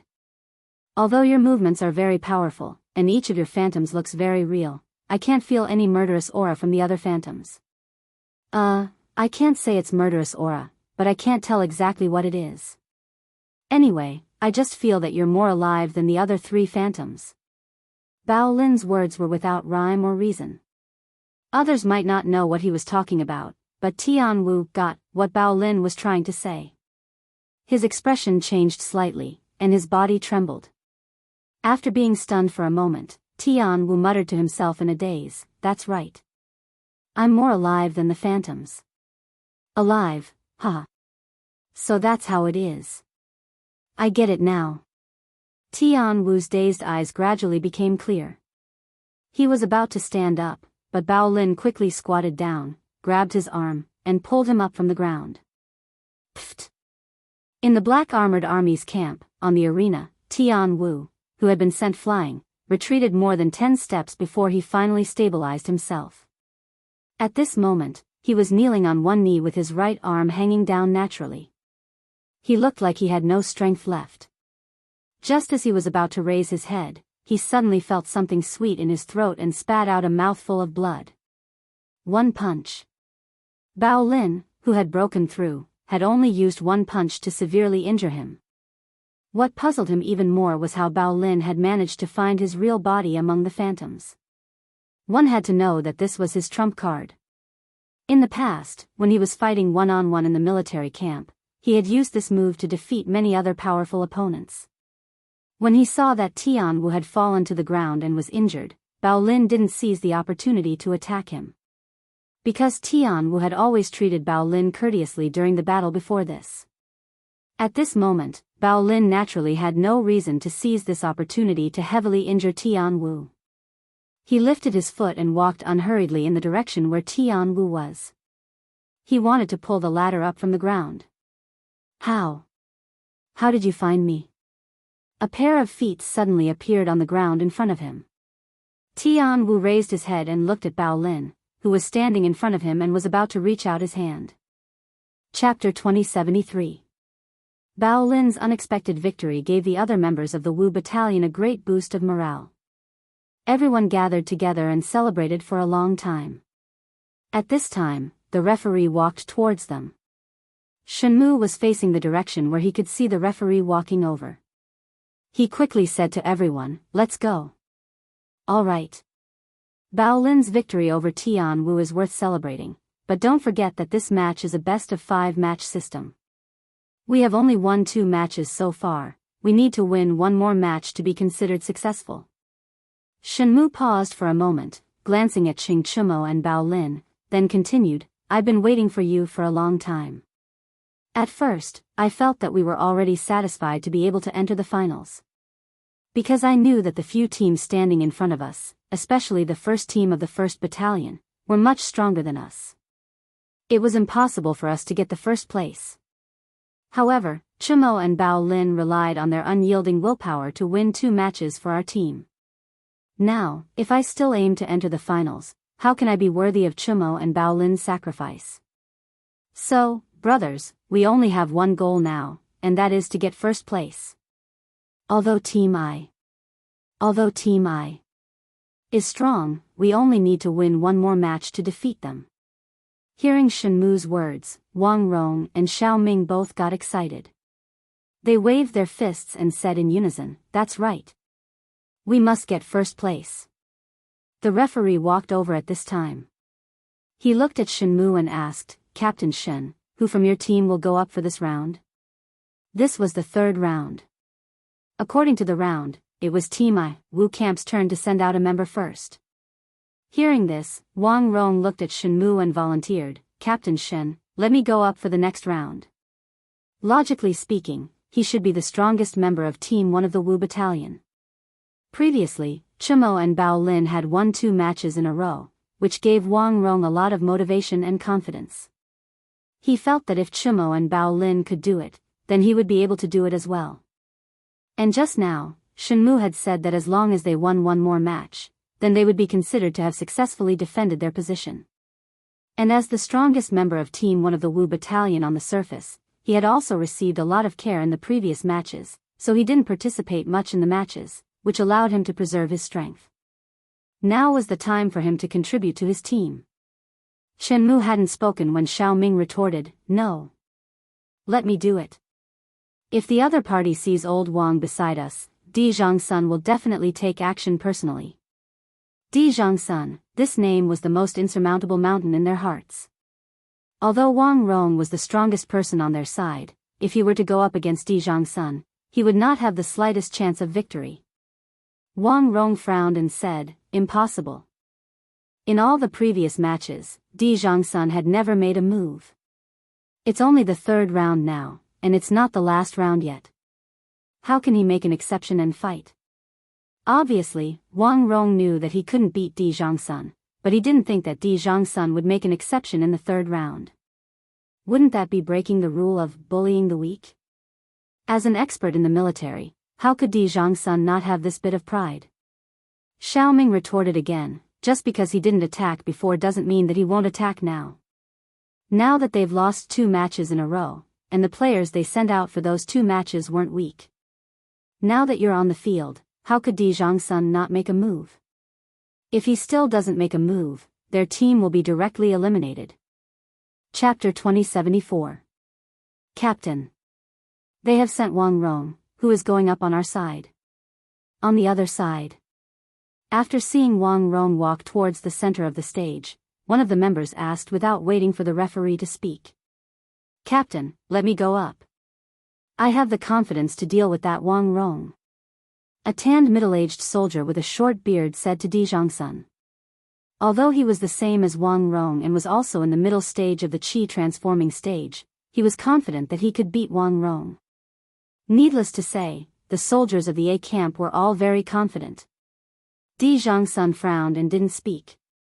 At this moment, the referee had already walked in front of them and asked, "3rd round, Captain D, who is going up on your side?" Di Zhongsun pursed his lips, and after a moment of silence, he opened his mouth and said, "I'll go up." What? After saying this, the few members of the A camp and the referee were all shocked. After all, in the previous few rounds of the competition, Di Zhongsun had never gone up on stage. Why would he personally go up on stage in the third round this time? Di Zhongsun didn't care about the shocked attitude of the crowd. He casually moved his arms and sighed, "Hey. Watching the few of you fight so many rounds below, my hands have been itching for a long time. Now that our side has lost 2 rounds in a row, I can't continue to watch from the sidelines. Or else if we lose another round, our team will be directly eliminated." Haha. That's good too. Now I finally have the chance to go up on stage, and no one will say that I'm bullying the weak. At the end of his speech, Di Zhongsun actually started laughing heartily. It seems like in his heart, he completely didn't take the first 2 rounds of the A camp's first team's loss seriously. He was even a little glad that Lin Feng and Tian Wu failed. Because of this, he, a chi-transforming advanced stage expert, could finally, legitimately, go up the stage to compete, and he wouldn't be accused of bullying the weak. After all, he is a chi-transforming stage expert. There are very few people in the army who can match him. Only those middle and high-ranking generals who have experienced hundreds of battles can fight with him. "Captain. They have sent Wang Rong, who's going up on our side." "On the other side." After the A camp saw Wang Rong walk towards the center of the stage, one of the members asked without waiting for the referee to speak. "Captain, let me go up. I have the confidence to deal with Wang Rong." A tanned middle-aged soldier with a short beard said to Di Zhongsun. Although he and Wang Rong were both at the middle stage of chi condensation, he was confident that he could defeat Wang Rong. It had to be said that the soldiers of the A battalion were all very confident. Di Zhongsun frowned and didn't say anything. At this moment, the referee walked up to them and asked, "Third round, Captain Di, who is going to fight on your side?" Di Zhongsun pursed his lips. After a moment of silence, he said, "I'll go." What? When those words were spoken, the members of the A camp's first team and the referee were all greatly shocked. After all, in the previous rounds of the competition, Di Zhongsun had said the same words. The members of the A camp's first team and the referee were all greatly shocked. After all, in the previous rounds of the competition, Di Zhongsun had said the same words. The members of the A camp's first team and the referee were all greatly shocked. After all, in the previous rounds of the competition, Di Zhongsun had said the same words. Chapter 2075. Be careful. In the arena of the black armored troops, Di Zhongsun spread his legs slightly and assumed a defensive stance. It was obvious that he wanted Wang Rong to make the first move. Wang Rong knew that Di Zhongsun was stronger than him, so he didn't hold back.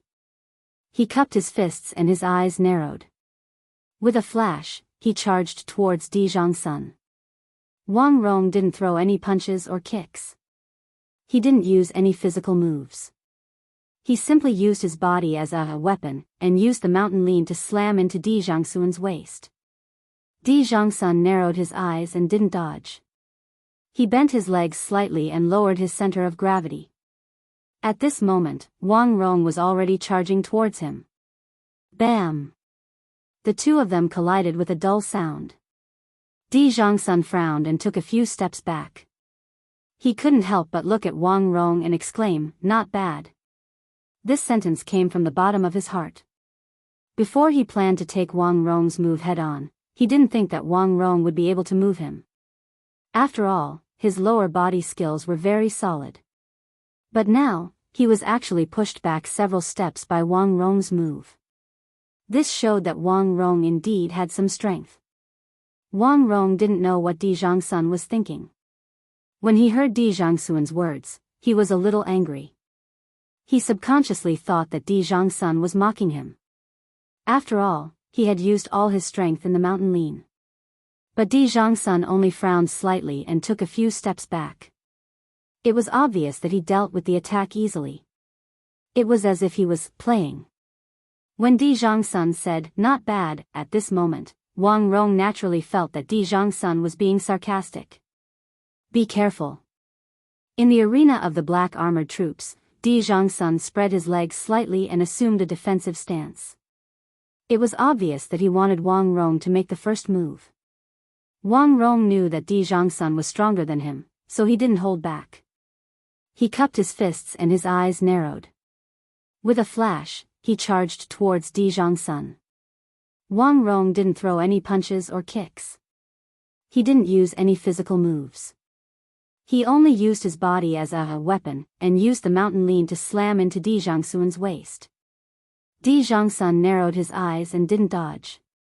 He bent his legs slightly and lowered his center of gravity. At this moment, Wang Rong was already charging towards him. Bam! The two of them collided with a dull sound. Di Zhangsun frowned and took a few steps back. He couldn't help but look at Wang Rong and exclaimed, "Not bad." This sentence came from the bottom of his heart. Before he decided to take on Wang Rong's attack, he didn't think that Wang Rong would be able to move him. After all, his lower body skills were very solid. But now, he was forced to take a few steps back by Wang Rong's attack. This showed that Wang Rong was indeed quite strong. Wang Rong didn't know what Di Zhangsun was thinking. Anyway, after hearing Di Zhangsun's words, he was a little angry. He subconsciously thought that Di Zhangsun was mocking him. After all, he had used all his strength in the mountain lean. But Di Zhangsun only frowned slightly and took a few steps back.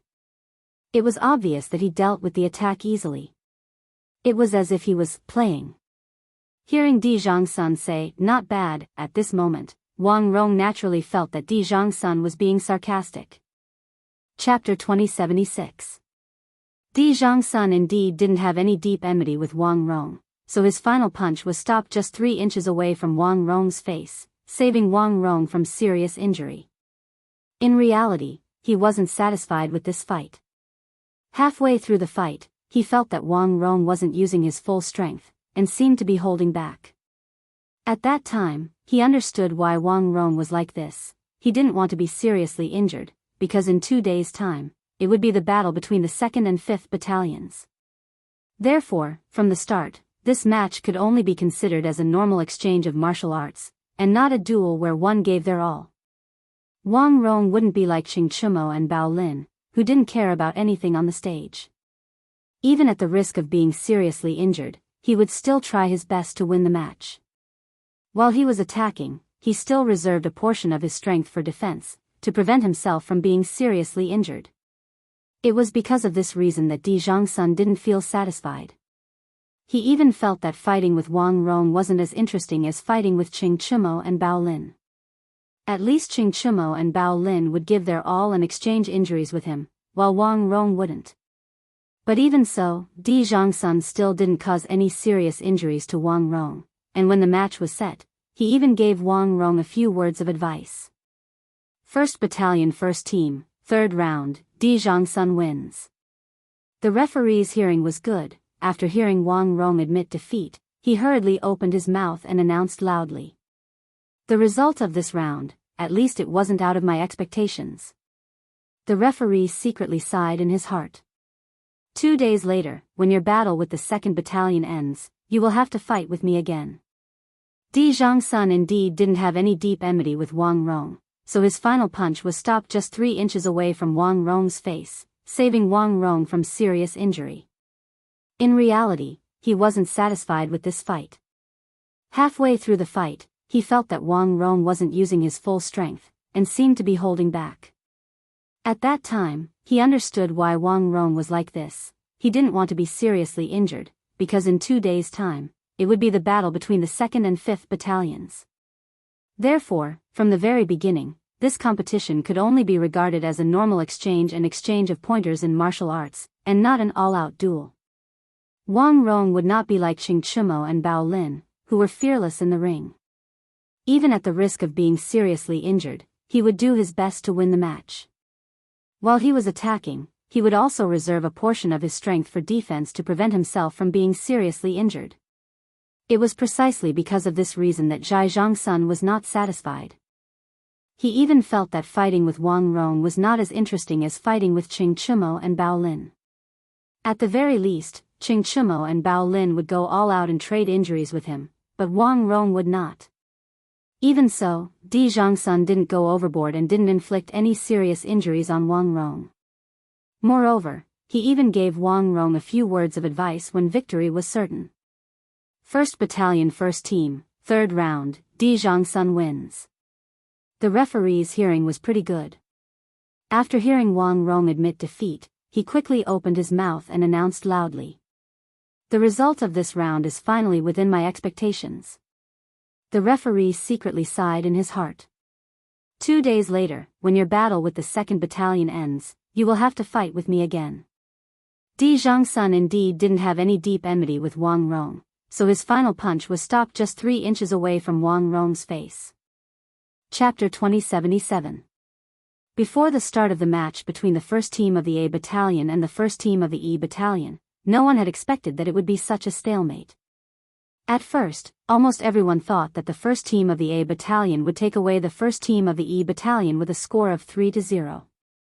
But unexpectedly, the 1st team of the E Battalion actually won 2 matches in a row, with a huge advantage. Therefore, everyone thought that the 1st team of the E Battalion would make a big upset in this match and eliminate the 1st team of the A Battalion. But who would have thought that the 1st team of the E Battalion would actually lose 2 matches in a row, completely destroying the lead that they had obtained previously. The process of this match was really full of twists and turns, causing the spectating soldiers to feel a wave of emotions. A match that required 3 wins out of 5 matches had now become a deciding match. In the last match, the captains of both teams didn't even need to consider who to send out, because there was only 1 member left from each team that hadn't gone up yet. Therefore, the referee directly shouted out, the 5th round of the A Battalion's challenge, the 1st team of the A Battalion, Han Chang, versus the 1st team of the E Battalion, Shenmu. Match begin. Han Chang was an expert who had just stepped into the middle stage of the Qi transforming stage 3 months ago, while Shenmu was in the early stage of the Qi transforming stage.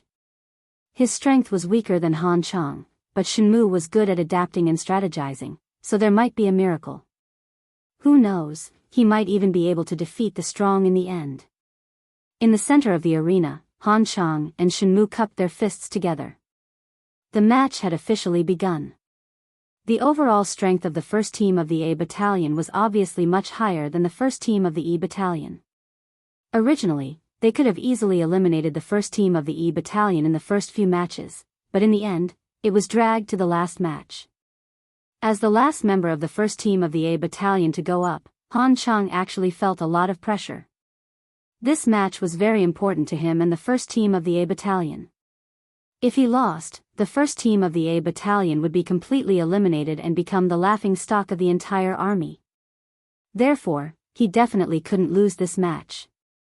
Before the match between the 1st team of the A Battalion and the 1st team of the E Battalion, no one had expected it to be such a stalemate. At first, almost everyone thought that the 1st team of the A Battalion would directly take down the 1st team of the E Battalion with a score of 3-0. But unexpectedly, the 1st team of the E Battalion actually won 2 rounds in a row, with a limitless advantage. Therefore, everyone thought that the 1st team of the E Battalion would make a big upset in this match and eliminate the 1st team of the A Battalion. But who would have thought that the 1st team of the E Battalion would actually lose 2 matches in a row, completely destroying the lead that they had obtained previously. The process of this competition was really full of twists and turns, causing the hearts of the spectating soldiers to rise and fall. A best-of-5 match had now become a deciding game. In the last game, the captains of both teams did not need to consider who to send out, because there was only 1 player left from each team who had not appeared yet. Therefore, the referee directly shouted, "Let's go." The 5th round of the A Camp's challenge, Team 1 Han Chang of the A Camp versus Team 1 Shenmu of the E Camp. Begin. Han Chang was an expert who had just stepped into the middle stage of the Qi transforming stage 3 months ago, while Shenmu was in the early stage of the Qi transforming stage. In terms of strength, he was weaker than Han Chang. But Shenmu was good at adapting and strategizing, so a miracle might happen. Who knows, he might even be able to defeat the stronger team in the end. In the center of the arena, Han Chang and Shenmue cupped their fists together. The match had officially begun. The overall strength of the first team of the A Battalion was obviously much higher than the first team of the E Battalion. Originally, they could have easily eliminated the first team of the E Battalion in the first few matches. But in the end, it was dragged to the last match. As the last member of the first team of the A Battalion to appear, Han Chang actually felt a lot of pressure. This match was very important to him and the first team of the A Battalion. If he lost, the first team of the A Battalion would be completely eliminated and become the laughing stock of the entire army. Therefore, he definitely could not lose this match. Chapter 2078. Shenmue was not related to Li Zixuan in any way, and he was not a student of Yanhuang College. Hence, he had never seen Taiji Fist before today, let alone know how to use it. However, after watching Qing Chimo fight against Lin Feng, Shenmue had learned how to leverage his opponent's strength. Of course, he only learned how to leverage. In this aspect, he was definitely not as good as Qing Chimo. However, even if he only learned a little, it was enough to deal with Han Chang in front of him. At that moment, Shenmue was forced to the edge of the ring. If he took half a step back, he would fall out of the ring. How could Han Chang miss such a good opportunity? He channeled all the true qi in his body into his right arm and fiercely smashed it towards Shenmue's chest. He was confident that even Shenmue at his peak would not be able to withstand this punch, not to mention that Shenmue was injured and his true qi was almost depleted. The final result was that Shenmue would very likely be directly blasted out of the arena by this punch. At that time, he would win the match and become the hero of the A Battalion's glory. Thinking of this, Han Chang's face flushed with excitement. Looking at his fist moving forward, getting closer and closer to Shenmue's chest, he could almost see Shenmue falling out of the ring. But at that moment, something strange happened. Facing Han Chang's fierce and overbearing punch, Shenmue's eyes focused. He stretched out his hands like lightning and met Han Chang's fist. In fact, from the beginning, Han Chang's punching speed was not particularly fast in Shenmue's eyes. Shenmue could keep up with Han Chang's speed, but he could not block Han Chang's moves because Han Chang's strength was too strong.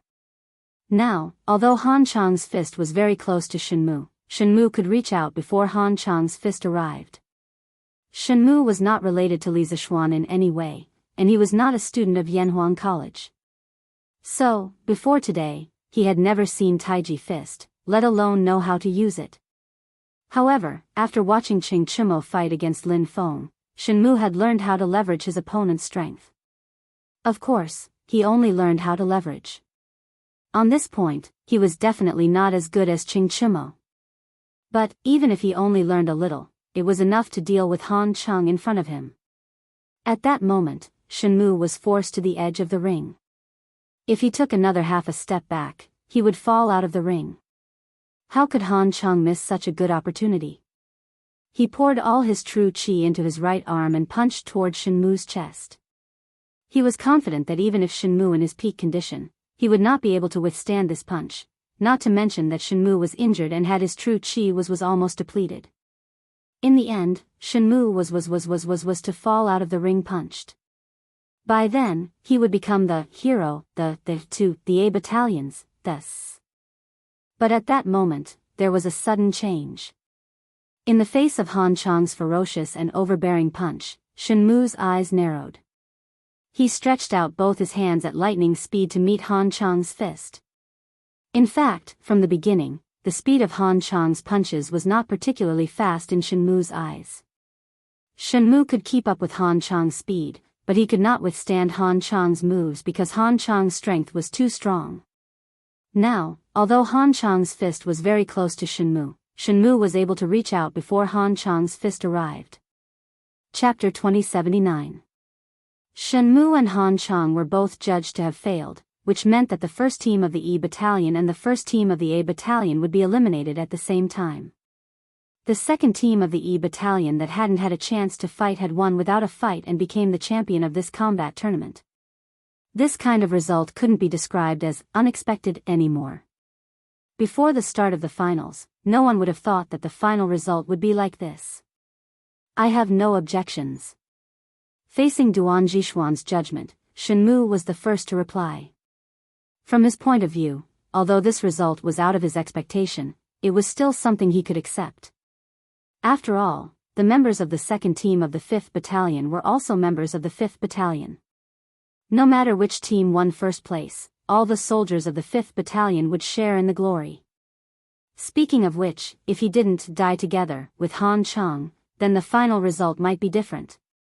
Because after they were eliminated, Team 1 would become the new champion of the arena. At that time, even if all the members of Team 1 were injured, Team 2 would have no chance of winning. If that was the case, the champion of the competition would be Team 1 of Team 1. Therefore, Shenmu naturally had no objections to Duan Jishuan's judgment. But Han Chang had an objection. He clearly remembered that he landed on the ground one step later than Shenmu. He didn't think too much about it and subconsciously thought that Shenmu would fly out of the arena before him. Just as he was about to refute, someone spoke first. We have no objections. It was Di Zhangsun. He saw that Han Chang was slightly unconvinced and even wanted to refute.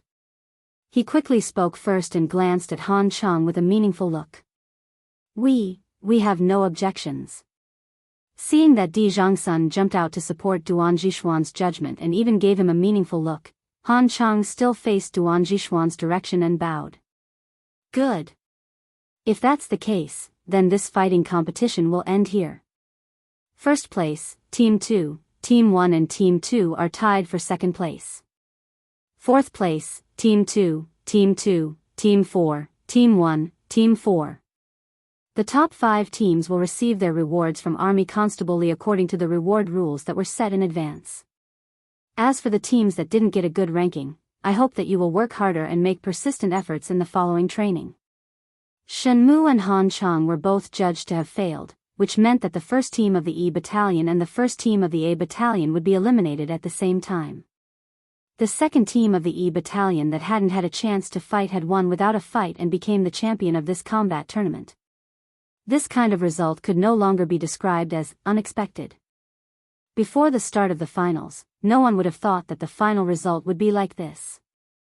I have no objections. Faced with Duan Jishuan's judgment, Shenmu was the first to reply with cupped fists. From his point of view, although this result was out of his expectation, it was still something he could accept. After all, the members of the second team of the 5th Battalion were also members of the 5th Battalion. No matter which team won first place, all the soldiers of the 5th Battalion would share in the glory. Speaking of which, if he hadn't perished together with Han Chang, the final outcome might have been different. Because after they were eliminated, the first team of the A Battalion would become the new champion of the arena. At that time, even if the members of the first team of the A Battalion were all injured, the second team of the V Battalion would have no chance of winning. In that case, the champion of the competition would be the first team of the A Battalion. Therefore, Shenmu naturally didn't have any objections to Duan Jishuan's judgment. But Han Chang had an objection. He clearly remembered that he had landed on the ground one step later than Shenmu. He didn't think too much about it and subconsciously thought that Shenmu would definitely fly out of the arena before him. Just as he was about to refute, someone else spoke first. We have no objections. Chapter 2080. Boss Jai, I was the one who landed later. Why did we get eliminated together with the first team of the Wu Battalion? Almost all the top 5 teams in the fighting competition were celebrating, except for the first team of the A Battalion. They entered the competition with the mentality of fighting for the first place. But in the end, they only got second place. Facing this result, they naturally didn't have the mood to celebrate. The few of them came to the side of the drill ground. Han Chang finally had the chance to ask the question in his heart. Di Zhangsun turned his head and looked at Han Chang. Then he said unhappily, why haven't you improved? No matter if it's on or off the ring, after so many years, you haven't improved at all. Hearing this, Han Chang couldn't help but be confused. He asked doubtfully, Boss Jai, what do you mean by this? Di Zhangsun looked away and replied indifferently, What can it mean? In the ring, Shenmu's strength was obviously not as good as yours. But you were too anxious to succeed, causing you to lose control at the crucial moment. After you landed on the ring, you didn't even know who was the first to leave the ring. Who told you that the one who landed later must be the one who flew out later? You're a bystander, but I saw it clearly. Not only did Shenmue not fly out of the ring before you, he even flew out later than you. If we really want to look deeper, the winner of the last match will be the first team of the E Battalion. The only team that will be eliminated will be us. What? Shenmue flew out of the ring later than me? How is that possible? Hearing this, Han Chang widened his eyes. His face was full of disbelief. At this time, Tian Wu said, "Hey! Han Chang, you don't even trust old Jai's judgment. Who else can you trust? Since old Jai said so, then Shenmue must have flown out of the ring later than you." "Boss Jai, I was the one who landed later. Why did we get eliminated together with the first team of the E Battalion?" Almost all the top 5 teams in the fighting competition were celebrating, except for the first team of the A Battalion. Because they entered the competition with the mentality of fighting for the first place. But in the end, they only got second place. Facing this result, they naturally didn't have the mood to celebrate. The few of them came to the side of the drill ground. This time, Han Chang finally had the chance to ask the question in his heart. Di Zhangsun turned his head and glanced at Han Chang, then said angrily, "Why haven't you grown up yet? No matter if it's on or off the stage, he hasn't improved at all after so many years." When Han Chang heard that, he could not help but be confused. He asked doubtfully, "Boss Jai, what do you mean by this?" Di Zhangsun shifted his gaze elsewhere and replied indifferently, "Humph. What meaning could there be?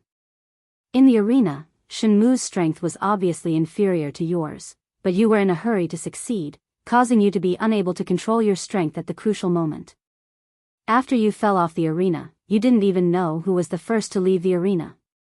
Who told you that those who landed later would definitely fly out of the ring later? You're a bystander, but I saw it clearly from the side. Not only did Shenmue not fly out of the stage before you, he even flew out a moment later than you. If we really want to get to the bottom of this, the winner of the last match will be the first team of the Wu Battalion, and only our team will be eliminated." "What? Shenmue flew out of the arena a moment later than me? How is that possible?" Hearing this, Han Chang widened his eyes, his face full of disbelief. At this time, Tian Wu opened his mouth and said, "Hey! Han Chang, you don't even trust old Jai's judgment. Who else can you trust? Since old Jai said so, then Shenmue must have flown out of the arena a moment later than you." Chapter 2081. Suddenly hearing that Li Er wanted to cancel the military competition 2 days later, Qiu Xingong was stunned. He stood there in a daze. It was said that the military competition 2 days later was what he relied on the most to topple Li Zishuan. But now, Li Er wanted to cancel the military competition. This was asking for Qiu Xingong's old life. Qiu Xingong stood there in a daze for a while, not knowing how to respond to Li Er's words. Seeing that Qiu Xingong didn't reply for a long time, Li Er couldn't help but frown as a trace of dissatisfaction flashed across his eyes. Actually, canceling the competition between the 2nd Battalion and the 5th Battalion 2 days later was a chance for Qiu Xingong to redeem himself. If Qiu Xingong still didn't take the overall situation into consideration and didn't know how to appreciate his kindness, then he would be too disappointed. "Your Majesty is wise, this old subject will follow your orders." Noticing the displeasure in Li Er's eyes, Qiu Xingong instantly recalled the warning Li Er gave him in the morning. He instantly shivered and hurriedly cupped his fist and replied. Even though he was extremely unwilling, Qiu Xingong had no choice but to agree with Li Er's suggestion. The punishment Li Er gave to the 2nd Battalion in today's military competition was already a warning to him. At this time, if he still disobeyed Li Er, his good days would be coming to an end. Qiu Xingong, who had been in the imperial court for many years, still had this bit of political awareness. Li Er nodded his head in satisfaction. Just as he was about to speak, Li Zishuan's voice of objection sounded from the side. "Your Majesty, this subject thinks that this is inappropriate." Li Zishuan cupped his fist and said to Li Er. Li Er raised his eyebrows and said unhappily, "What? What else do you have in mind?" Suddenly hearing that Li Er wanted to cancel the military competition 2 days later, Qiu Xingong was stunned. He stood there in a daze. It was said that the military competition 2 days later was what he relied on the most to topple Li Zishuan. But now, Li Er wanted to cancel the military competition. This was asking for Qiu Xinggong's old life. Qiu Xinggong stood there in a daze for a while, not knowing how to respond to Li Er's words. Seeing that Qiu Xinggong didn't reply for a long time, Li Er couldn't help but frown, and a trace of dissatisfaction flashed across his eyes. Actually, canceling the competition between the 2nd Battalion and the 5th Battalion 2 days later was a chance for Qiu Xinggong to redeem himself. If Qiu Xinggong still didn't take the overall situation into consideration and didn't know how to appreciate his kindness, then he would be too disappointed. "Your Majesty is wise, this old subject will follow your orders." Noticing the displeasure in Li Er's eyes, Qiu Xinggong instantly recalled the warning Li Er gave him in the morning. He instantly shivered and hurriedly cupped his fist and replied. No matter how unwilling he was, Qiu Xinggong had no choice but to agree with Li Er's suggestion. The punishment Li Er gave to the 2nd Battalion in the military competition today was already a warning to him. At this time, if he still disobeyed Li Er, his good days would be coming to an end. Qiu Xinggong, who had been in the imperial court for many years, still had this bit of political awareness. Li Er nodded his head in satisfaction. Just as he was about to speak, Li Zishuan's voice of objection sounded from the side. "Your Majesty, this subject thinks that this is inappropriate." Li Zishuan cupped his fist and said to Li Er. Li Er raised his eyebrows and said unhappily, "What?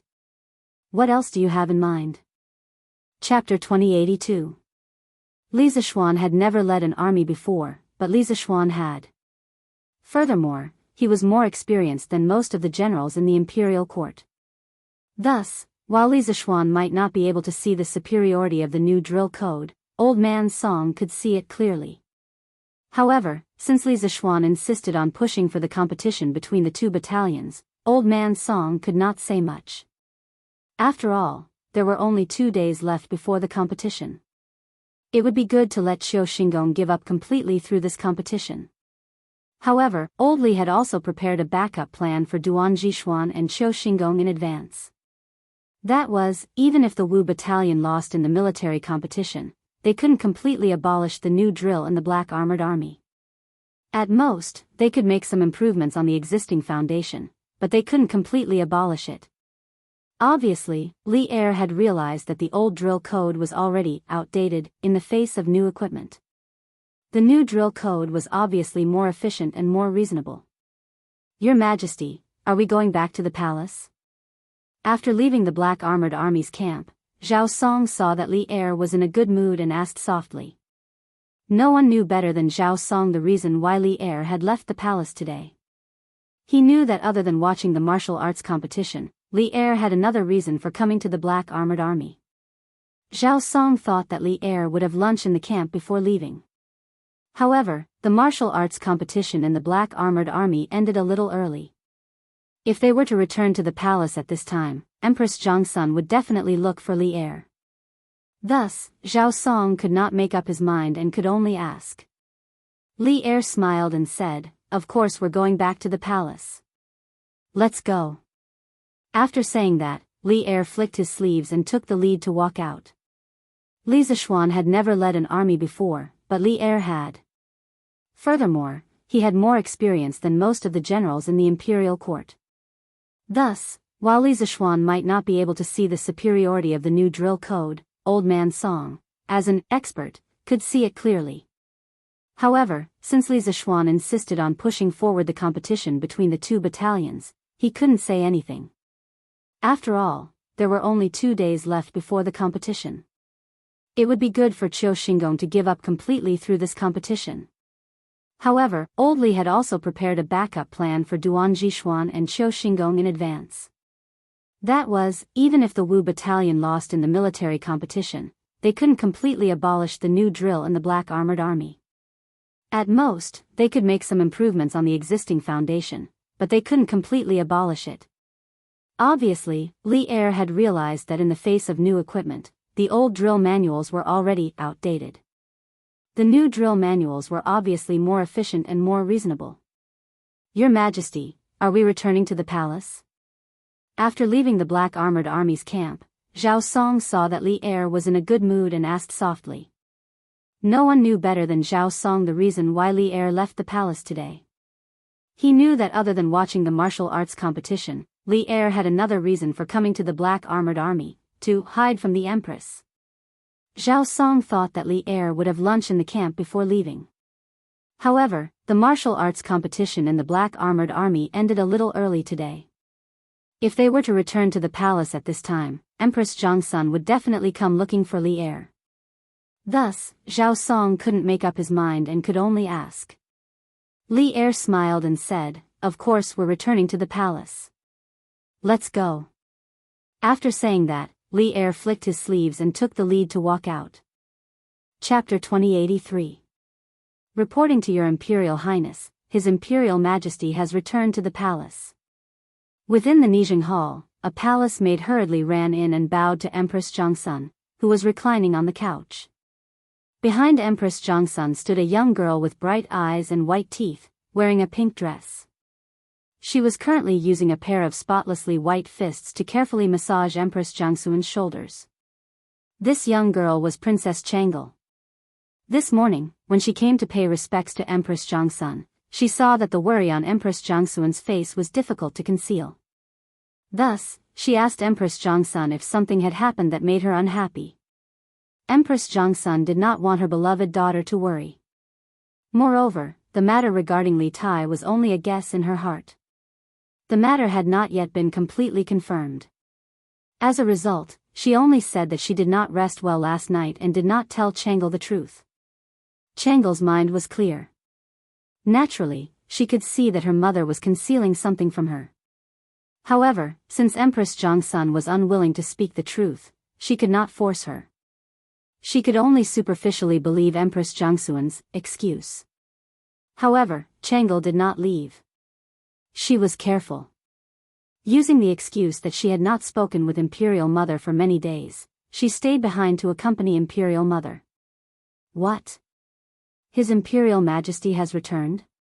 Empress Zhongsun, who was quietly reclining on the couch, immediately sat up in shock. She stood up, looked at the palace maid, and hurriedly asked, "Where is His Imperial Majesty now?" Seeing that Empress Zhongsun had such an intense reaction upon hearing that Li Tai had returned to the palace, Changle could not help but feel curious. Her eyes suspiciously looked at Empress Zhongsun's back, a pensive expression on her face. Hearing the anxiety in Empress Zhongsun's voice, the palace maid promptly replied, "Reporting to Your Imperial Highness, His Imperial Majesty has just entered the Gate of Heaven Influence. It seems that he is going to the Hall of Sweet Nectar." This servant saw that His Imperial Majesty had returned to the palace and hurried back to report.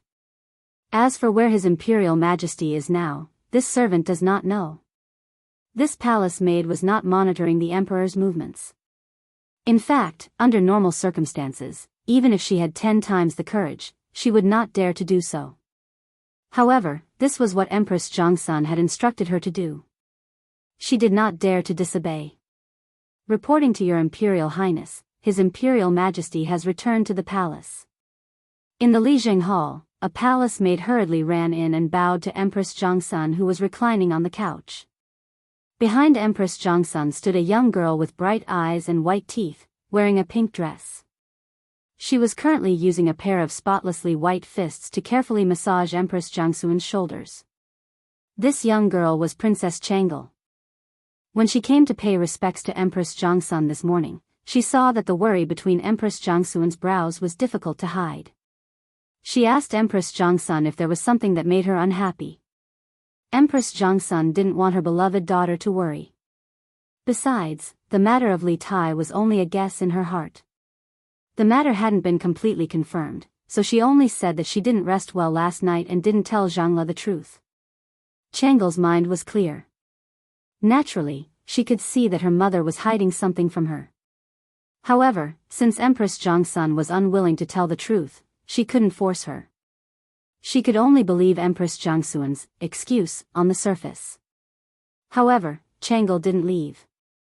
She was careful. She made an excuse that, I haven't talked to my mother for many days.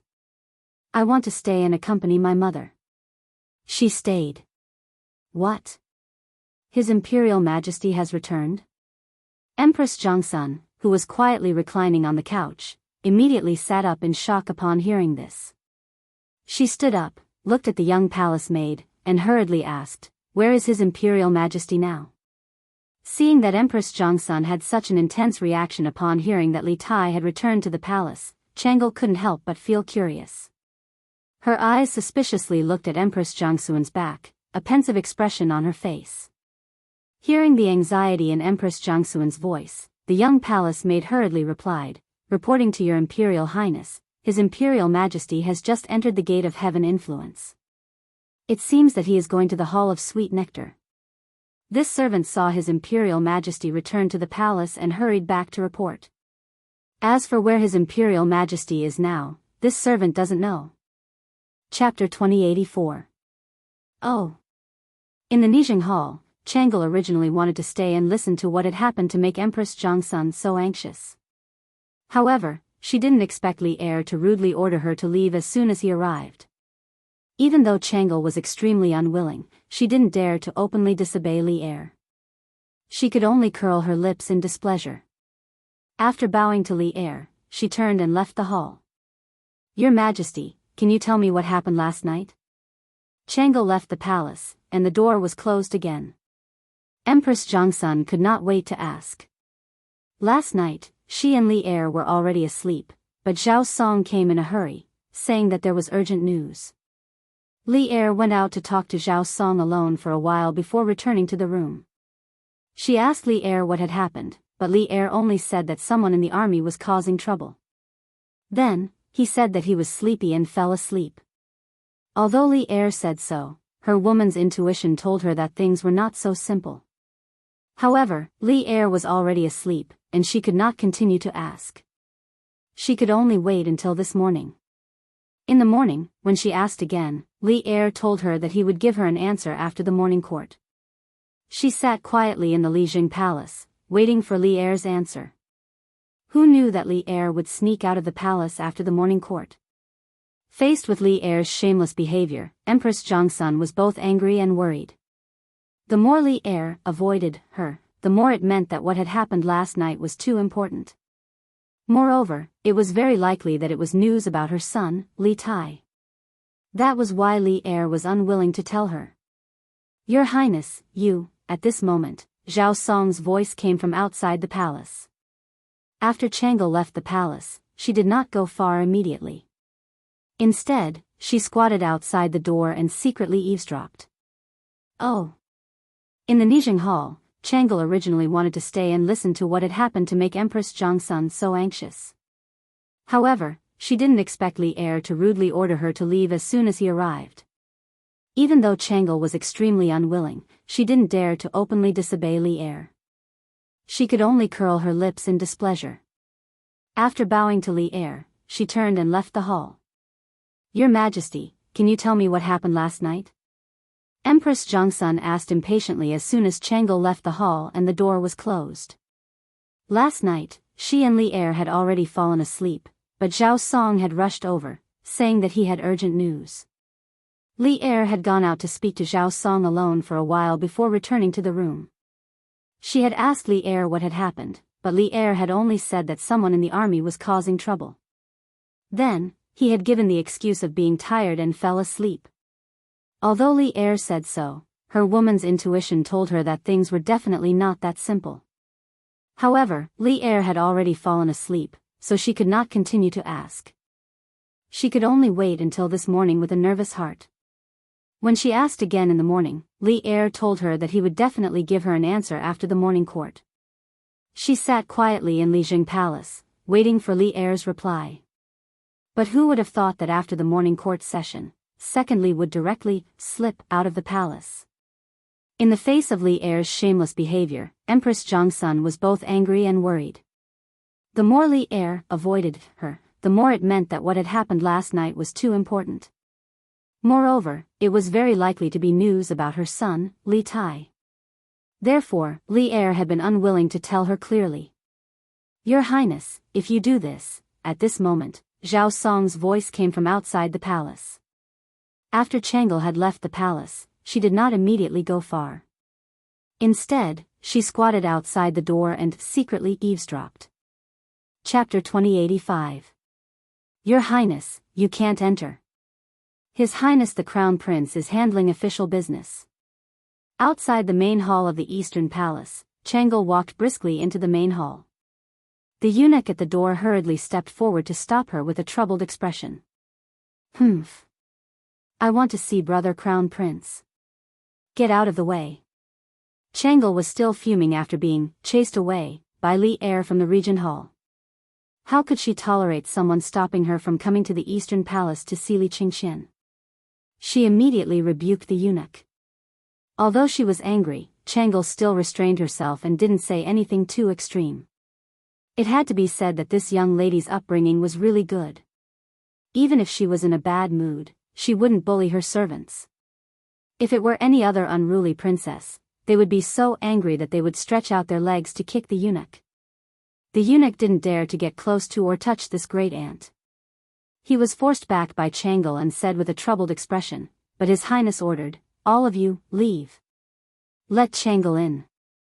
At this moment, Li Qingxian's voice came from inside the hall. The eunuch felt as if he had heard a heavenly voice and was pardoned. He hurriedly bowed in the direction of the hall, then turned to Chang'e and said respectfully, Your Highness, please. Humph. Chang'e raised her chin and snorted discontentedly at the little attendant. Then, she lifted her skirt and quickly ran into the hall. Inside the room, Li Qingxian was sitting in front of a desk and writing something with a brush. In front of him was a large stack of small booklets.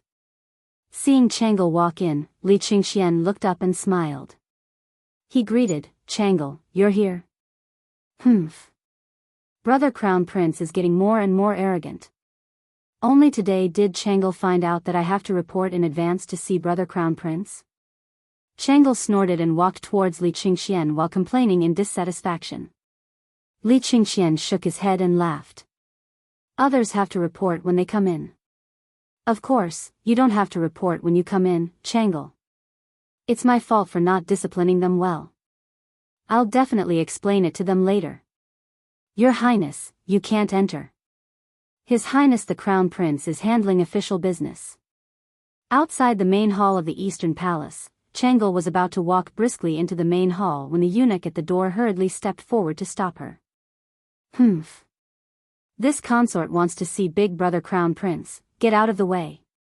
Having just been chased away by Li Er from the Nijing Palace, Chang'e was still fuming. Now that she had come to the Eastern Palace to see Li Qingxian, how could she endure it? He immediately scolded the eunuch angrily. However, even though she was angry, Chang'e still restrained herself and didn't say anything extreme. It had to be said that this little girl's upbringing was really good. Even if she was in a bad mood, she wouldn't bully her servants. If it was any other unruly princess, she would have been so angry that she would have stretched out her leg to kick him. The chamberlain didn't dare to get close to or touch the lady in front of him. He was forced to retreat by Chang'e. With a troubled expression, he said, but His Highness ordered, all of you, back down. Let Chang'e in. At this moment, Li Qingxian's voice came from inside the hall. When the eunuch heard this, it was as if he had heard heavenly music and was pardoned. He hurriedly bowed in the direction of the hall, then turned to Chang'e and said respectfully, Your Highness, please. Humph. Chang'e raised her chin and snorted discontentedly at the little attendant. Then, she lifted her skirt and quickly ran into the hall. Inside the room, Li Qingxian was sitting in front of a desk and writing something with a brush. In front of him was a large stack of booklets. Seeing Chang'e walk in, Li Qingxian raised his head and smiled. He greeted, Chang'e, you're here? Chapter 2086. Brother Crown Prince. What's wrong? Did you think of something? In front of the desk, Li Qingxian's complexion suddenly changed. Just a moment ago, the sky was clear and boundless, but now it was covered with dark clouds. Chang Lu was shocked by Li Qingxian's sudden change, and couldn't help asking. After a few moments of silence, Li Qingxian sternly said, during the morning court session, Minister of War Li Jing reported to Imperial Father that the soldiers who recently arrived in Cheng and should have been soldiers from Bing Province, but Taiyuan City has been sealed for the last few days, and no one has been able to enter or leave. Thus, the soldiers from Bing Province might not be able to reach Cheng, and in the next few days. Taiyuan City is sealed. Why would Taiyuan be sealed? Changle asked curiously when he heard that. Taiyuan was the place where the Li clan had raised its army. After Li Yuan seized the world, he had established Cheng and as his capital, but Taiyuan was still the most prosperous city in the north of the Great Tang. When Li Qingxian said that Taiyuan had been sealed, Changle's first reaction was naturally curiosity and confusion. Li Qingxian turned to his sister and reminded her. The hundreds of officials in the morning court were all shocked by this news, but Imperial Father told them that a large number of Turkic spies were discovered in Taiyuan City several days ago and that he had already dispatched 100 cavalry to Taiyuan to capture them. Thus, Taiyuan City has been under martial law for the last few days. Once the storm has calmed down, the soldiers of Taiyuan City will naturally come to Chang'an. But Changle, don't forget that Qin Ke and the teachers and students of Yanhuang College went north to build a telegraph relay station. Based on their normal speed, they should be in Taiyuan right now. There are Turkic spies in Taiyuan City. Brother Qin Ke is also in Taiyuan. Brother Crown Prince, are you saying that something might have happened to Brother Qin Ke? Changle was not stupid. On the contrary, she was extremely quick-witted, and she quickly understood what Li Qingxian was saying and covered her mouth in shock. Li Qingxian put down his brush and solemnly stood up, his hands held behind his back. I actually hope that my guess is wrong. Qin Ke is not only shouldering the hopes of the teachers and students of the academy, he is also shouldering the heavy responsibility of ensuring the communications of the Great Tang's northern expedition. Nothing can happen to him. Brother Crown Prince. What's wrong? Did you think of something? In front of the desk, Li Qingxian's complexion suddenly changed. Just a moment ago, the sky was clear and boundless, but now it was covered with dark clouds. Chang Lu was shocked by Li Qingxian's sudden change, and couldn't help but ask. Li Qingxian was silent for a moment and then said in a deep voice, during the morning court, Li Jing, the Minister of War, reported a piece of news to Father.